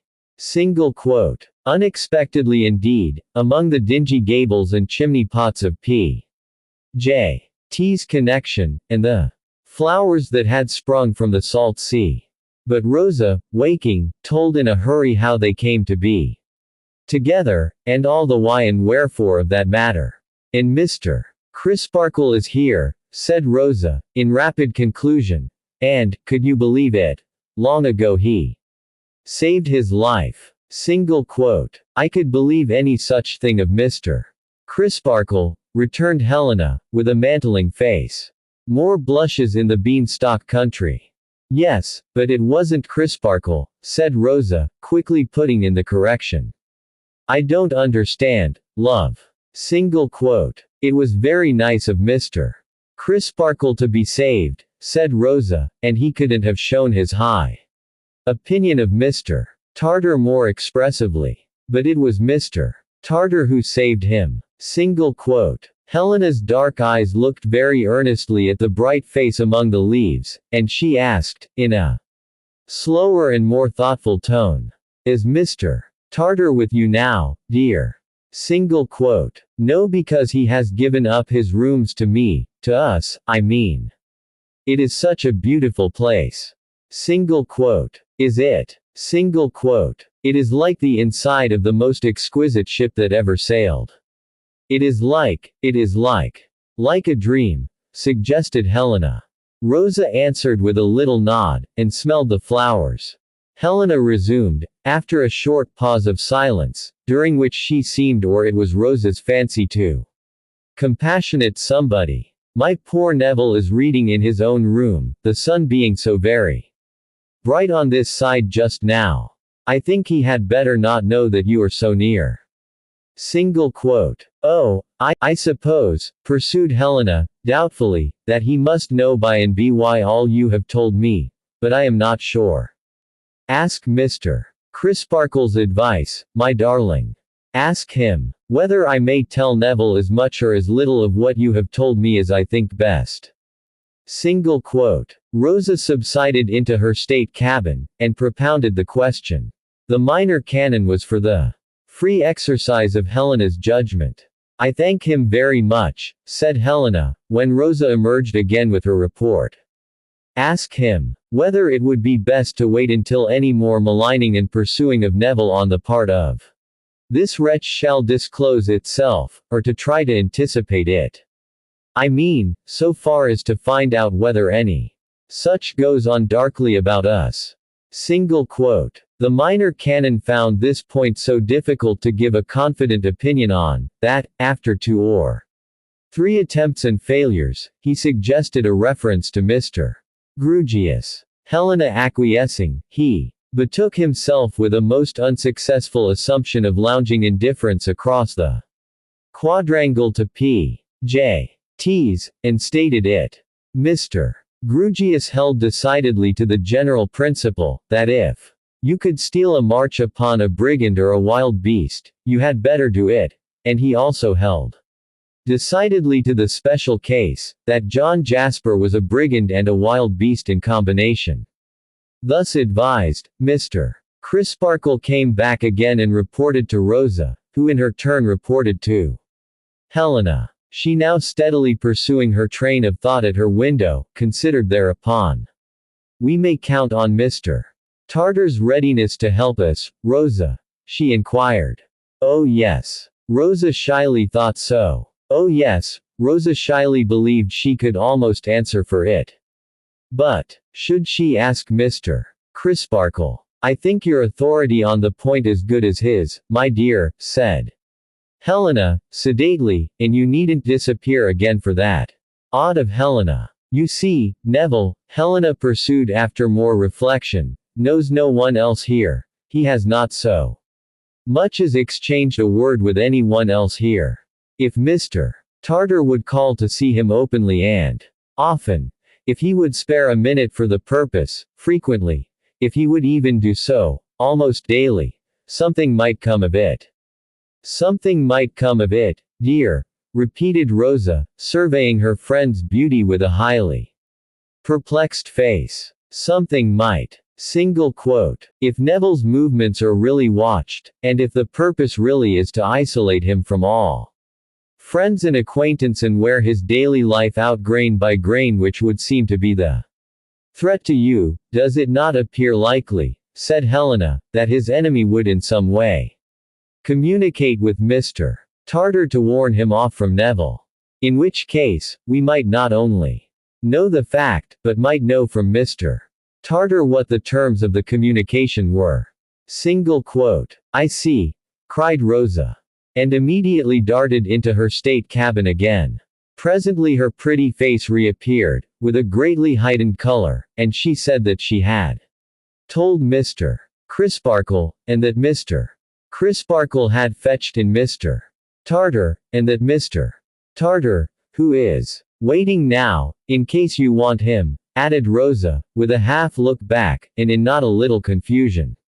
Between the inside of the state cabin and out, had declared his readiness to act as she had suggested, and to enter on his task that very day. I thank him from my heart, said Helena. Pray tell him so. Again not a little confused between the flower garden and the cabin, Rosa dipped in with her message, and dipped out again with more assurances from Mr. Tartar, and stood wavering in a divided state between Helena and him, which proved that confusion is not always necessarily awkward, but may sometimes present a very pleasant appearance. And now, darling, said Helena, we will be mindful of the caution that has restricted us to this interview for the present, and will part. I hear Neville moving too. Are you going back? Single quote. To Miss Twinkleton's? Asked Rosa.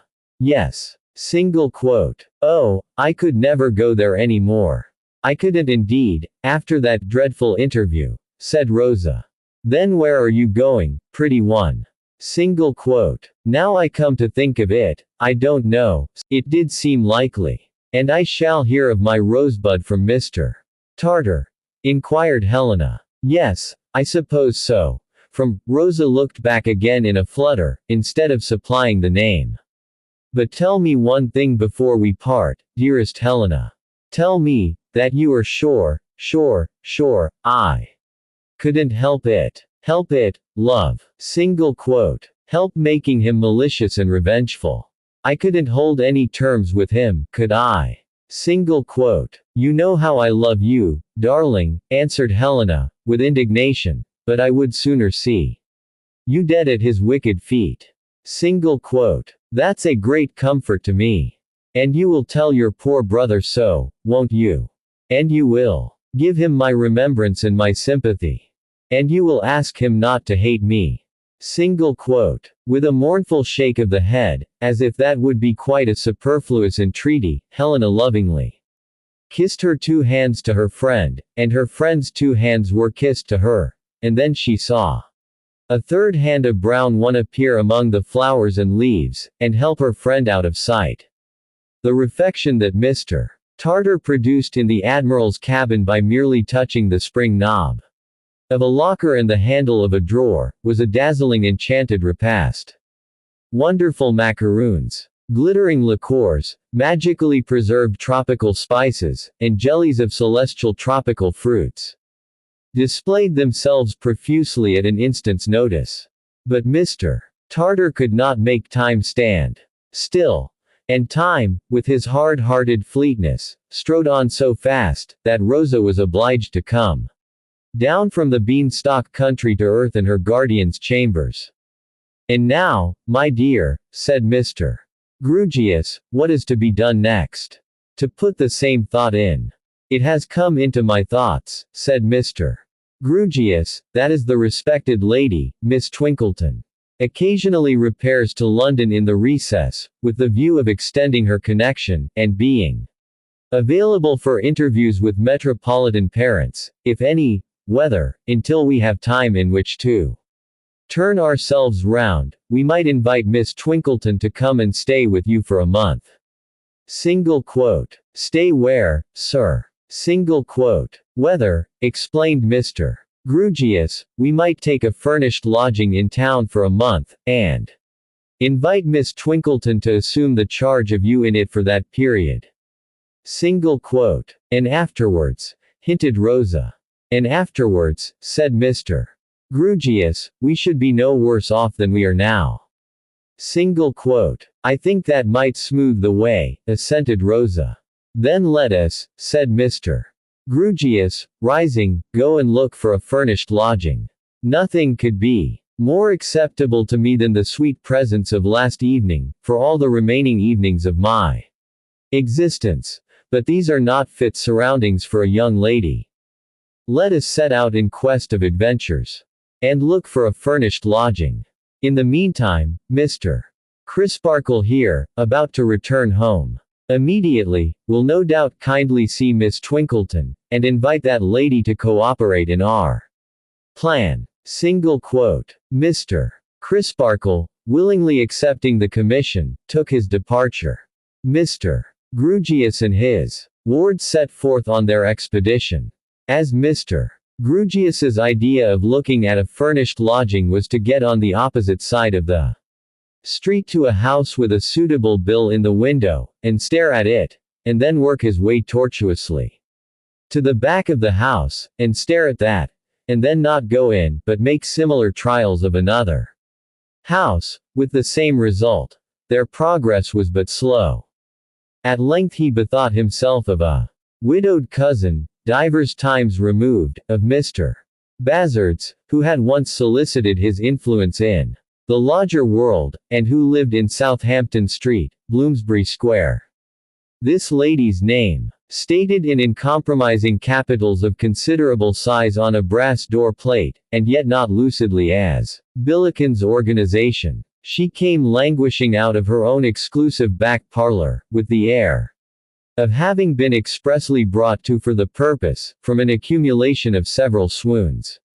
I hope I see you well, sir, said Mrs. Billiken, recognizing her visitor with a bend. Thank you, quite well. And you, ma'am, returned Mr. Grugius. I am as well, said Mrs. Billiken, becoming aspirational with excessive faintness, as I ever am.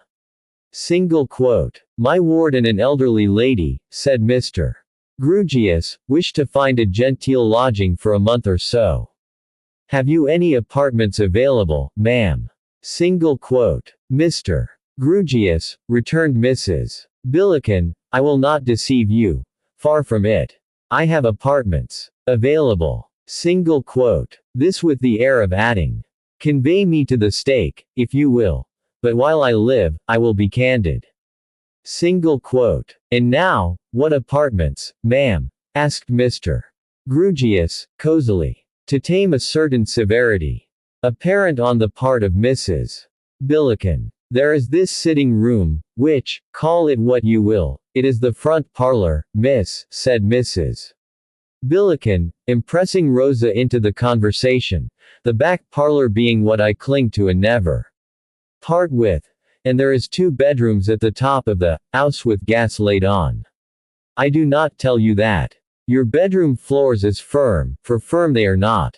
The gas fitter himself allowed, that to make a firm job, he must go right under your gists, and it were not worth the outlay as a yearly tenant so to do. The piping is carried above your gists, and it is best that it should be made known to you. Single quote. Mr. Grugius and Rosa exchanged looks of some dismay, though they had not the least idea what latent horrors this carriage of the piping might involve. Mrs. Billiken put her hand to her heart, as having eased it of a load. Well, the roof is all right, no doubt, said Mr. Grugius, plucking up a little. Mr. Grugius, returned Mrs. Billiken, you, sir, be you what you may, to keep your slates tight, try how you can. Here Mrs. Billiken, having been warm with Mr. Grugius, cooled a little, not to abuse the moral power she held over him. Consequent, proceeded Mrs. Billiken, more mildly, but still firmly in her incorruptible candor. Consequent, it would be worse than of no use for me to traps and travel up to the top of the house with you, and for you to say, Mrs. Billiken, what stain do I notice in the ceiling? For a stain I do consider it, and for me to answer, I do not understand you, sir. No, sir, I will not be so underhand. I do understand you before you pint it out. It is the wet, sir. It do come in, and it do not come in. You may lay dry there half your lifetime, but the time will come, and it is best that you should know it, when a dripping sop would be no name for you. Single quote. Mr. Grugius looked much disgraced by being prefigured in this pickle. Have you any other apartments, ma'am? He asked. Mr. Grugius, returned Mrs. Billiken, with much solemnity, I have. You ask me have I, and my open and my honest answer I have. The first and second floors is wacant, and sweet rooms. Single quote. Come, come. There's nothing against them, said Mr. Grugius, comforting himself. Mr. Grugius, replied Mrs. Billiken, pardon me, there is the stairs. Unless your mind is prepared for the stairs, it will lead to inevitable disappointment. You cannot, miss, said Mrs. Billiken, addressing Rosa reproachfully, place a first floor, and far less a second, on the level footing of a parlor. No, you cannot do it, miss, it is beyond your power, and wherefore try. Single quote. Mrs. Billiken put it very feelingly, as if Rosa had shown a headstrong determination to hold the untenable position. Can we see these rooms, ma'am? Inquired her guardian. Mr. Grugius, returned Mrs. Billiken, you can. I will not disguise it from you, sir. You can. Mrs. Billiken then sent into her back parlor for her shawl, it being a state fiction, dating from immemorial antiquity, that she could never go anywhere without being wrapped up, and having been enrolled by her attendant, led the way. She made various genteel pauses on the stairs for breath, and clutched at her heart in the drawing room as if it had very nearly got loose, and she had caught it in the act of taking wing. "And the second floor," said Mr. Grewgious, on finding the first satisfactory. "Mr. Grewgious," replied Mrs. Billiken, turning upon him with ceremony, as if the time had now come when a distinct understanding on a difficult point must be arrived at, and a solemn confidence established. "The second floor is over this. Single quote. Can we see that too, ma'am?" Single quote. "Yes, sir," returned Mrs. Billiken, "it is open as the day." Single quote. That also proving satisfactory, Mr. Grewgious retired into a window with Rosa for a few words of consultation, and then asking for pen and ink, sketched out a line or two of agreement. In the meantime Mrs. Billiken took a seat, and delivered a kind of index to, or abstract of, the general question. 45 shillings per week by the month certain at the time of year, said Mrs. Billiken, is only reasonable to both parties. It is not Bond Street nor yet Street James's Palace, but it is not pretended that it is. Neither is it attempted to be denied, for why should it? That the arching leads to a muse. Muses must exist. Respecting attendance. 2 is KEP, at liberal wages. Words has arisen as to tradesmen, but dirty shoes on fresh hearthstoning was attributable, and no wish for a commission on your orders. Coals is either by the fire, or per the scuttle. She emphasized the prepositions as marking a subtle but immense difference. Dogs is not viewed with favor. Besides litter, they get stole, and sharing suspicions is apt to creep in, and unpleasantness takes place. Single quote. By this time Mr. Grewgious had his agreement lines, and his earnest money, ready. "I have signed it for the ladies, ma'am," he said, "and you'll have the goodness to sign it for yourself, Christian and surname, there, if you please." Single quote. "Mr. Grewgious," said Mrs. Billiken in a new burst of candor, "no, sir. You must excuse the Christian name." Single quote. "The door plate is used as a protection," said Mrs. Billiken, "and acts as such, and go from it I will not." Mr. Grewgious stared at Rosa. "No, Mr. Grewgious, you must excuse me. So long as this house is known indefinite as Billiken's, and so long as it is a doubt with the riff-raff where Billiken may be hidden, near the street door or down the alley, and what his weight and size, so long I feel safe.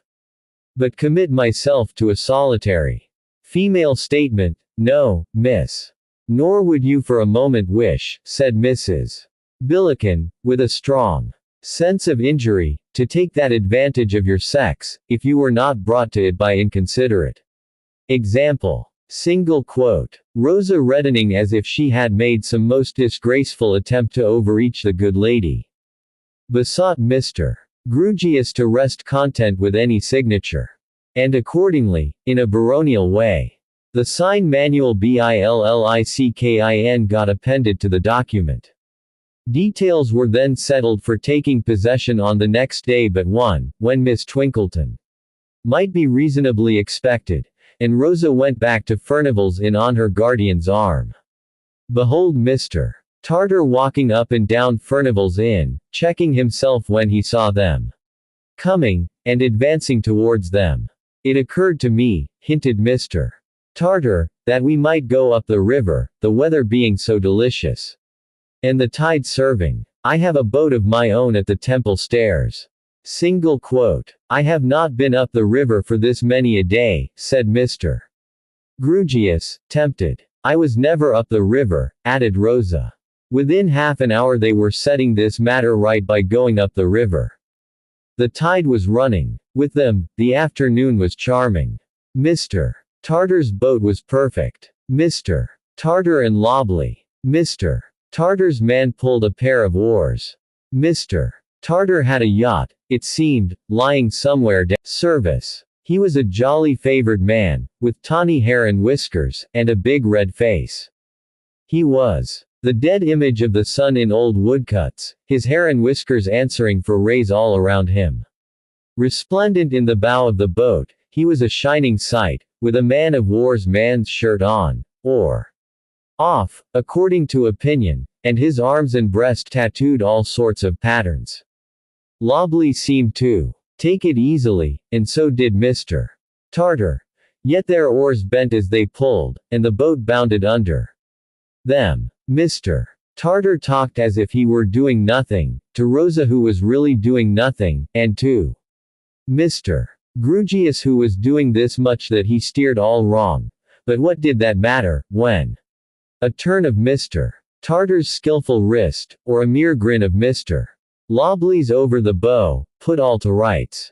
The tide bore them on in the gayest and most sparkling manner, until they stopped to dine in some everlastingly green garden, needing no matter-of-fact identification here, and then the tide obligingly turned, being devoted to that party alone for that day, and as they floated idly among some osier beds, Rosa tried what she could do in the rowing way, and came off splendidly, being much assisted, and Mr. Grewgious tried what he could do, and came off on his back, doubled up with an oar under his chin, being not assisted at all. Then there was an interval of rest under bows, such rest, what time Mr. Lobley mopped, and, arranging cushions, stretchers, and the like, danced the tight-rope the whole length of the boat like a man to whom shoes were a superstition and stockings slavery. And then came the sweet return among delicious odors of limes in bloom, and musical ripplings. And, all too soon, the great black city cast its shadow on the waters, and its dark bridges spanned them as death spans life, and the everlastingly green garden seemed to be left for everlasting, unregainable and far away. Cannot people get through life without gritty stages, I wonder?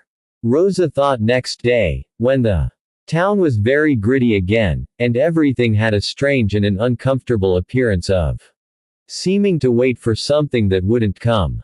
No. She began to think, that, now the Cloisterham school days had glided past and gone, the gritty stages would begin to set in at intervals and make themselves wearily known. Yet what did Rosa expect? Did she expect Miss Twinkleton? Miss Twinkleton duly came forth from her back parlor, issued the Billiken to receive Miss Twinkleton, and war was in the Billiken's eye from that fell moment. Miss Twinkleton brought a quantity of luggage with her, having all Rosa's as well as her own. The Billiken took it ill that Miss Twinkleton's mind, being sorely disturbed by this luggage, failed to take in her personal identity. Stateliness mounted her gloomy throne upon the Billiken's brow in consequence. And when Miss Twinkleton, in agitation taking stock of her trunks and packages, of which she had 17, particularly counted in the Billiken herself as number 11, the bee found it necessary to repudiate. Things cannot too soon be put upon the footing, said she, with a candor so demonstrative as to be almost obtrusive, that the person of the house is not a box nor yet a bundle, nor a carpet-bag. No, I am, highly obliged to you, Miss Twinkleton, nor yet a beggar. Single quote. This last disclaimer had reference to Miss Twinkleton's distractedly pressing 2 and 6pence on her, instead of the cabman. Thus cast off, Miss Twinkleton wildly inquired, which gentleman was to be paid. There being 2 gentlemen in that position, Miss Twinkleton having arrived with 2 cabs, each gentleman on being paid held forth his 2 and 6pence on the flat of his open hand, and, with a speechless stare and a dropped jaw, displayed his wrong to heaven and earth. Terrified by this alarming spectacle, Miss Twinkleton placed another shilling in each hand, at the same time appealing to the law in flurried accents, and recounting her luggage, this time with the 2 gentlemen in, who caused the total to come out complicated.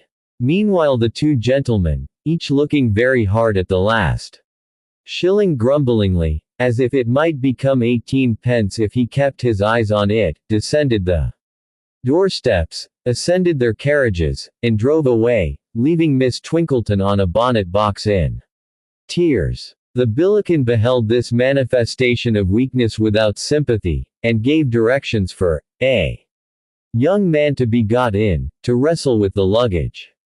When that gladiator had disappeared from the arena, peace ensued, and the new lodgers dined. But the Billiken had somehow come to the knowledge that Miss Twinkleton kept a school. The leap from that knowledge to the inference that Miss Twinkleton set herself to teach her something was easy. But you don't do it, soliloquized the Billiken. I am not your pupil, whatever she, meaning Rosa, may be, poor thing. Single quote. Miss Twinkle, with her work-basket before her, the equably vivacious companion with a slight judicious flavoring of information, when the Billiken announced herself. I will not hide from you, ladies, said the bee enveloped in the shawl of state, for it is not my character to hide neither my motives nor my actions, that I take the liberty to look in upon you to express a hope that your dinner was to your liking. Though not professed but plain, still her wages should be a sufficient object to her to stimulate to soar above mere roast and build. Single quote. We dined very well indeed, said Rosa, thank you. Single quote. Accustomed, said Miss Twinkleton with a gracious air, which to the jealous ears of the Billiken seemed to add, my good woman, accustomed to a liberal and nutritious, yet plain and salutary diet. We have found no reason to bemoan our absence from the ancient city, and the methodical household, in which the quiet routine of our lot has been hitherto cast. Single quote. I did think it well to mention to my cook, observed the Billiken with a gush of candor, which I hope you will agree with, Miss Twinkleton, was a right precaution, that the young lady being used to what we should consider here but poor diet, had better be brought forward by degrees. For a rush from scanty feeding to generous feeding, and from what you may call messing to what you may call method, do require a power of constitution which is not often found in youth, particular when undermined by boarding school. Single quote. It will be seen that the Billiken now openly pitted herself against Miss Twinkleton, as one whom she had fully ascertained to be her natural enemy. Your remarks, returned Miss Twinkleton, from a remote moral eminence, are well meant, I have no doubt, but you will permit me to observe that they develop a mistaken view of the subject, which can only be imputed to your extreme want of accurate information. Single quote. My information, retorted the Billiken, throwing in an extra syllable for the sake of emphasis at once polite and powerful, my information, Miss Twinkleton, were my own experience, which I believe is usually considered to be good guidance. But whether so or not, I, through my life. Single quote. Very likely, said Miss Twinkleton, still from her distant eminence, and very much to be deplored. Rosa, my dear, how are you getting on with your work? Single quote. Miss Twinkleton, resumed the Billiken, in a courtly manner, before retiring on the int, as a lady should, I wish to ask of yourself, as a lady, whether I am to consider that my words as doubted. Single quote. I am not aware on what ground you cherish such a supposition, began Miss Twinkleton, when the Billiken neatly stopped her. Do not, if you please, put suppositions betwixt my lips where none such have been imparted by myself. Your flow of words is great, Miss Twinkleton, and no doubt is expected from you by your pupils, and no doubt is considered worth the money. No doubt, I am sure. But not paying for flows of words, and not asking to be favored with them here, I wish to repeat my question.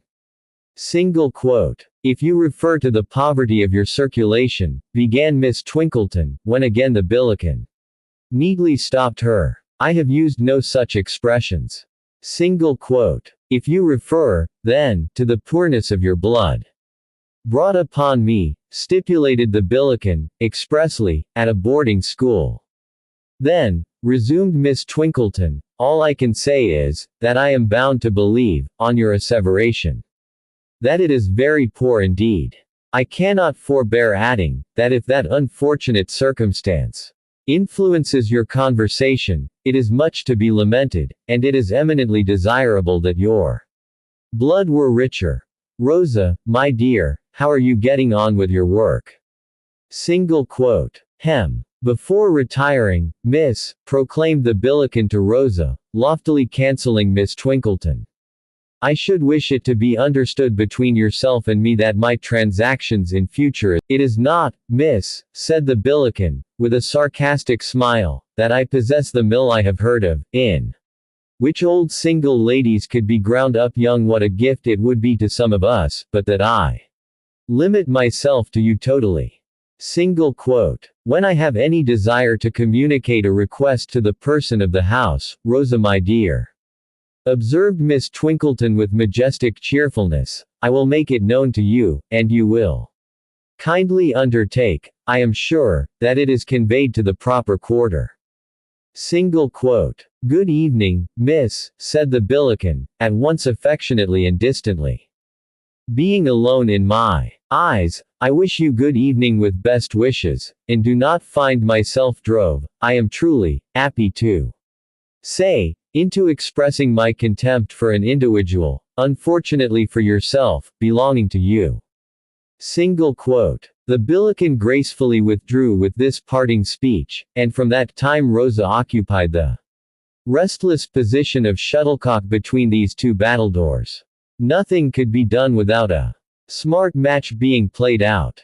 Thus, on the daily arising question of dinner, Miss Twinkleton would say, the three being present together, perhaps, my love, you will consult with the person of the house, whether she can procure us a lamb's fry, or, failing that, a roast fowl.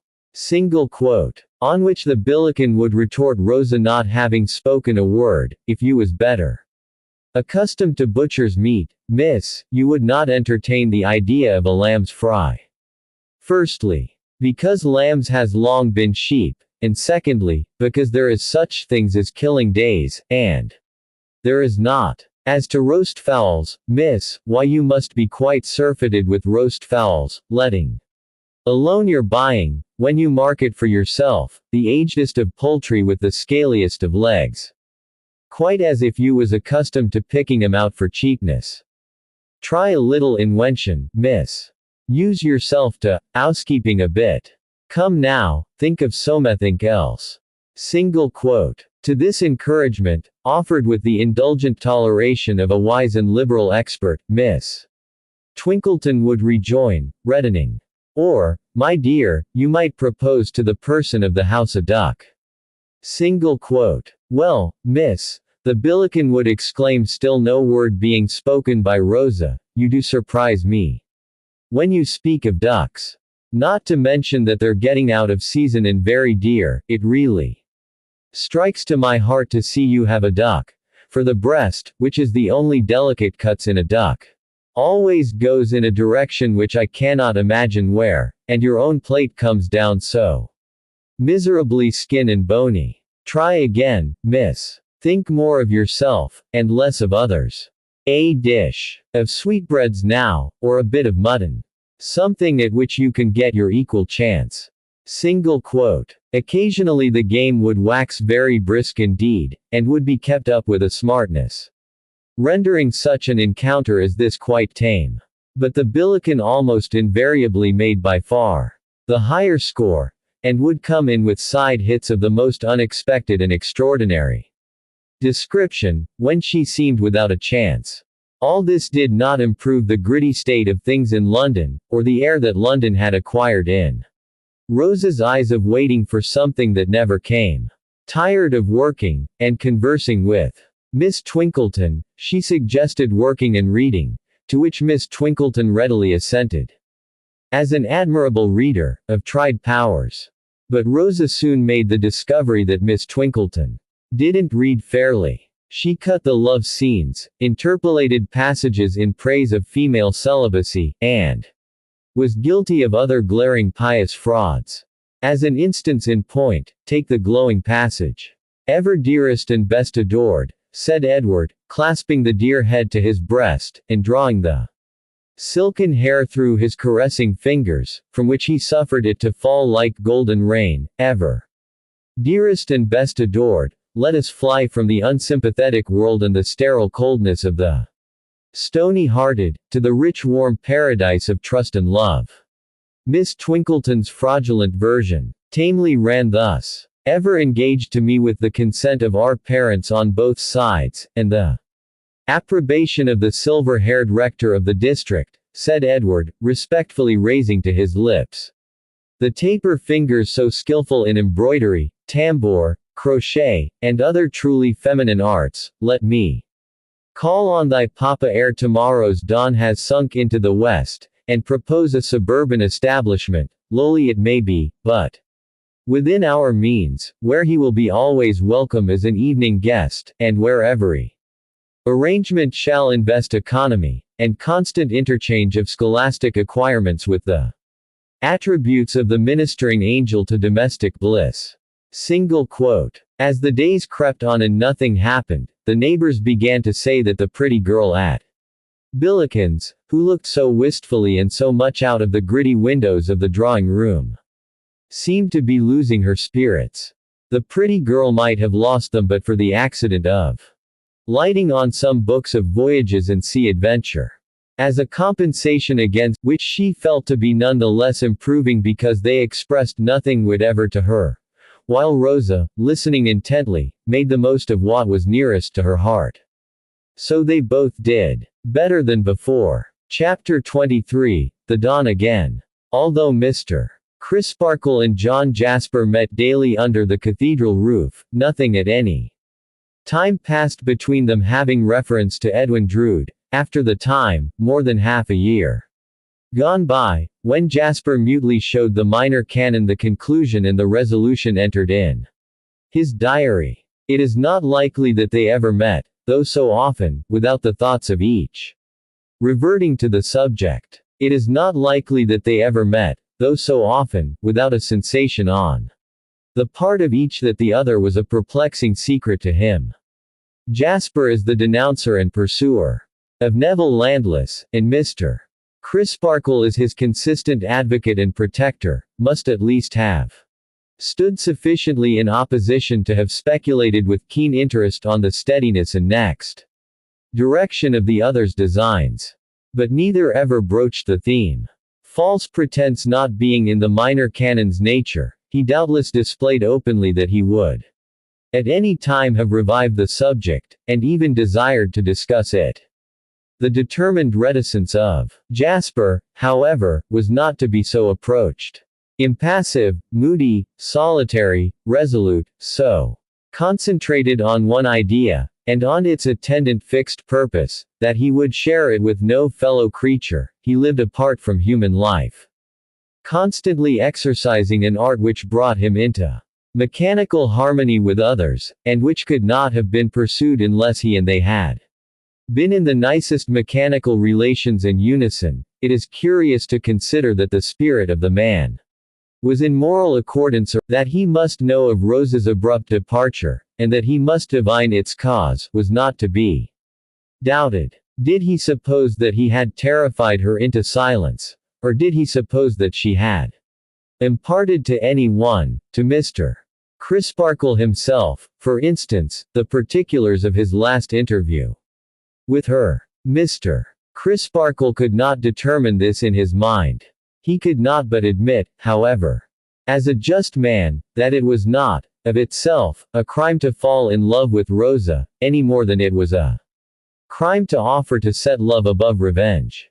The dreadful suspicion of Jasper, which Rosa was so shocked to have received into her imagination, appeared to have no harbor in Mr. Crisparkle's. If it ever haunted Helena's thoughts or Neville's, neither gave it one spoken word of utterance. Mr. Grewgious took no pains to conceal his implacable dislike of Jasper, yet he never referred it, however distantly, to such a source. But he was a reticent as well as an eccentric man, and he made no mention of a certain evening when he warmed his hands at the gatehouse fire, and looked steadily down upon a certain heap of torn and miry clothes upon the floor. Drowsy Cloisterham, whenever it awoke to a passing reconsideration of a story above 6 months old and dismissed by the bench of magistrates, was pretty equally divided in opinion whether John Jasper's beloved nephew had been killed by his treacherously passionate rival, or in an open struggle, or had, for his own purposes, spirited himself away. It then lifted up its head, to notice that the bereaved Jasper was still ever devoted to discovery and revenge, and then dozed off again. This was the condition of matters, all round, at the period to which the present history has now attained. The cathedral doors have closed for the night, and the choirmaster, on a short leave of absence for 2 or 3 services, sets his face towards London. He travels thither by the means by which Rosa travelled, and arrives, as Rosa arrived, on a hot, dusty evening. His travelling baggage is easily carried in his hand, and he repairs with it on foot, to a hybrid hotel in a little square behind Aldersgate Street, near the General Post Office. It is hotel, boarding house, or lodging house, at its visitor's option. It announces itself, in the new railway advertisers, as a novel enterprise, timidly beginning to spring up. It bashfully, almost apologetically, gives the traveler to understand that it does not expect him, on the good old constitution, insinuates that he may have his boots blacked instead of his stomach, and maybe also have bed, breakfast, attendance, and a porter up all night, for a certain fixed charge. From these and similar premises, many true Britons in the lowest spirits deduce that the times are levelling times, except in the article of high roads, of which there will shortly be not one in England. He eats without appetite, and soon goes forth again. Eastward and still eastward through the stale streets he takes his way, until he reaches his destination, a miserable court, specially miserable. Among many such, he ascends a broken staircase, opens a door, looks into a dark stifling room, and says, "Are you alone here?" Single quote. "Alone, dearie. Worse luck for me, and better for you," replies a croaking voice. Come in, whoever you be. I can't see you till I light a match, yet I seem to know the sound of your speaking. I'm acquainted with you, ain't I?" Single quote. "Light your match, and try." Single quote. "So I will, dearie, so I will. But my hand that shakes, as I can't lay it on a match all in a moment. And I cough so, that, put my matches where I may, I never find 'em there. They jump and start, as I cough and cough, like live things. Are you off a voyage, dearie?" Single quote. "No." Single quote. "Not seafaring?" Single quote. "No." Single quote. "Well, there's land customers, and there's water customers. I'm a mother to both. Different from Jack Chinaman t'other side the court. He ain't a father to neither. It ain't in him. And he ain't got the true secret of mixing, though he charges as much as me that has, and more if he can get it. Here's a match, and now where's the candle? If my cough takes me, I shall cough out 20 matches afore I gets a light. Awful bad. My lungs is wore away to cabbage nets, until the fit is over.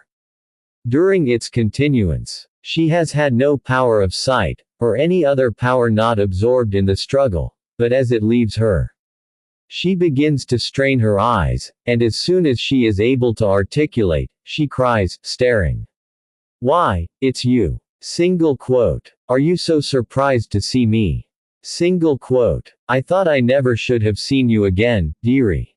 I thought you was dead, and gone to heaven.' Single quote. 'Why?' Single quote. 'I didn't suppose you could have kept away, alive, so long, from the poor old soul with the real receipt for mixing it. And you are in mourning too. Why didn't you come and have a pipe or two of comfort? Did they leave you money, perhaps, and so you didn't want comfort?' Single quote. 'No. Who is they as died, dearie?' Single quote. 'A relative.' Single quote. 'Died of what, lovey?' Single quote. 'Probably, death.' Single quote. We are short tonight, cries the woman, with a propitiatory laugh. Short and snappish we are. But we're out of sorts for want of a smoke. We've got the all-overs, haven't us, dearie? But this is the place to cure 'em in. This is the place where the all-overs is smoked off. You may make ready, then, his head resting on his left hand. Now you begin to look like yourself, says the woman approvingly. Now I begin to know my old customer indeed. Been trying to mix for yourself this long time, poppet. Single quote. I have been taking it now and then in my own way. Single quote. Never take it your own way. It ain't good for trade, and it ain't good for you. Where's my ink bottle, and where's my thimble, and where's my little spoon? He's going to take it in a artful form now, my dearie dear. Single quote. Entering on her process, and beginning to bubble and blow at the faint spark enclosed in the hollow of her hands, she speaks from time to time, in a tone of snuffling satisfaction, without leaving off. When he speaks, he does so without looking at her, and as if his thoughts were already roaming away by anticipation. I've got a pretty many smokes ready for you, first and last, haven't I, Chucky? Single quote. A good many. Single quote. When you first come, you was quite new to it, warn't ye? Single quote. Yes, I was easily disposed of, then. Single quote. But you got on in the world, and was able by and by to take your pipe with the best of 'em, warn't ye? Single quote. Ah. And the worst. Single quote. It's just ready for you. What a sweet singer you was when you first come. Used to drop your head, and sing yourself off like a bird. It's ready for you now, dearie. Single quote. Is it as potent as it used to be? Single quote. What do you speak of, dearie? Single quote. What should I speak of, but what I have in my mouth? Single quote. It's just the same. Always the identical same. Single quote. It doesn't taste so. And it's slower. Single quote. You've got more used to it, you see. Single quote. That may be the cause, certainly. Look here. He stops, becomes dreamy, and seems to forget that he has invited her attention. She bends over him, and speaks in his ear. I'm attending to you. Says you just now, look here. Says I now, I'm attending to ye. We was talking just before of your being used to it. I know all that. I was only thinking. Look here. Suppose you had something in your mind. Something you were going to do. Yes, dearie. Something I was going to do. Single quote. But had not quite determined to do. Yes, dearie. Single quote. Might or might not do, you understand. Single quote. Yes. With the point of a needle she stirs the contents of the bowl. Should you do, just like me? I did it over and over again. I have done it hundreds of thousands of times in this room. Single quote. It's to be hoped it was pleasant to do, dearie. Single quote. It was pleasant to do. Single quote. He says this with a savage air, and a springer start at her. Quite unmoved she retouches and replenishes the contents of the bowl with her little spatula. Seeing her intent upon the occupation, he sinks into his former attitude. It was a journey, a difficult and dangerous journey. That was the subject in my mind. A hazardous and perilous journey, over abysses where a slip would be destruction. Look down, look down. You see what lies at the bottom there. Single quote. He has darted forward to say it, and to point at the ground, as though at some imaginary object far beneath. The woman looks at him, as his spasmodic face approaches close to hers, and not at his pointing. She seems to know what the influence of her perfect quietude would be. If so, she has not miscalculated it, for he subsides again. Well, I have told you I did it here hundreds of thousands of times. What do I say? I did it millions and billions of times. I did it so often, and through such vast expanses of time, that when it was really done, it seemed not worth the doing, it was done so soon. Single quote. That's the journey you have been away upon, she quietly remarks. He glares at her as he smokes, and then, his eyes becoming filmy, answers. That's the journey. Single quote. Silence ensues. His eyes are sometimes closed and sometimes open. The woman sits beside him, very attentive to the pipe, which is all the while at his lips. I'll warrant, she observes, when he has been looking fixedly at her for some consecutive moments, with a singular appearance in his eyes of seeming to see her a long way off, instead of so near him. I'll warrant you, always in the same way. Single quote. Single quote. In the way in which it was really made at last. Single quote. Single quote. And always took the same pleasure in harping on it. Single quote. Single quote. For the time he appears unequal to any other reply than this lazy monosyllabic assent. Probably to assure herself that it is not the assent of a mere automaton, she reverses the form of her next sentence. Did you never get tired of it, dearie, and try to call up something else for a change? Single quote. He struggles into a sitting posture, and retorts upon her. What do you mean? What did I want? What did I come for?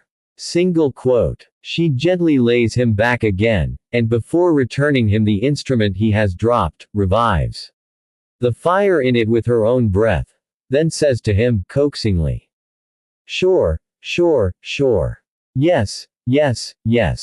Now I go along with you. You was too quick for me. I see. Now, you come o' purpose to take the journey. Why, I might have known it, through its standing by you so. He answers first with a laugh, and then with a passionate setting of his teeth. Yes, I came on purpose. When I could not bear my life, I came to get the relief, and I got it. It was one. This repetition with extraordinary vehemence, and the snarl of a wolf. She observes him very cautiously, as though, ha. He breaks into a ringing laugh, or rather yell. To think, he cries, how often fellow traveler, and yet not know it. To think how many times he went the journey, and never saw the road. Single quote. The woman kneels upon the floor, with her arms crossed on the coverlet of the bed, close by him, and her chin upon them. In this crouching attitude she watches him. The pipe is falling from his mouth. She puts it back, and laying her hand upon his chest, moves him slightly from side to side. Upon that he speaks, as if she had spoken.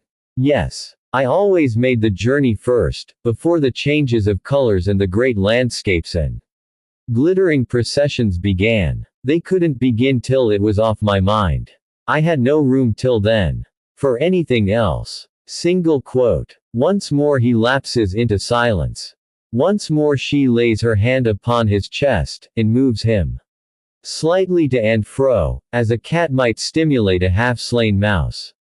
Once more he speaks, as if she had spoken. What? I told you so. When it comes to be real at last, it is so short that it seems unreal for the first time. Hark. Single quote. Yes, dearie. I'm listening. Single quote. Time and place are both at hand.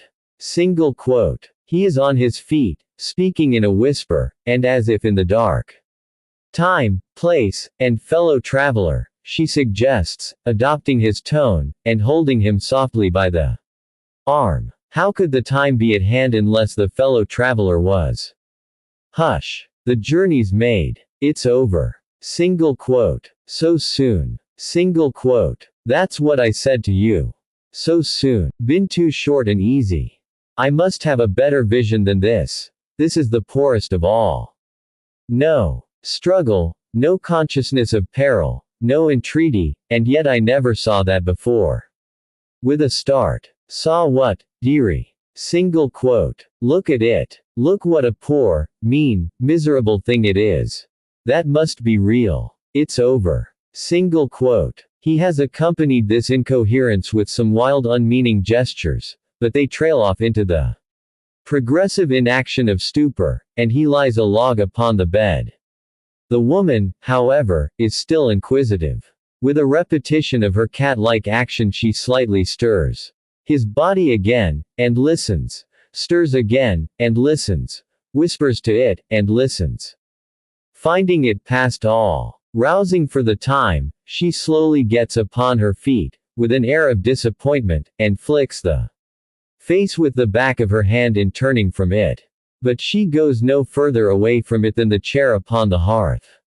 She sits in it, with an elbow on one of its arms, and her chin upon her hand, intent upon him.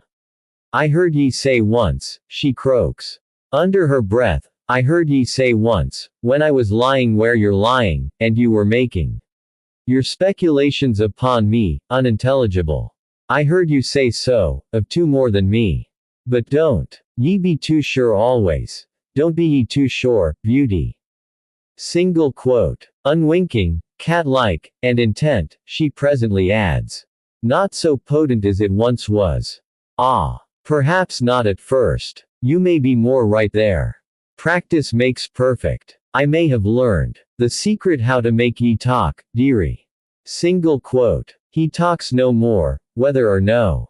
Twitching in an ugly way from time to time, both as to his face and limbs, he lies heavy and silent.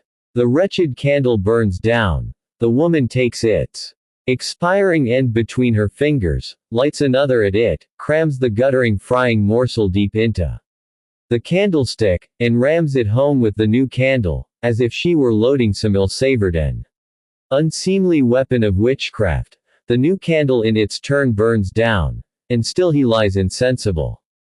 At length what remains of the last candle is blown out, and daylight looks into the room. It has not looked very long, when he sits up, chilled and shaking, slowly recovers consciousness of where he is, and makes himself ready, but seeming may be false or true. It is false in this case. For, the moment the stairs have ceased to creak under his tread, she glides after him, muttering emphatically, "I'll not miss ye twice." Single quote. There is no egress from the court but by its entrance. With a weird peep from the doorway, she watches for his looking back. He does not look back before disappearing, with a wavering step. She follows him, peeps from the court, sees him still faltering on without looking back, and holds him in view. He repairs to the back of Aldersgate Street, where a door immediately opens to his knocking. She crouches in another doorway, watching that one, and easily comprehending that he puts up temporarily at that house. Her patience is unexhausted by hours. For sustenance she can, and does, buy bread within 100 yards, and milk as it is carried past her. He comes forth again at noon, having changed his dress, but carrying nothing in his hand, and having nothing carried for him. He is not going back into the country, therefore, just yet. She follows him a little way, hesitates, instantaneously turns confidently, and goes straight into the house he has quitted. As the gentleman from Cloisterham endures. Just gone out. Single quote. Unlucky. When does the gentleman return to Cloisterham? Single quote. At 6 this evening. Single quote. Bless ye and thank ye. May the Lord prosper a business where a civil question, even from a poor soul, is so civilly answered. Single quote. I'll not miss ye twice, repeats the poor soul in the street, and not so civilly. I lost ye last, where? That omnibus you got into nigh your journey's end plied betwixt the station and the place. I wasn't so much as certain that you even went right on to the place. Accordingly, that same evening the poor soul stands in Cloisterham High Street, looking at the many quaint gables of the nun's house, and getting through the time as she best can until 9 o'clock, at which hour she has reason to suppose that the arriving omnibus passengers may have some interest for her. The friendly darkness, at that hour, renders it easy for her to ascertain whether this be so or not, and it is so, for the passenger not to be missed twice arrives among the rest. Now let me see what becomes of you. Go on. Single quote. An observation addressed to the air, and yet it might be addressed to the passenger, so compliantly does he go on along the high street until he comes to an arched gateway, at which he unexpectedly vanishes. The poor soul quickens her pace, is swift, and close upon him entering under the gateway, but only sees a postern staircase on one side of it, and on the other side an ancient vaulted room, in which a large-headed, gray-haired gentleman is writing, under the odd circumstances of sitting open to the thoroughfare and eyeing all who pass, as if he were tall-taker of the gateway, though the way is free. Halloa! He cries in a low voice, seeing her brought to a standstill. Who are you looking for? Single quote. There was a gentleman passed in here this minute, sir. Single quote. Of course there was. What do you want with him? Single quote. Where do he live, dearie? Single quote. Live. Up that staircase. Single quote. Bless ye. Whisper. What's his name, dearie? Single quote. Surname Jasper, Christian name John. Mr. John Jasper. Single quote. Has he a calling, good gentleman? Single quote. Calling. Yes. Sings in the choir. Single quote. In the spire. Single quote. Choir. Single quote. What's that? Single quote. Mr. Datchery rises from his papers, and comes to his doorstep. Do you know what a cathedral is? Single quote. He asks, jocosely. The woman nods. What is it? Single quote. She looks puzzled, casting about in her mind to find a definition, when it occurs to her that it is easier to point out the substantial object itself, massive against the dark blue sky and the early stars. That's the answer. Go in there at 7 tomorrow morning, and you may see Mr. John Jasper. And hear him too. Single quote. Thank ye. Thank ye. Single quote. The burst of triumph in which she thanks him does not escape the notice of the single buffer of an easy temper living idly on his means. He glances at her, clasps his hands behind him, as the wont of such buffers is, and lounges along the echoing precincts at her side. Or, he suggests, with a backward hitch of his head, you can go up at once to Mr. Jasper's rooms. There. Single quote. The woman eyes him with a cunning smile, and shakes her head. Oh. You don't want to speak to him. Single quote. She repeats her dumb reply, and forms with her lips a soundless, no. Single quote. You can admire him at a distance 3 times a day, whenever you like. It's a long way to come. For that, though. Single quote. The woman looks up quickly. If Mr. Datchery thinks she is to be so induced to declare where she comes from, he is of a much easier temper than she is. But she acquits him of such an artful thought, as he lounges along, like the chartered boor of the city, with his uncovered gray hair blowing about, and his purposeless hands rattling the loose money in the pockets of his trousers. The chink of the money has an attraction for her greedy ears. Wouldn't you help me to pay for my traveler's lodging, dear gentleman, and to pay my way along? I am a poor soul, I am indeed. And troubled with a grievous cough. Single quote. You know the traveler's lodging, I perceive, and are making directly for it, is Mr. Datchery's bland comment, still rattling his loose money. Been here often, my good woman. Single quote. Once in all my life. Single quote. I. Single quote. They have arrived at the entrance to the monk's vineyard.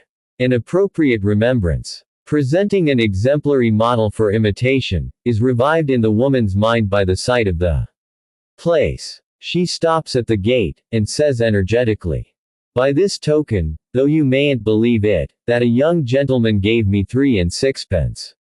As I was coughing my breath away on this very grass. I asked him for 3 and 6pence, and he gave it me. Wasn't it a little cool to name your sum? Hints Mr. Datchery, still rattling. Isn't it customary to leave the amount open? Mightn't it have had the appearance, to the young gentleman, only the appearance, that he was rather dictated to. Single quote. Looky here, dearie, she replies, in a confidential and persuasive tone, I wanted the money to lay it out on a medicine as does me good, and as I deal in. I told the young gentleman so, and he gave it me, and I laid it out honest to the last brass farden. I want, what's the medicine? Single quote. I'll be honest with you beforehand, as well as after. It's opium. Single quote. Mr. Datchery, with a sudden change of countenance, gives her a sudden look. It's opium, dearie. Neither more nor less. And it's like a human creature so far, that you always hear what can be said against it, but seldom what can be said in its praise. Single quote. Mr. Datchery begins very slowly to count out the sum demanded of him. Greedily watching his hands, she continues to hold forth on the great example set him. It was last Christmas Eve, just arter dark, the once that I was here afore, when the young gentleman gave me the 3 and 6. Mr. Datchery stops in his counting, finds he has counted wrong, shakes his money together, and begins again. And the young gentleman's name, she adds, was Edwin. Single quote. Mr. Datchery drops some money, stoops to pick it up, and reddens with the exertion as he asks, how do you know the young gentleman's name? Single quote. I asked him for it, and he told it me. I only asked him the 2 questions, what was his christen name, and whether he'd a sweetheart. And he answered, Edwin, and he hadn't. Single quote. Mr. Datchery pauses with the selected coins in his hand, rather as if he were falling into a brown study of their value, and couldn't bear to part with them. The woman looks at him distrustfully, and with her anger brewing for the event of his thinking better of the gift, but he bestows it on her, as if he were abstracting his mind from the sacrifice, and with many servile thanks she goes her way. John Jasper's lamp is kindled, and his lighthouse is shining when Mr. Datchery returns alone towards it. As mariners on a dangerous voyage, approaching an iron-bound coast, may look along the beams of the warning light to the haven lying beyond it that may never be reached, so Mr. Datchery's wistful gaze is directed to this beacon, and beyond. His object in now revisiting his lodging is merely to put on the hat which seems so superfluous an article in his wardrobe. It is 10:30 by the cathedral clock when he walks out into the precincts again. He lingers and looks about him, as though, the enchanted hour when Mr. Durdles may be stoned home having struck, he had some expectation of seeing the imp who is appointed to the mission of stoning him. In effect, that power of evil is abroad. Having nothing living to stone at the moment, he is discovered by Mr. Datchery in the unholy office of stoning the dead, through the railings of the churchyard. The imp finds this a relishing and piquing pursuit. Firstly, because their resting place is announced to be sacred, and secondly, because the tall headstones are sufficiently like themselves on their beat in the dark, to justify the delicious fancy that they are hurt when hit. Mr. Datchery hails with him. Halloa, Winks. Single quote. He acknowledges the hail with Halloa, Dick. Their acquaintance seemingly having been established on a familiar footing. But, I say, he remonstrates, don't go making my name public.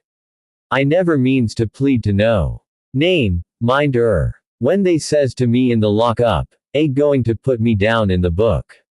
What's your name? I says to them, find out. Likewise when they says, what's your religion? I says, find out. Single quote. Which, it may be observed in passing, it would be immensely difficult for the state, however statistical, to do. Asides which, adds the boy, there ain't no family of Winkses. Single quote. I think there must be. Lie, there ain't. The travelers give me the name on account of my getting no settled sleep and being knocked up all night, whereby I gets one eye roused open afore I've shut the other.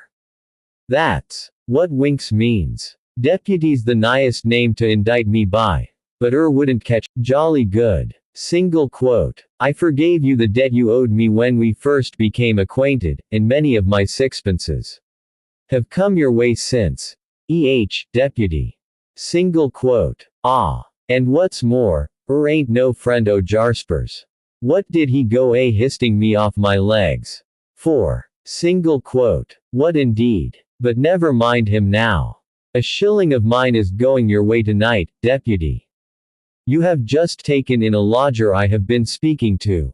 An infirm woman with a cough. Single quote. Puffer, assents deputy, with a shrewd leer of recognition, and smoking an imaginary pipe, with his head very much on one side and his eyes very much out of their places. Hopium Puffer. Single quote. What is her name? Single quote. Royal Highness the Princess Puffer. Single quote. She has some other name than that. Where does she live? Single quote. Up in London. Among the Jacks. Single quote. The sailors. Single quote. I said so. Jacks. And chainer men. And hawthorn knifers. Single quote. I should like to know, through you, exactly where she lives.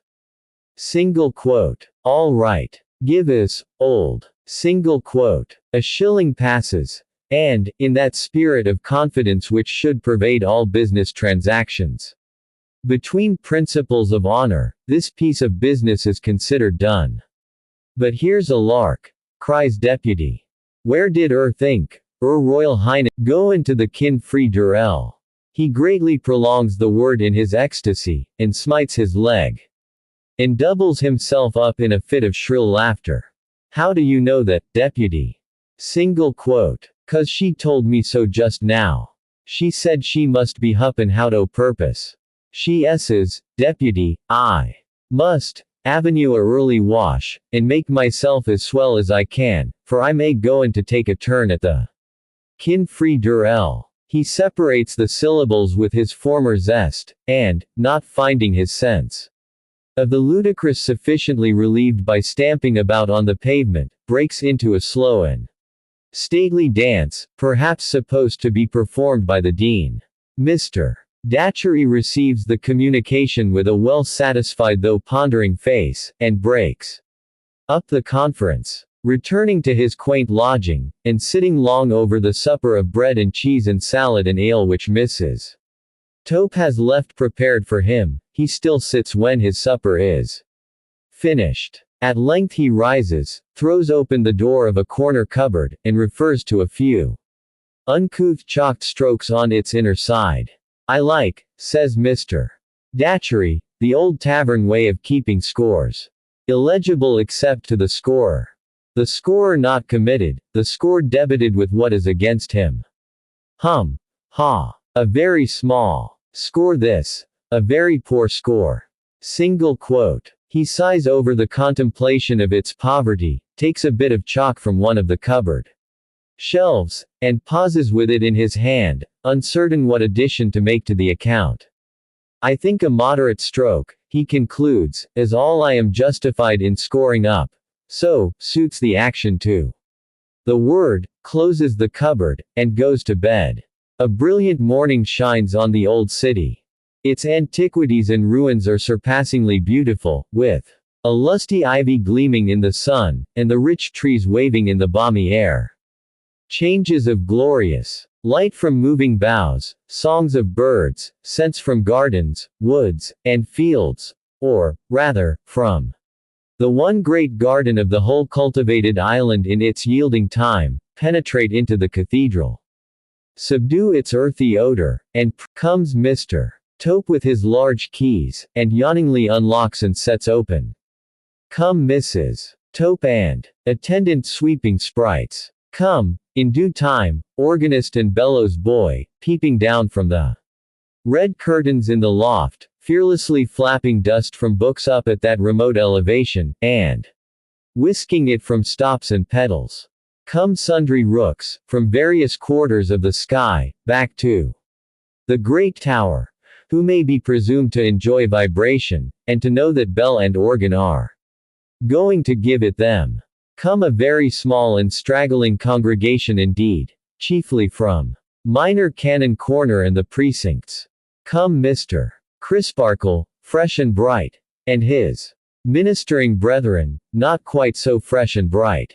Come the choir in a hurry, always in a hurry, and struggling into their nightgowns at the last moment, like children shirking bed, and comes John Jasper leading their line. Last of all comes Mr. Datchery into a stall, one of a choice empty collection very much at his service, and glancing about him for Her Royal Highness the Princess. Puffer. The service is pretty well advanced before Mr. Datchery can discern Her Royal Highness. But by that time he has made her out, in the shade. She is behind a pillar, carefully withdrawn from the choirmaster's view, but regards him with the closest attention. All unconscious of her presence, he chants and sings. She grins when he is most musically fervid, and, yes, Mr.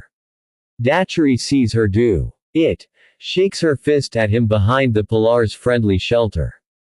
Mr. Datchery looks again, to convince himself.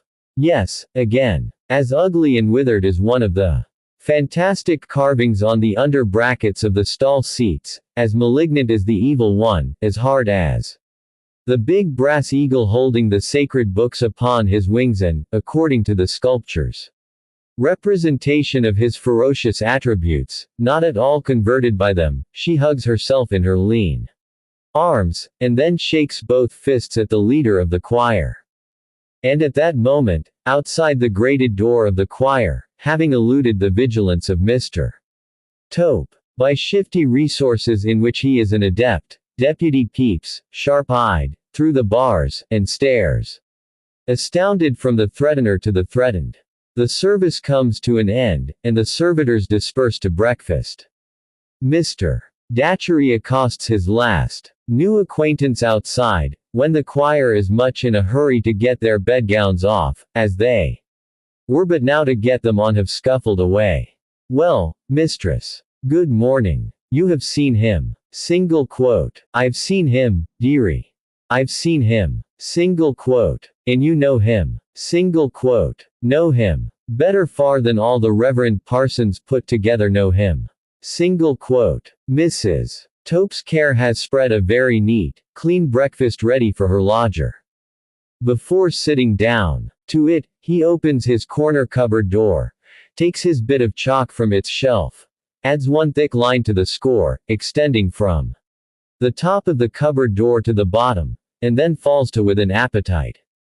The end.